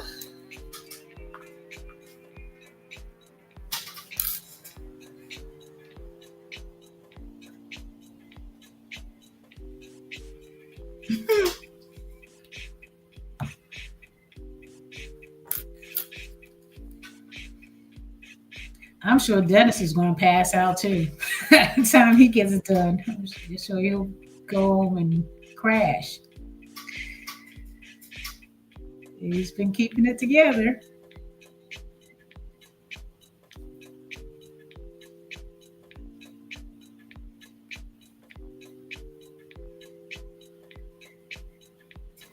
yeah, I mean Dennis has really been holding it together and just making sure that the not only the tournament keeps going, but also that we can get as much footage as we possibly can from direct the board, trying to see the entire venue. So he has definitely been doing a good job. Yep. And I'm sure learning a lot. If this is Dennis' first time doing a production like this, then I mean can only go up from here, right? Just Exactly. yeah, keep We learning and keep improving on it.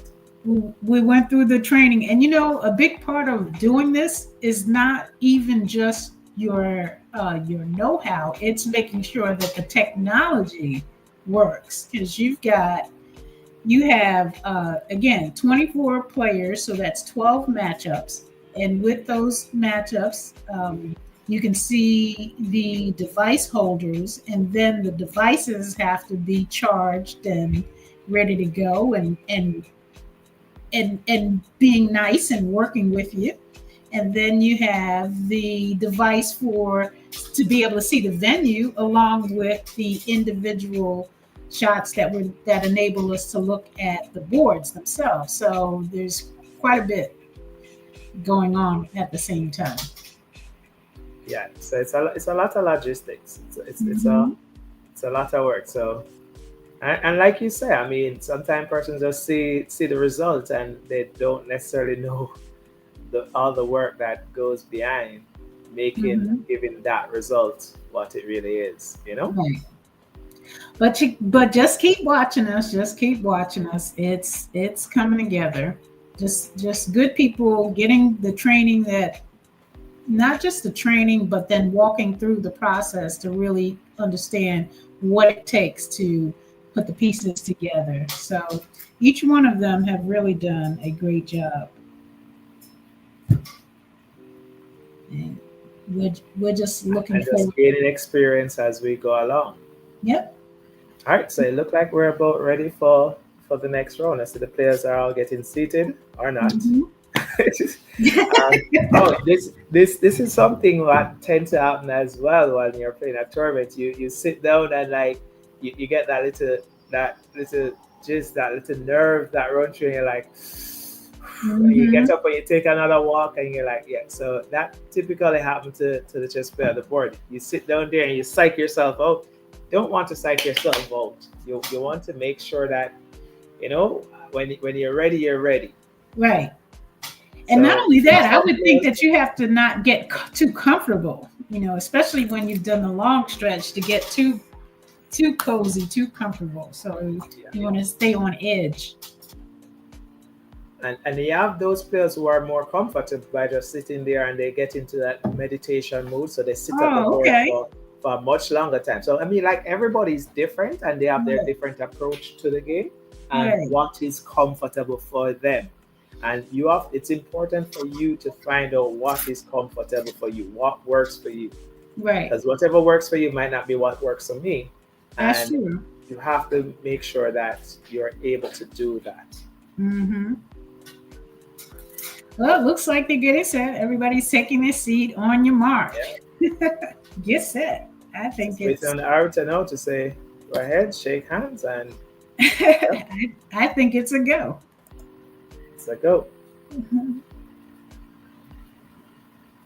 Dun, dun, dun.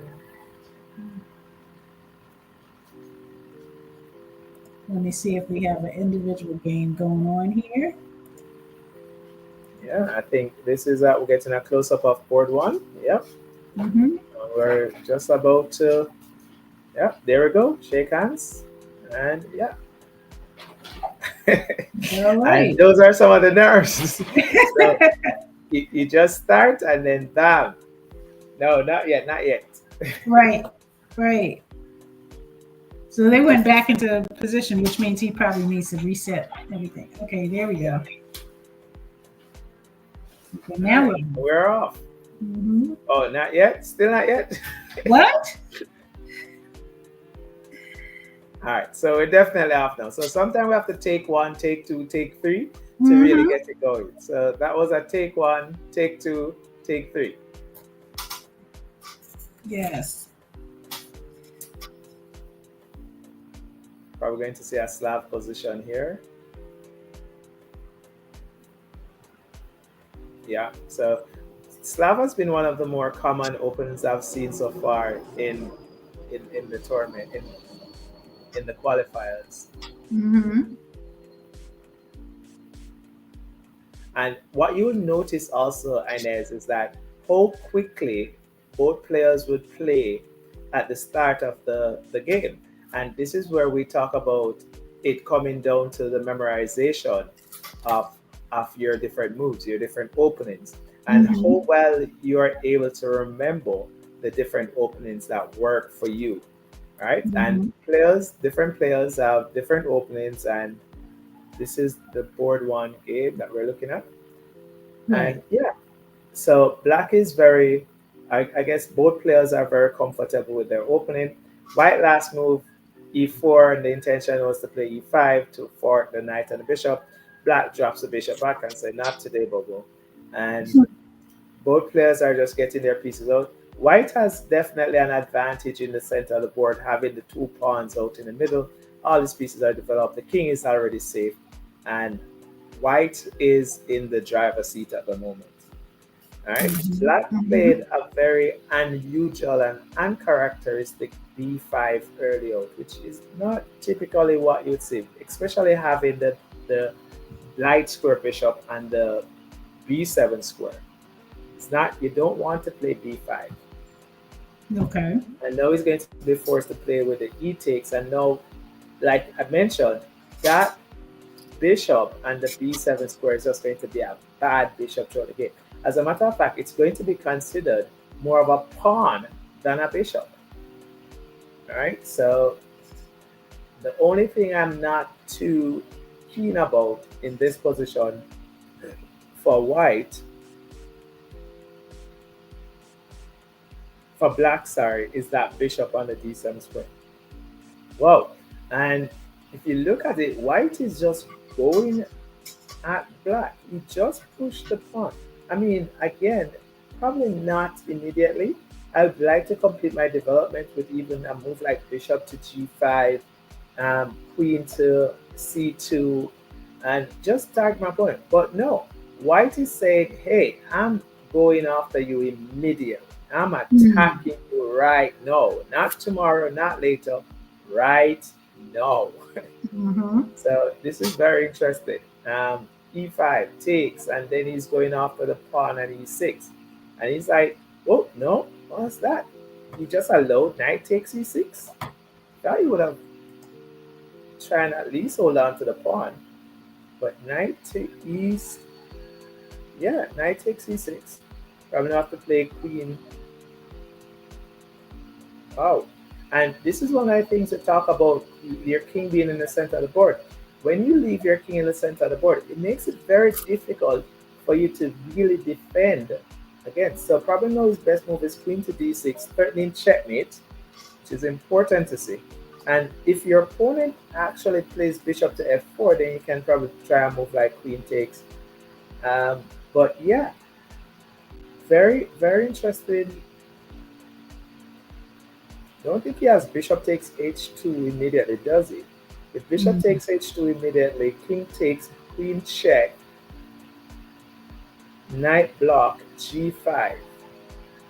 I don't think that works. So maybe you just have to go with queen to d6. But white is in the driver's seat, like I said, because the black king is in the center of the board. If we haven't gotten anything from watching these games, it's definitely king safety. King safety is a serious issue. Like you have to understand that getting your king to safety is one of the most important aspects of chess. You have to Mhm. be able to get your king to safety. He went with queen to d7, which is not at oh no, he took.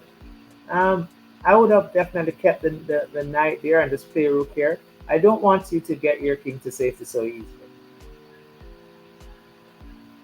Probably I move like bishop to g5 now, looking to take the knight and to play queen to h5.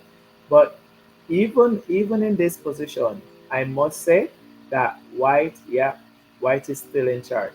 White may have given up some form of advantage, but still definitely in the driver's seat here. Yeah. White is still in the driver's seat.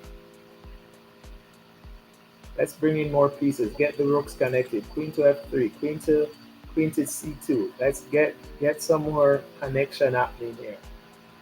Probably queen to f3 is just a really good move. Just pinning the knight on top of it. Also threatening to do ideas like dropping the bishop back to f4. Bishop takes knight. Yep, yep, that's it. And then you get the other pieces in. So white again is definitely winning. All That kind right. of a challenge for the center here because the challenge for the center, if you challenge for the e file, can I, if I take and rook takes, I take this. And black is always going to have a piece out of play, which is this bishop here, simply because of the pawn structure that he created, was a bad pawn structure at the start. So he's going for the right idea, rook here. Mm-hmm. But his opponent can find this in between move of bishop back and bishop here instead. Um, I like that idea.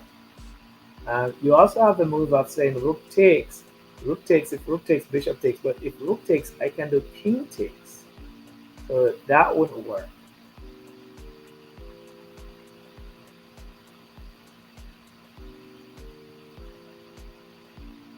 So I want to get some more tempo. And again, tempo is just a fancy word for time. So the tempo move here is probably um, bishop here, bishop here.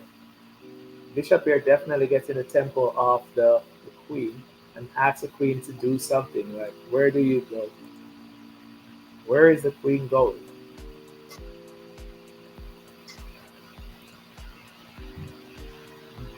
So Mm-hmm. sometimes in positions like this, the player is normally thinking about the trades first. Oh yes, he did good.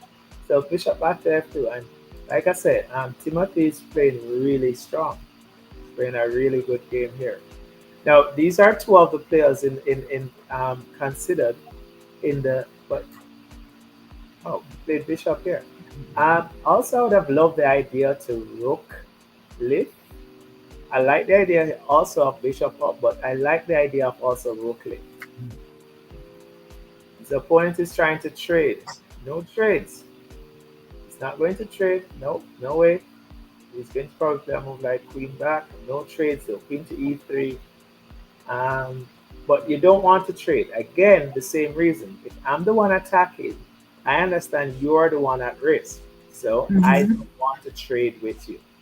So probably a move like queen to e3 is completely fine.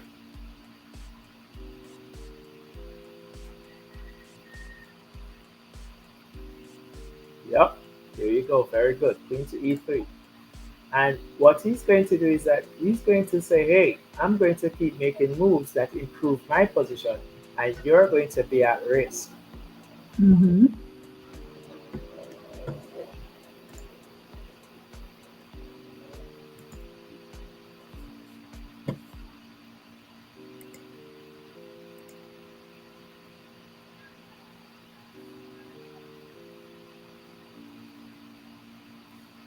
It feels like even h3 to kick the queen out of there, play back into f4, bishop here. So I think black position. I see black's idea. Black ideas, yeah. Black idea is to try and get to safety. It's hard to get to safety when your opponent is just keep applying pressure. And again, black would love to trade. If he could trade the queens off the board, then he'd be like, all right, things are looking up. He's going to always have this permanent weakness on the c6 square, which is a backward pawn. But I mean, it's better to have one weakness than to have a permanent weakness. Mm-hmm. So he probably will drop back at this point.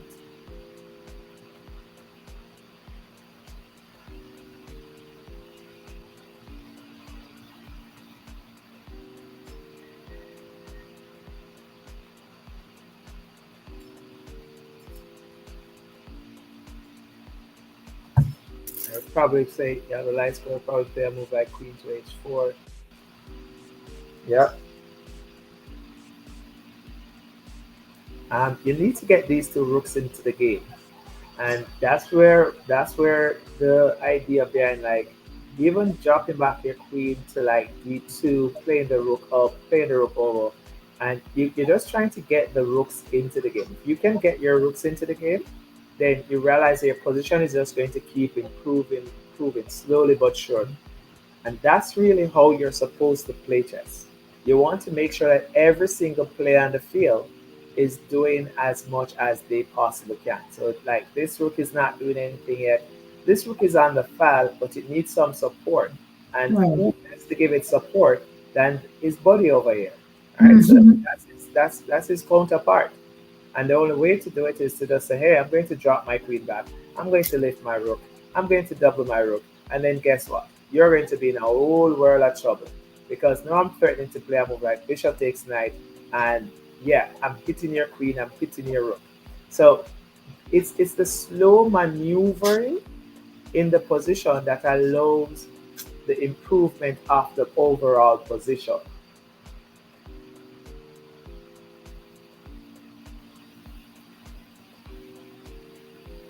And I'm trying to switch over now to see the live footage. Like you sometimes want to see how each player. So white is in control, but how is white responding? Is white clear on what the plan is? Like this is Mm-hmm. my plan, but am I comfortable enough to play through? Am I comfortable enough to play queen back to d2, rook up to e3, rook over to e1? All right. Mm-hmm. And you'll tend to see whether or not this is the mindset of the player by just kind of seeing what their demeanor at the board is. If the player seems a little bit more, if you're confident at the board, then you'll be able to see the plans a lot faster. If you know you're better, and that's one of the things about chess as well. Unlike a lot of other sports, when you know you're winning, you have the advantage. In football, you know you're winning when you have the ball. You know, you know in That's a basketball, good you know you're sign. winning when you have the ball. So in chess, a lot of times you might not necessarily know you're winning because of the Right. nature of the position. Right. So when I am explaining it and I'm going through and I'm analyzing, I'm looking at the position and I'm not under the pressure. I'm not under the pressure these players are, right? I can Mm-hmm. say something and basically like, if it didn't work, yeah, that's fine. There's no consequence to it immediately. That's going to be, oh, the player at the board, if he makes a move that's not right, then he's going with the idea, but he put the queen on the f3 square instead. The problem with that move is that you're now putting your queen in line with your opponent dormant bishop. See, that bishop around there was dormant and b7 square. And now when you put the queen on f3, well, I saw that from the live board. I'm not seeing it on the ID chessboard yet. I'm not seeing it on the DGB board. But I know that he made a move. He made the move queen to f3. And the problem with that is you're now lining up yourself for trouble. You're allowing some trouble. Because now your opponent could probably try and play the move rook to e7. Rook to e7, bishop takes, queen takes. Yeah. So you're kind of setting up yourself for something to happen right now. All right? And you don't necessarily want that. So white is kind of setting up himself.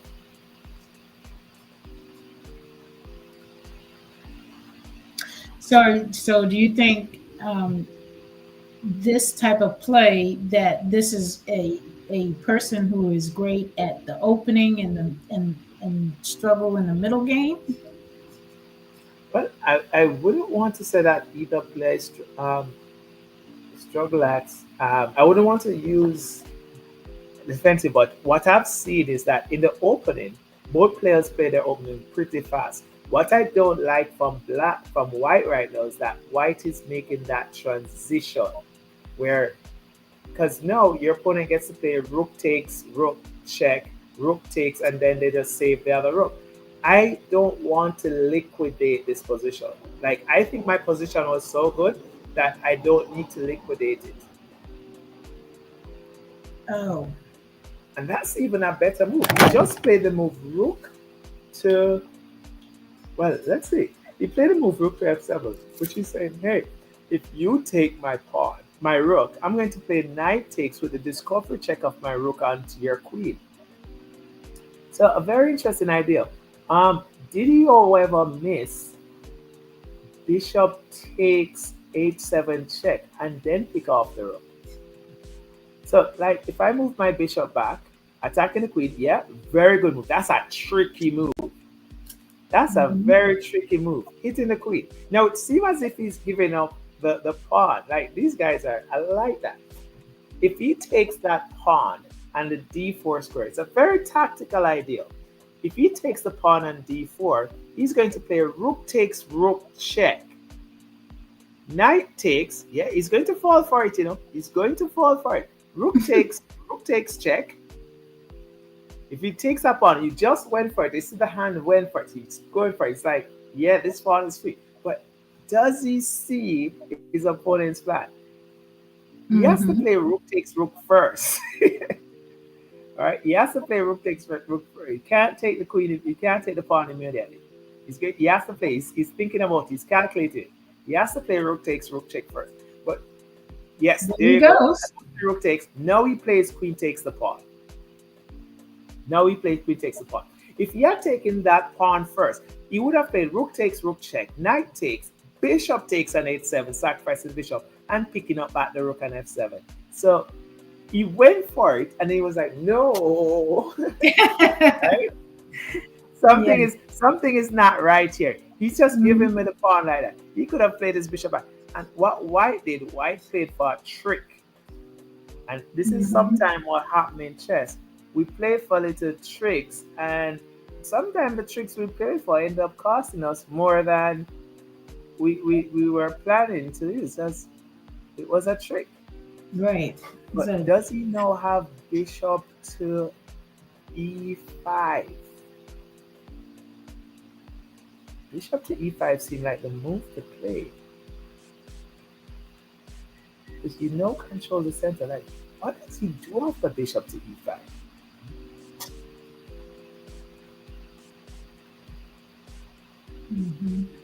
And he's calculating it.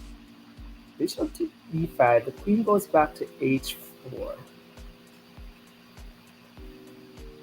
And now do you drop back? So much happening in this position. Oh, no. I just like seeing pretty positions. One of the things I was looking at is bishop to actually d6. Interesting. Yeah, and that's what I was looking at, the move bishop to d6 instead. So now the queen goes to b4, your bishop can't go to d6. I was looking at the idea of bishop to d6 with some ideas where you can sacrifice the queen and f6, or just sacrifice the queen where you can just deflect the knight, so you can play rook down to e8 check. The rook has to block, and then you get rook takes f8 mate. A very pretty idea of sacrificing the queen. Strangely, your opponent doesn't have to take. So yeah, so it could have worked with bishop to d6 and play the idea of queen to h5, sacrificing the queen. If knight takes queen, then rook to e8 check. Rook has to block on f8. Rook takes f8 checkmate. Very, very interesting idea. But now we're seeing where white has given up the pawn. Black is now up the pawn. White has the more active pieces, but can he muster up an attack? Can he muster an attack? His plan was to play bishop takes knight, but after rook takes, where is the queen going? And no, his rook is under attack. So he may have to now just play the move back, bishop to c3. His rook on e1 is under attack, so he has to play bishop back to c3. His opponent solved the problem and created a problem. He has to play bishop to c3. Any move is... Wait, he almost blundered. He didn't see it. I think he almost blundered. Does he see that his rook is under attack? Does he see it?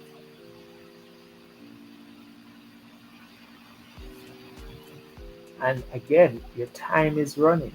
And one of the things that we have now come to understand is that they're not getting a 10-second increment with every move.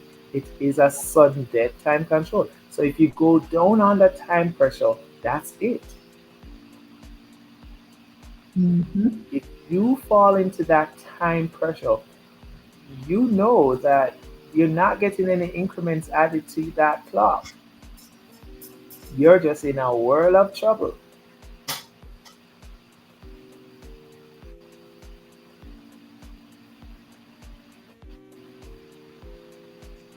Yes, fine.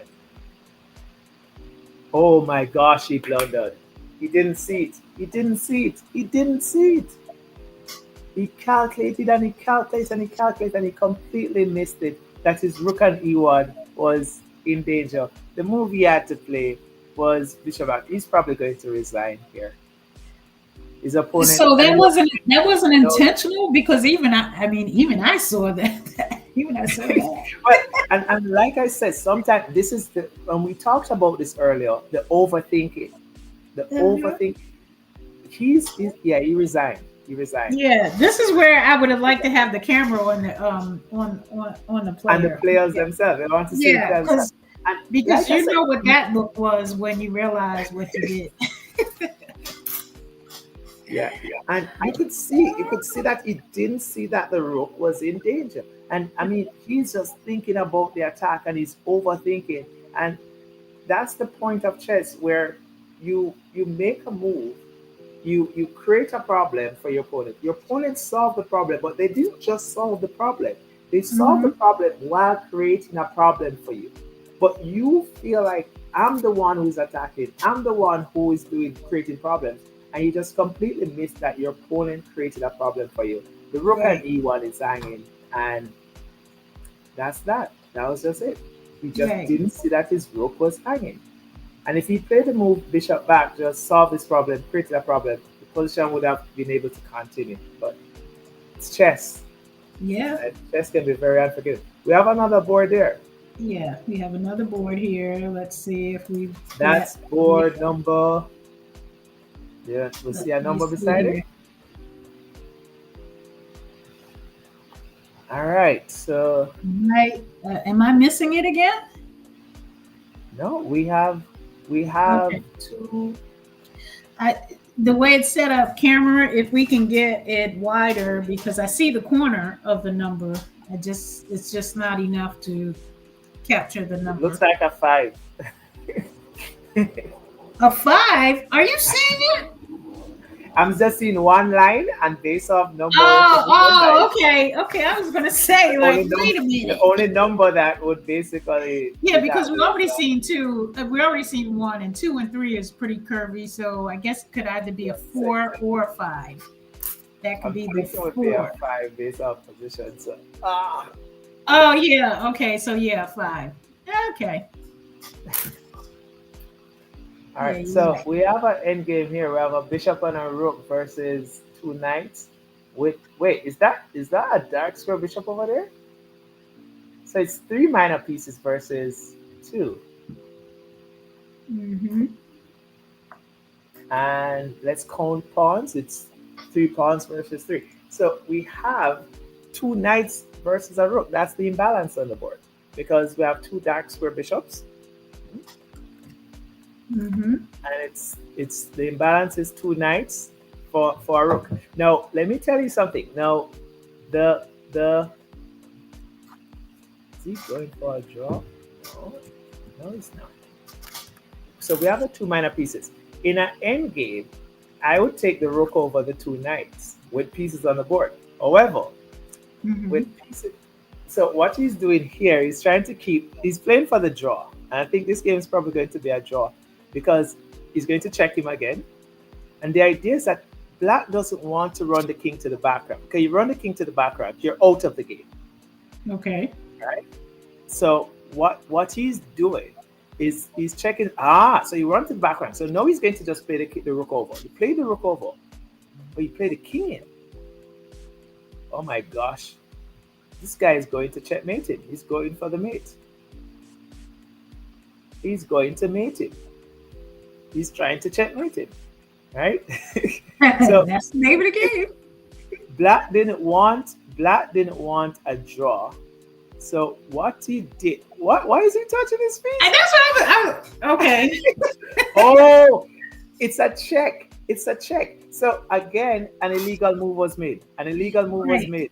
Inez. So this is how the game is going to be. This is the same thing that happened in Gina game. So he played rook back, but when the guy blocked with the knight, it was a check. Oh. You understand? So when you block with the knight, it's a check. So the king is in check. The king is in check, yes.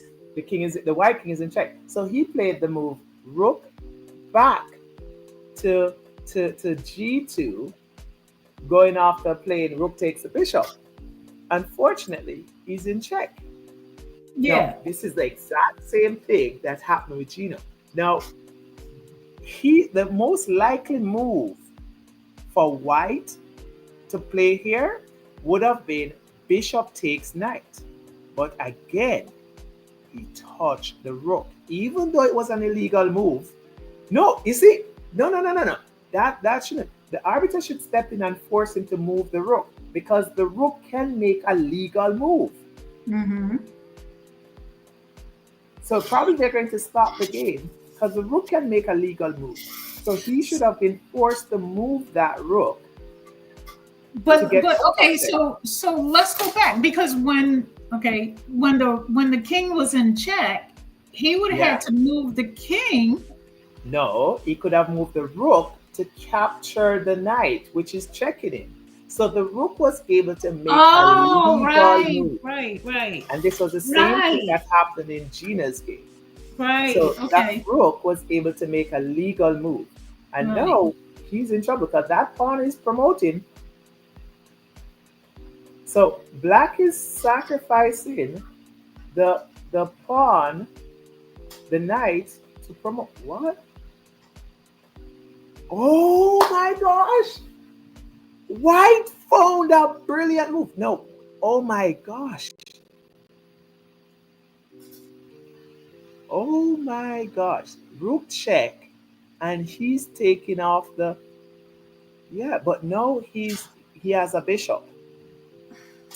This is still winning for white. Okay.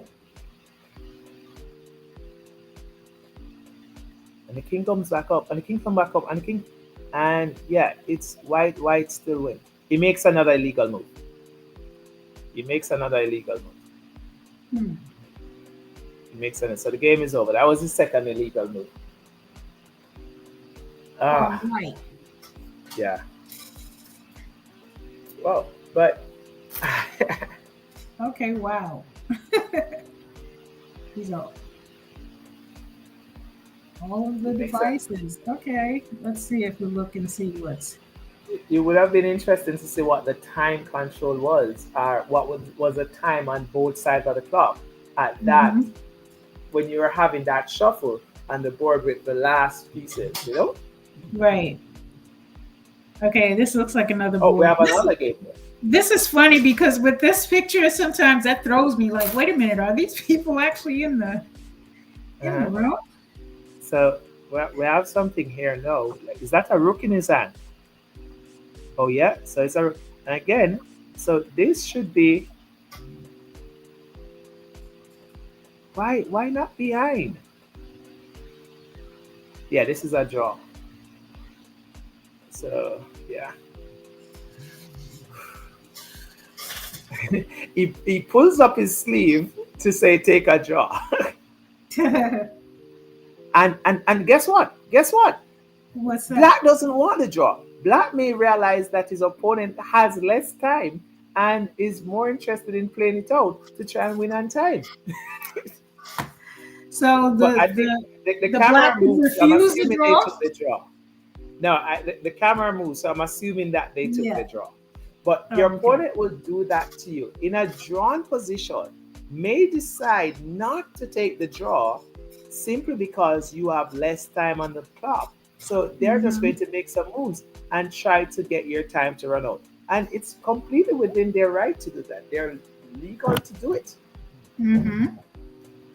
Completely legal to do it. So, wow. Well, those were a few good games up in a row there. Some exciting ending to those. Yeah. That's good. Who said that chess isn't exciting? I've been to tournaments and I see pieces flying across the board, and you're like, what? Is it I getting could imagine because the intensity of it all. But Yeah, so there are times that- so if we go back to the not the last game, but the game before that, where the illegal move with the rook. So from my recollection is that when he moved the rook, he was supposed to either move the knight to get him out of check or move the king out of check. So what we had happening was white put the black king in check. Black defended the check by moving his knight back, which then put the white king in check. White responded by moving his rook, which was an illegal move. Mm-hmm. So he used the rook to make an illegal move, but that rook could have made a legal move. So the rule that would have been enforced upon the white player is that you have to move the rook to make a legal move, which is only move would have been to play rook takes knight, which is the exact same thing that happened in Gina's game. Yeah. In Georgina's game when for Liberia. Right. And so did he move that rook, or are you saying that the decision He was allowed to play bishop takes the knight instead. Oh, so the you're saying arbiter that did could not have happened. The arbiter did not enforce the rule. Okay. Enforce him to move the rook, which Okay. unlike in Georgina's case, if Georgina wasn't forced to move the rook, her outcome could have been a lot different.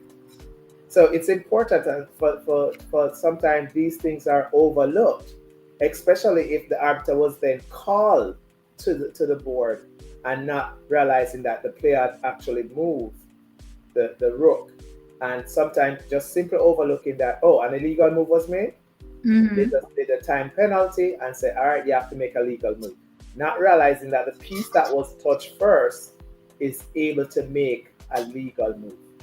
And that's why he put his hand on the castle on the rook, because it looked like he was moving his piece, but noting that he had made an illegal move. So one of the benefits of ID chess is that there is a virtual arbiter that you can do like a review of the moves to make that determination. You know, same thing as in a football game, you're looking at the replay. Yeah.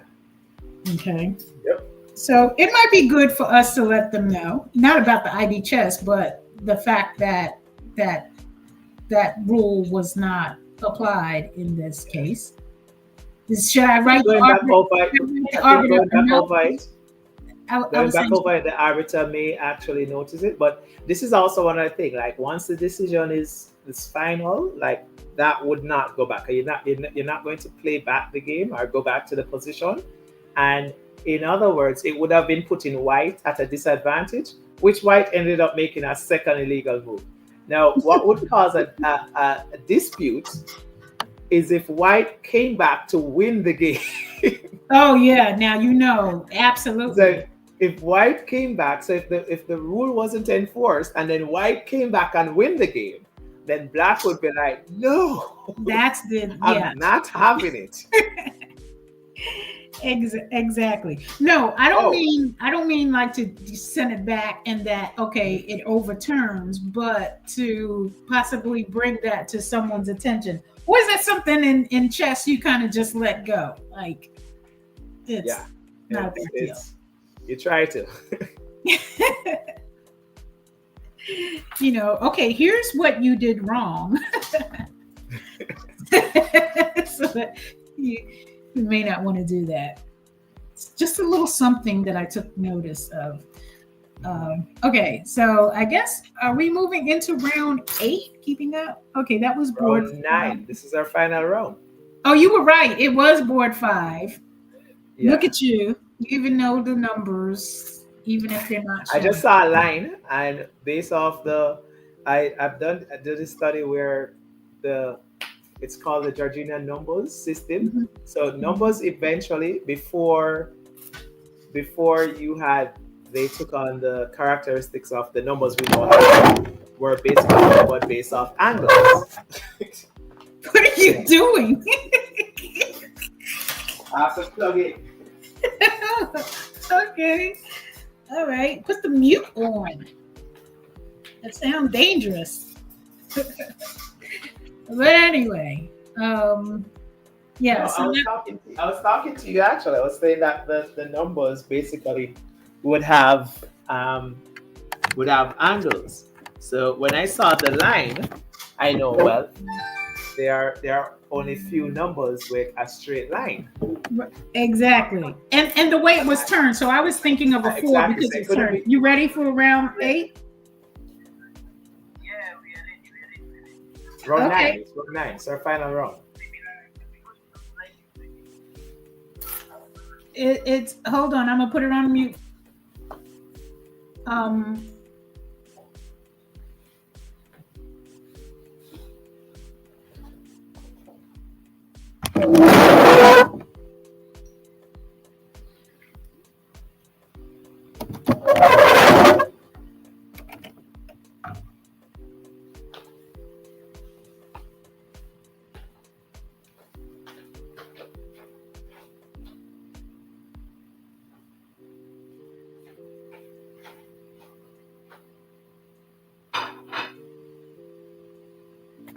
Okay, so yeah, they're setting up round 8, and round 8. we'll be ready.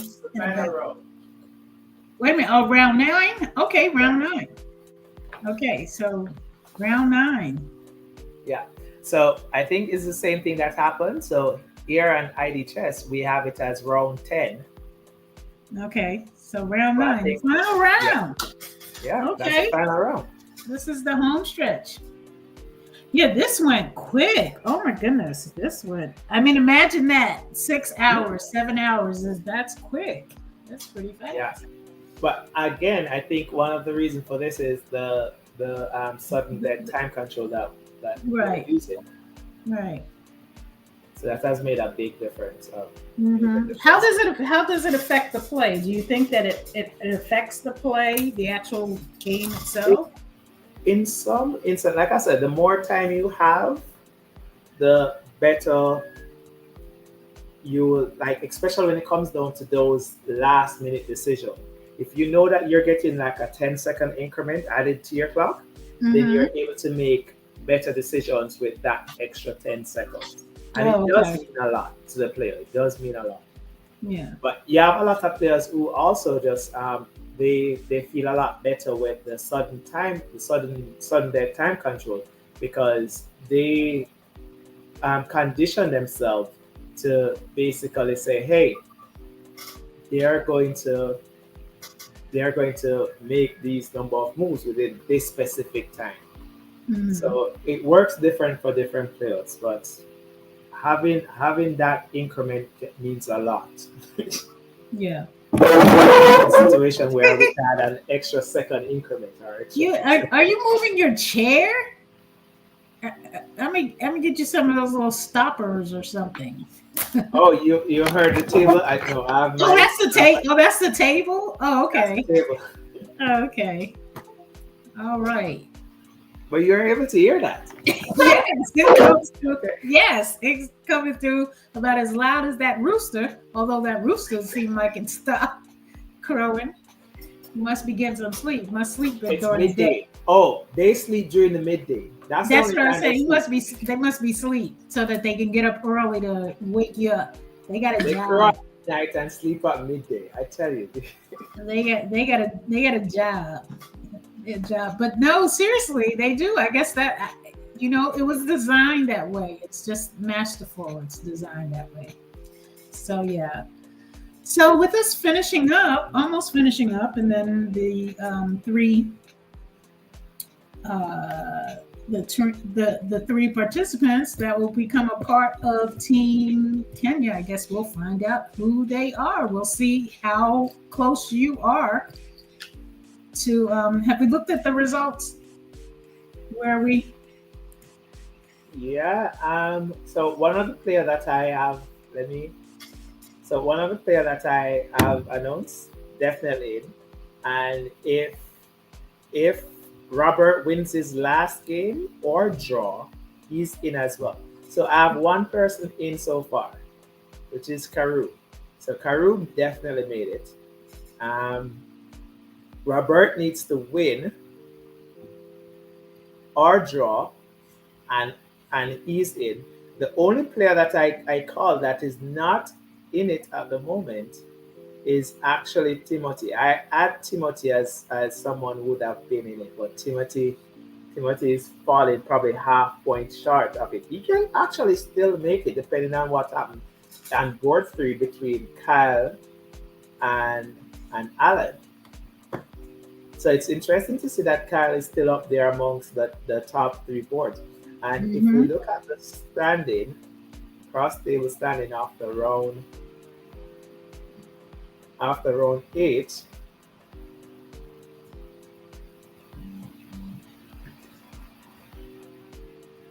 yep. So we have Cairo, Robert, and Kyle. So that's the 1, 2, 3. Timothy is Okay. down here in 6th place and tiebreak. So he's the only other person that I said would have been in the top 3 who's not there yet. So Okay. Kyle is the junior player who is up there in the top 3. And we Okay. have Alan. Do we have a live board? Just because I think I missed the signal there that they are live, so we might be Live. moving. Alright, so let We me might go be view. moving. And did you want to see the live move, or you want to pull up your? Okay. All right. So board 1, I mean, we can see board 1. I mean, I'll share the board 1 screen and then we can also have the live as well. Okay. I wanted to get the live a little. Yeah. Okay.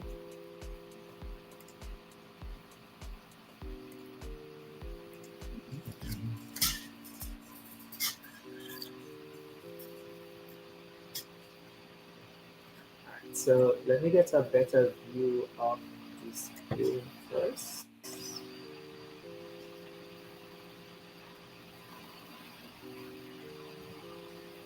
So again, we're seeing the same thing where the black king is in the center of the board, Hmm. right? And I mean, this is one of the reasons why I definitely picked Karu. He's somebody who's very simple. He says, you know what, safety first, and that's just my principle in playing chess. Safety first. Right. I might not necessarily pick, but I'm always about safety first. Like I want to make sure if I'm going to attack you, I want to make sure that my king is first safe. First and foremost, is my king safe? And if my king is safe, then yeah, everything else will Everything follow. else is good. Everything else is good. So safety first for me. I want to play queen b3, but I want to first provoke your knight with e5 to see where your knight is going. And then Hmm. I play queen to b3 just in case your knight goes to b5. I can play queen to b3 to fork your knight and your queen. So those are the types of moves you want to basically provoke your opponent with right now because they don't have their king in safety. And most of the games you have seen where one player won, it's just a player just leave their king out in the middle of the board, just playing casually and not thinking about the well-being of their king. Like your king is the most valuable piece on the board. You have to make sure that they are protected. They have to support their best interests. I have to have my king's best interest at heart at every point. Yeah, I like it. E5. Let me see where you put your knight. I'm going queen to b3, and I'm going to make sure that you're not going to get to put that king to safety anytime soon. Right. That's my plan. That's just my simple game plan.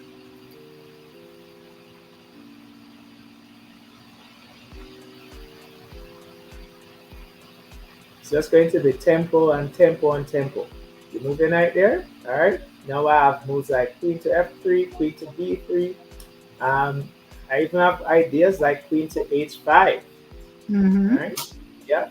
So these are type of, and I prefer queen to b3 because if you then put your bishop here on b7, which is likely what you might see black do, I would then have to play my bishop here. And yeah, you would probably actually be dropping a piece there. So yeah, you're losing a piece with bishop to e4. You're losing a piece with bishop to e4. There you go. And white just won a piece. And all of this simply because your king is in the center of the board. I'm able to take advantage of these temples. I'm able to take advantage of just attacking your pieces. My king is safe, so I can just be creating problems, creating threats. And just like that, black just lost the piece. Mm. Just like that. Like, that's one piece more for white. Again, your king is still in the center of the board. So not only did I get a piece, I got a piece, and your king is still unprotected. So at this point, black might just say, you know what, take the piece, fine, you can have it. Let me castle my king. Or he may try to counter with a move like queen to b6. So if you take, he takes. If you take, he takes your rook. So he has to look for some resources now. What can he do? Probably move like queen to b6 is not bad. Queen to b6. Force your opponent to find the correct move. Queen to b6. Yep, good. But the simple solution is just to move your knight. Your opponent creates a problem, just solve the problem. Because they still Hmm. have to solve their problem. So knight to c2, or he took, which is not winning. Taking was a bad move. Because now when he takes, he's attacking your rook. And if you take his bishop, he takes your rook. So you see how easy it is? Sometimes you just have to wait. Does he have queen takes here first? Queen takes f7 check. Oh my gosh. He blundered. Queen takes f7 check.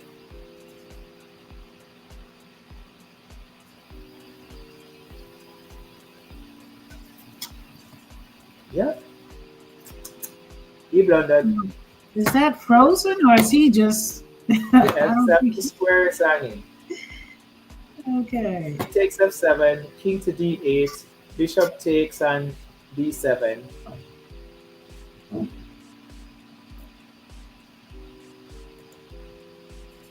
Yeah, So this we get is that not picture good. back. Yeah, this is not good. After king takes, bishop takes. Don't worry about the rook. You can't save rook. You have to play bishop takes. Yeah, he can't play rook takes, so he has to play queen takes rook.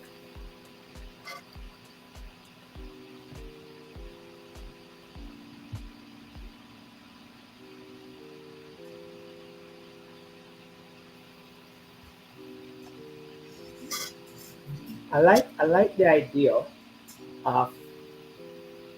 like the idea of queen takes and d4. I like d4 because Hmm. after d4, queen takes d4, then you play bishop to e3, and you're threatening to play bishop to b6 checkmate.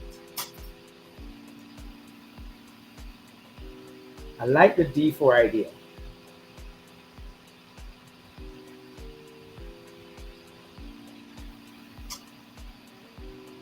Don't push the d4, but you have to see the mating net. It's a very good idea to find. You have to be able to see the trap. So d4 is a really good move here to play.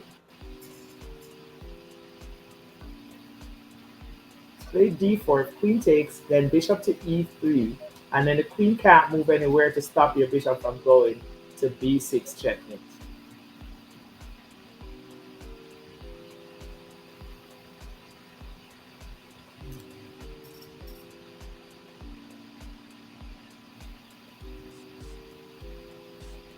Great idea for white to play. Ah, he found it! You see? I tell you, I mean, this guy is pretty good. Like, I love to see him playing against the other. Like, I think this is gearing up to see some really good chess. And Hmm. I guess when you're a qualifier, you're taking the cream of the cream, the top, the best players to then compete. And he fell for it. Bishop to e3, and he's losing the queen. Bishop goes to e3. If he played it, he must have seen it. Bishop to e3. And the idea is that he's checkmating him on the b6. Yeah? You got it. Bishop to e3. He can't save the queen. If he saves the queen, he's getting checkmated. So he has to play something, I don't know, probably rook here. Rook to f8, probably his only move. Thinking probably rook to f8, his only move. Rook to f8, then I play probably like queen back here. No.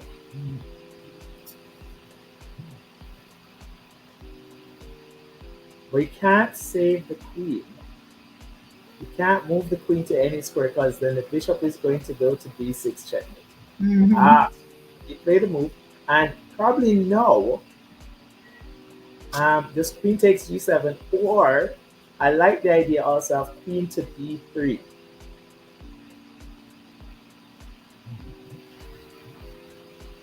Queen takes to g7 is good for me because it holds on to your pawn as well. And you're still telling the queen, hey, you have to find a square.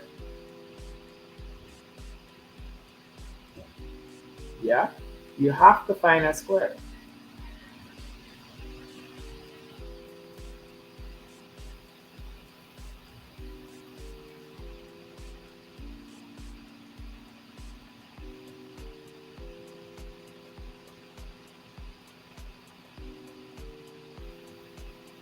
Mhm.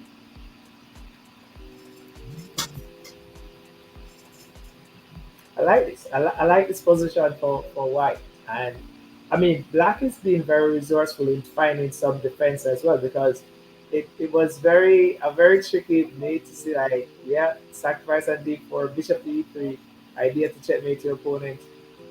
But this is still looking very serious, a very critical position. Does he go bishop to b6 or does he go bishop to g5? Which one gives him which one is it? Hmm. sure. Which one is it? Does he just pull back his bishop?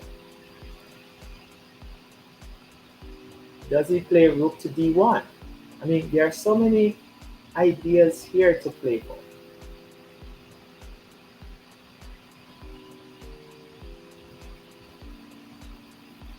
So many things to play for. Does he go rook to d1? Does he go rook to c1? Does he pull back his bishop? I actually like rook to d1 because rook to d1, you get, oh no, if rook to d1, rook takes and you're no longer threatening mate. So your move must come with a threat. It has to be a direct threat.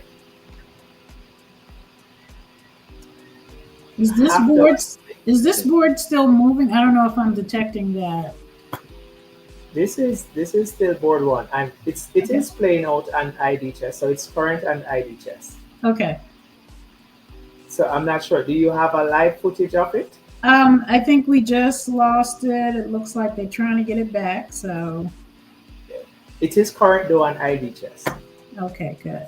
Let me see if I'm going to look at the venue, see if we can see any of it. There's a few games still playing out, but we're not close enough to capture it. So if we can still get a camera on board one, that'd be great. Camera on board one.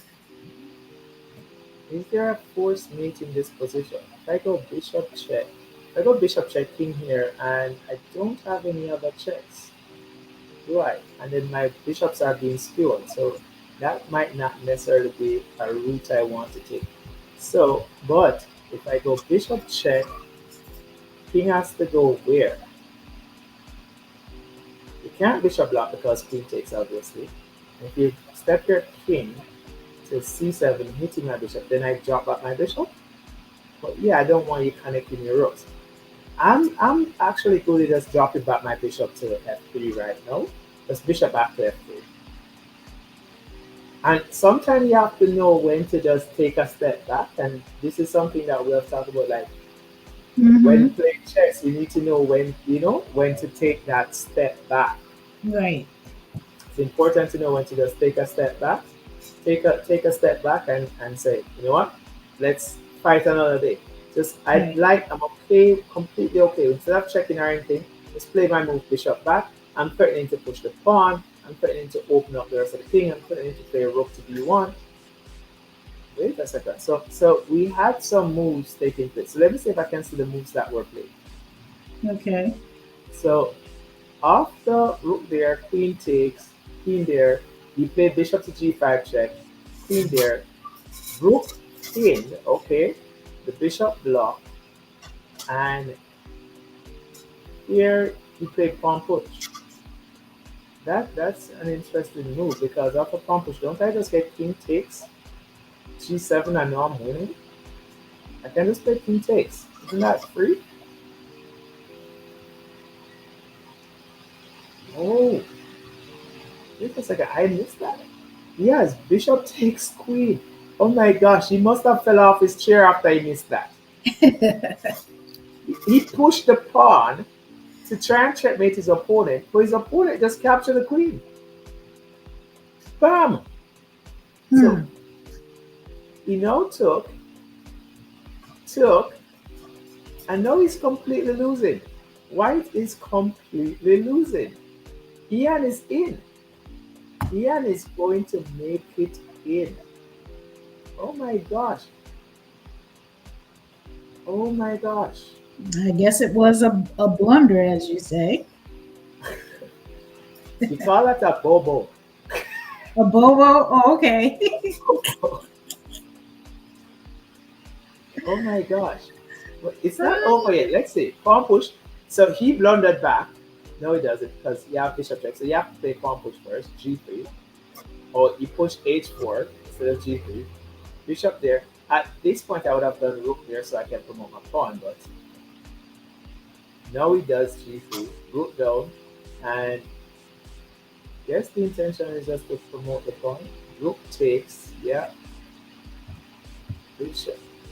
Nope, that's not helping, sir. Rook takes, yeah. Yeah, and black is completely winning. Yeah, No, this is over. but it's This is done. over. He's going to just push the pawn. Bishop takes, rook takes check, and yeah, it is over. Marches the king in.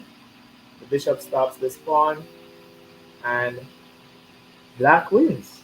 That was a surprising turn of events. That was a surprising turn of events. And I tell you, it just came with one pawn push, not realizing the pawn was played, and bam, his opponent just captured the queen for that. And I can tell you, I've seen those moves happen on the board, and when they do happen, you know what happens? Players fall off their chairs. They I'm do. sure. I'm sure they are They absolutely do shocked. fall off their chairs. When that happens to you, you fall off your chair. That's it. That's why I was saying I wish we had a picture of. Okay, so this is good because we're able to see the players also. So it looks like Oh, we this is have. one of our female players. This is our female master. Oh, woman feeder master. Mhm. If you could get up, zoom in, like just zoom in a little bit more on the board. Can we get a zoom on the board? Oh, Yes. by the way, there's a ego thing when it comes down to male player versus female player. Male player they don't like losing to female players. Like I'll just put that Oh, out.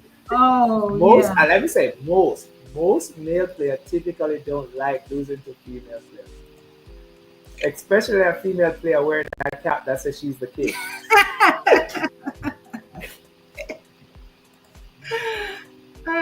Yeah, that's kind of rough. I remember, I can't even think of the guy's name. He was a wrestler, but he Mhm. took a L because he said he was not fighting a woman. It was like, it was a, what do you call it? A league with men and women. And he said Mhm. he just wasn't fighting. He's just going to take the L, whatever it was, because he figured Yeah, if he beats her, he's, it's a lose-lose situation. You can't win. right. You can't. Said You you just can't can't win. win if You you can't win. win, but if you lose, worse. So he's like, no, I'm not fighting her. I'm taking the zero, whatever it is. That's it. But I get and, it. and that's just that and that's a struggle. I mean, I can't say, I mean, if I'm a professional wrestler, if I'm a professional wrestler, I can't see myself going in. I mean, I would personally prefer to wrestle with a female player. I'm not a wrestler. Right. I get you. but Okay. but I get it. But go ahead. but Continuing with the but, story. but I definitely can't see myself as a professional wrestler to go into wrestling with a female player. Oh, that's a checkmate. The king has to go over and the discovery check, and you have a windmill on her hand. That's a windmill. Looks like a windmill. You can so you first go rook takes pawn check. The king goes over, then you rook back over check. Yeah, windmill. That's a windmill. The king has to go back over into the same position. Then you put back the rook check. Wait! The king escaped. Oh wait, you have escaped. So instead of playing rook down and taking off the rook off the board, he went for the windmill and the king escapes on the c7 square. And now he's probably kicking himself. Why didn't I just go for the rook and the a2 square? Hmm. And I like the way she just calmly escaped out of check. Like he's thinking, oh, you have to go back over there. And she's like, no, I don't, sir. No, I don't. I Right. can go there and then I can go back to b8 and I can escape your checks. And Hmm. now the tables have kind of turned. He's still winning. Like white is still better, but this is what happens when you're surprised with a move. Like, oh, I didn't expect that, you know? And Right. now you say sit back down. So Have a he seat. was getting up now to like, yeah, this is done, this is over. And she's like, Right. nope, sit Right. back down. We're not No, done no, yet. no, no, no. We're not done yet. Hmm. And you have to just like her demeanor, the way in which she's going about it. She's like, no fuss. Right. I like it, no fuss. And she's just waiting on that one opportunity where she gets to attack. If she steps over and attack that knight one more time, she's going to get the opportunity to put her rook into the game. She wants to play that move rook though. That's the move she wants to do. So she's going to say, no, you want to step the king onto the square where the knight can't move and check you. And that's what she missed. So she should have really just stepped it to the dark square and the knight. So when you're attacking knights, you attack knights on the opposite color. So because she attacked the knight on the white square, the knight was able to save themselves and attack her. If she had put and her king is coming in. Her king is coming in. The problem is, yeah, it's coming in, but it's going to be faced with all those pawns and bishop. And I think the opponent can just play bishop back and hold on to that f4 pawn.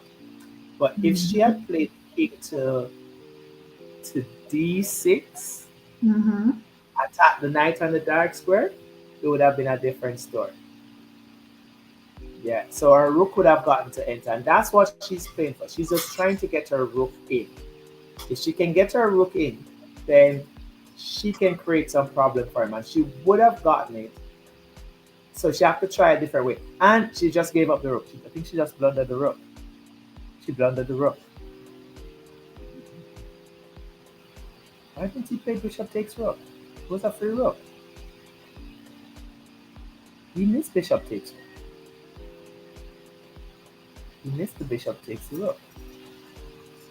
When she played the rook on the file again, her intention was to play rook down on the file. She needs to get the rook in.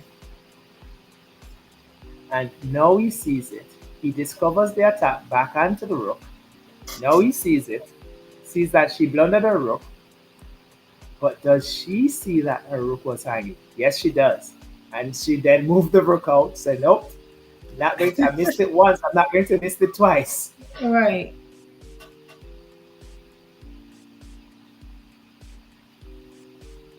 And if he moves that knight to b4, she's going to swing the rook over and attack it. So she's still going to swing the rook over. Because again, her only intention is to bring that rook in on the board. She can bring her rook in. So she's going to swing it over to the b7 square. She's going to swing the rook to the b7 square. Yeah, that's good. So they brought the camera in. That's good. Is that good? Right. So here comes the rook now. So she's coming in with her rook. Yeah. And now she's going to play the other rook up. No, there you go. And she's going to now run the king up. She can't cross path with the rook because at any point she does that. And she got the draw. So she's now, that's a draw. She's getting the draw. Rook takes. Oh, the rook is on the file. So now she's going to play rook to f1, but then rook to f1, the knight is coming in. Yeah, it's going to be hard. The g file is open. There's a rook around there on the g file.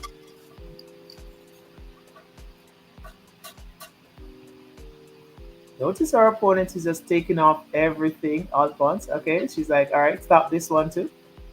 It's a race. Let's go. I'm running, you're running. The problem is, I have a bishop that stops you, and maybe she's now going to play a rook to b7, rook to b2, rook to b2, rook to b2. No. Let's play rook to b2. What did he play? Play knight back. Okay, rook to b2.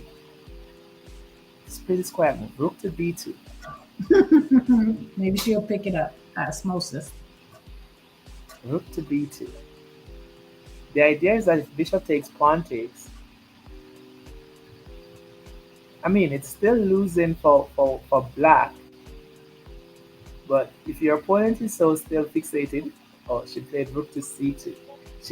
She has to see that the bishop is stopping her pawn from promoting, and the only way to block out the bishop is that she had to use interference with the rook and b2.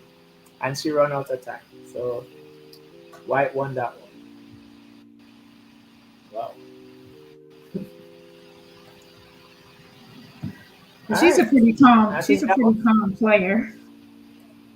Yeah, I've noticed that with most of the players, they seem very calm, very gracious about the game, you know. Hmm. And that was for 6, yeah, woman freedom master. Sasha, I think Sasha was her name. Sasha. Okay. Yeah. Um, yeah, and that seems to be the. Let me see results.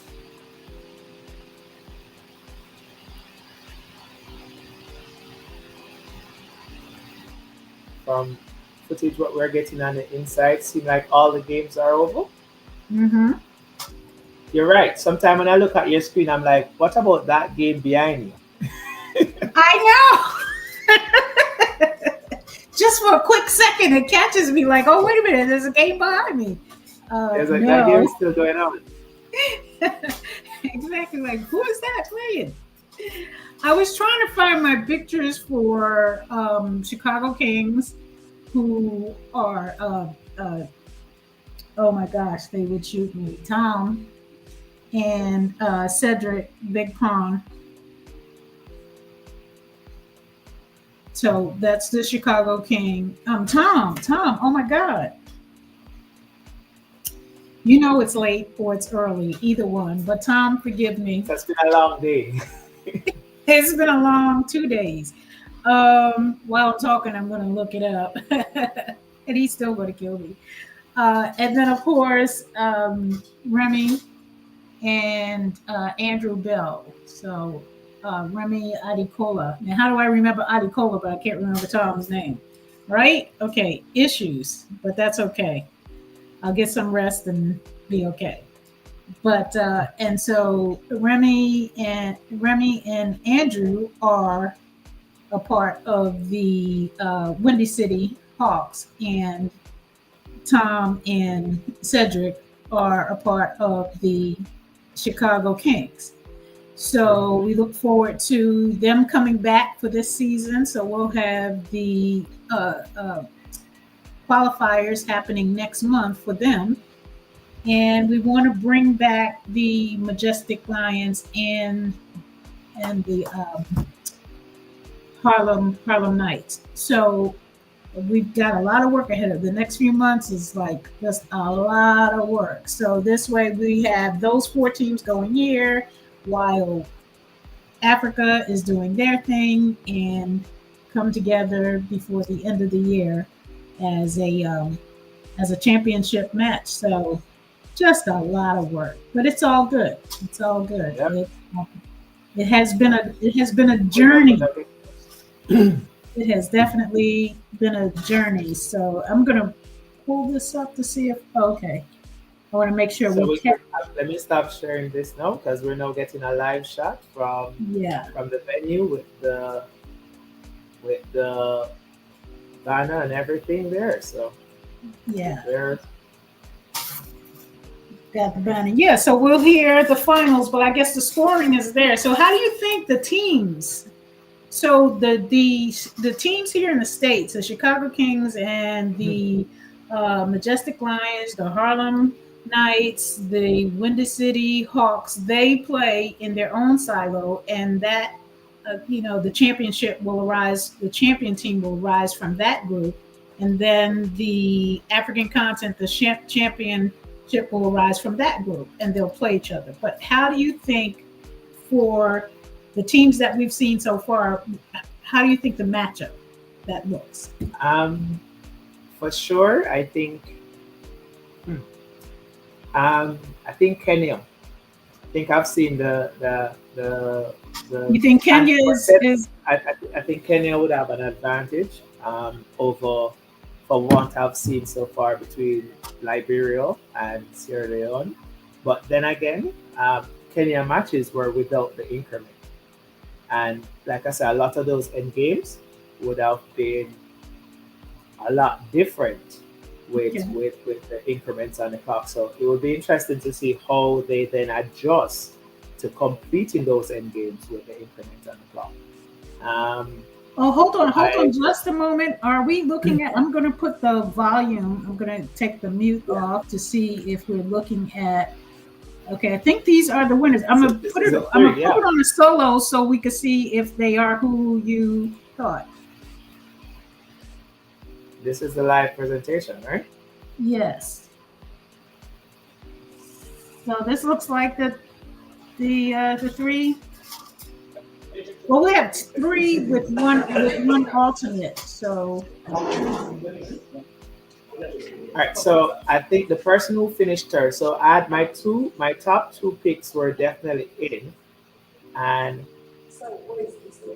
interestingly enough, um, I had Timothy as being there, but the third person was Alan Trumba. And there's a tie between, there's a three-way tie from second, third, and fourth. But I guess on tiebreak, it was Alan okay. over Ian King. And you were which one? Surely. So I guess they are putting all four. Right. So it's three. So I guess they went ahead and selected their alternate. That's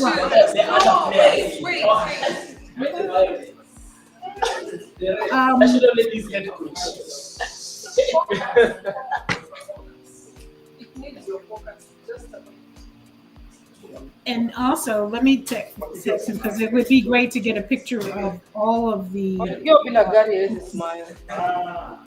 Motivation was me.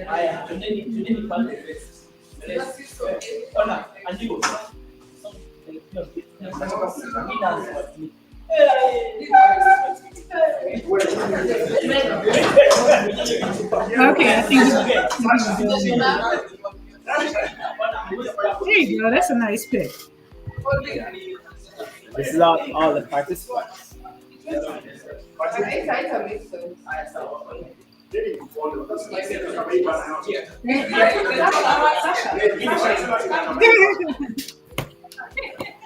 I'm laughing at myself because I'm so used to organizing stuff. I'm sitting here trying to tell them, come on, come in. Like they can't hear me.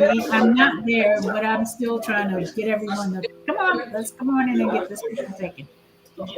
Well, there's a young lady there. I think she's playing that role for you. Like she's standing in the front.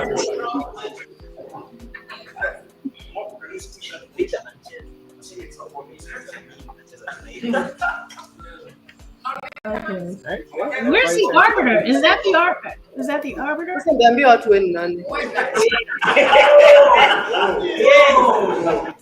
a good shot. Yeah, there you go. Somebody's thinking about the balance. Thank you. Somebody's thinking about the balance. I'm going to tighten up a little bit. Come in. That's a nice picture. I love it. Doesn't it make sense? I love it. Congratulations. All right. Well done. All right. Congratulations. Okay. All right. So Inez, I mean, one more Nigeria next week, and then Whoa. Nigeria, not next week, the week after. the week after. Yeah, because I think there's an event on the 26th. So we to the 29th. I'm just looking here, just in case somebody was trying to say something. Show us your ways, man. Show us your ways. Okay. Yeah, so the 29th for Nigeria, once that's complete and we have the teams, we will get the pictures, the individual jerseys, the schedule, And so we will have all of that information that will be on our website, usncl.org, as to the scheduled dates and the whole program that will come along with it. So definitely looking forward to it, and I'm excited. It's a lot of work, but when it comes down to this and you're watching and you're seeing everyone's participation and their excitement, it just, it just encourages you. So I'm excited. All right. Sounds good. Sounds fun. Yes. So, but anyway, but I hope to see you not next week, the following week. And I will let you know what the schedules are for the actual matches between the countries. And we'll be back to do it again. For sure. Okay. All right then. I think we're closing. I don't think he's getting ready to say anything. I think everybody's just moved, and I think they did their final photo, and they're like. So, any closing comments, Ryan, before we go? They look like they're just enjoying themselves in their environment. You mute the venue. Which I can. Yeah, there we go.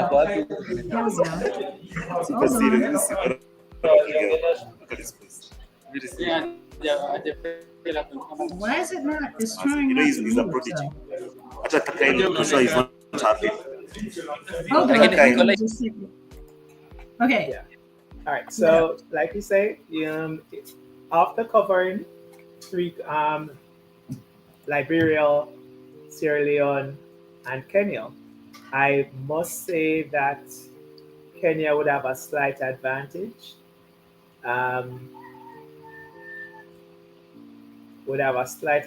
Above Sierra Leone. So, and I thought Sierra Leone had a slight advantage above Liberia. So, but I can say that I thought so. That's what I thought. But we'll see. The ratings were very similar. I think the highest ratings that we have seen so far came from Liberia. Mm-hmm. But sometimes it shows that the ratings is only potential on paper, and only part of the story. Your entire gameplay.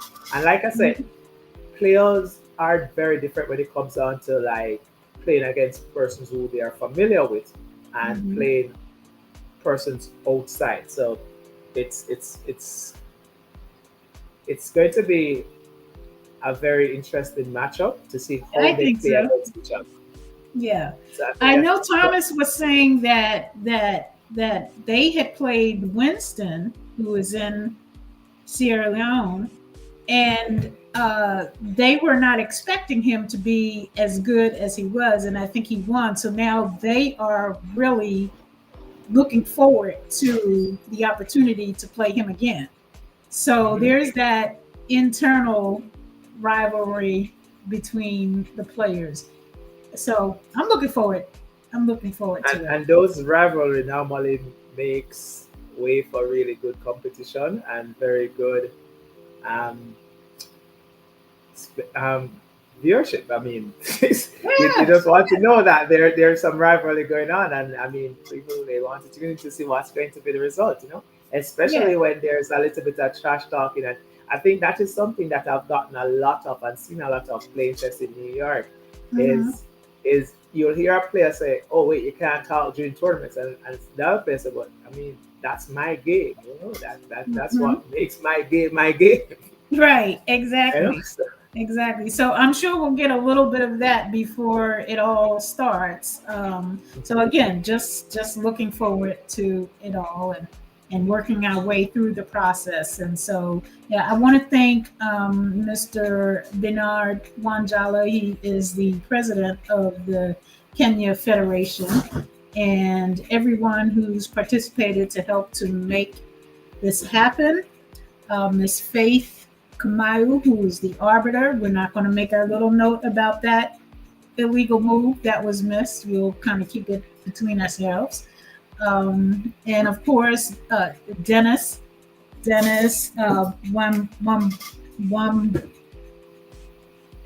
Yes. Wambugu. Help me, help me, help me. Wambugu. Okay. Don't laugh. Please do not laugh at me. And He did an excellent job. This was a lot.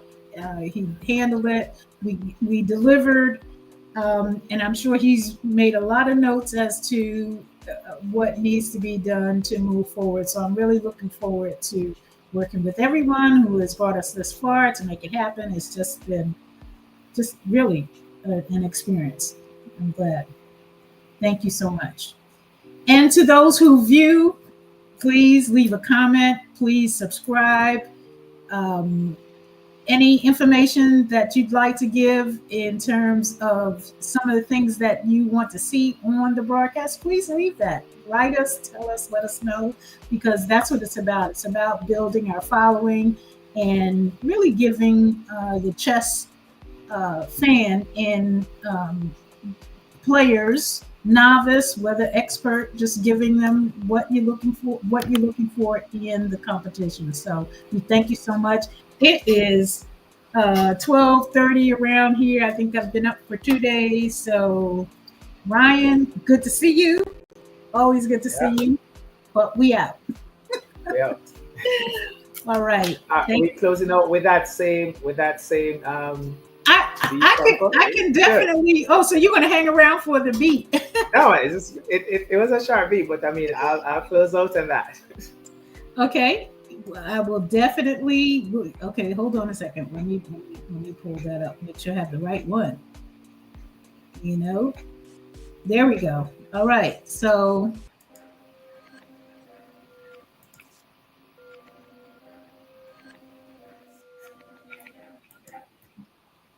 That's the right one.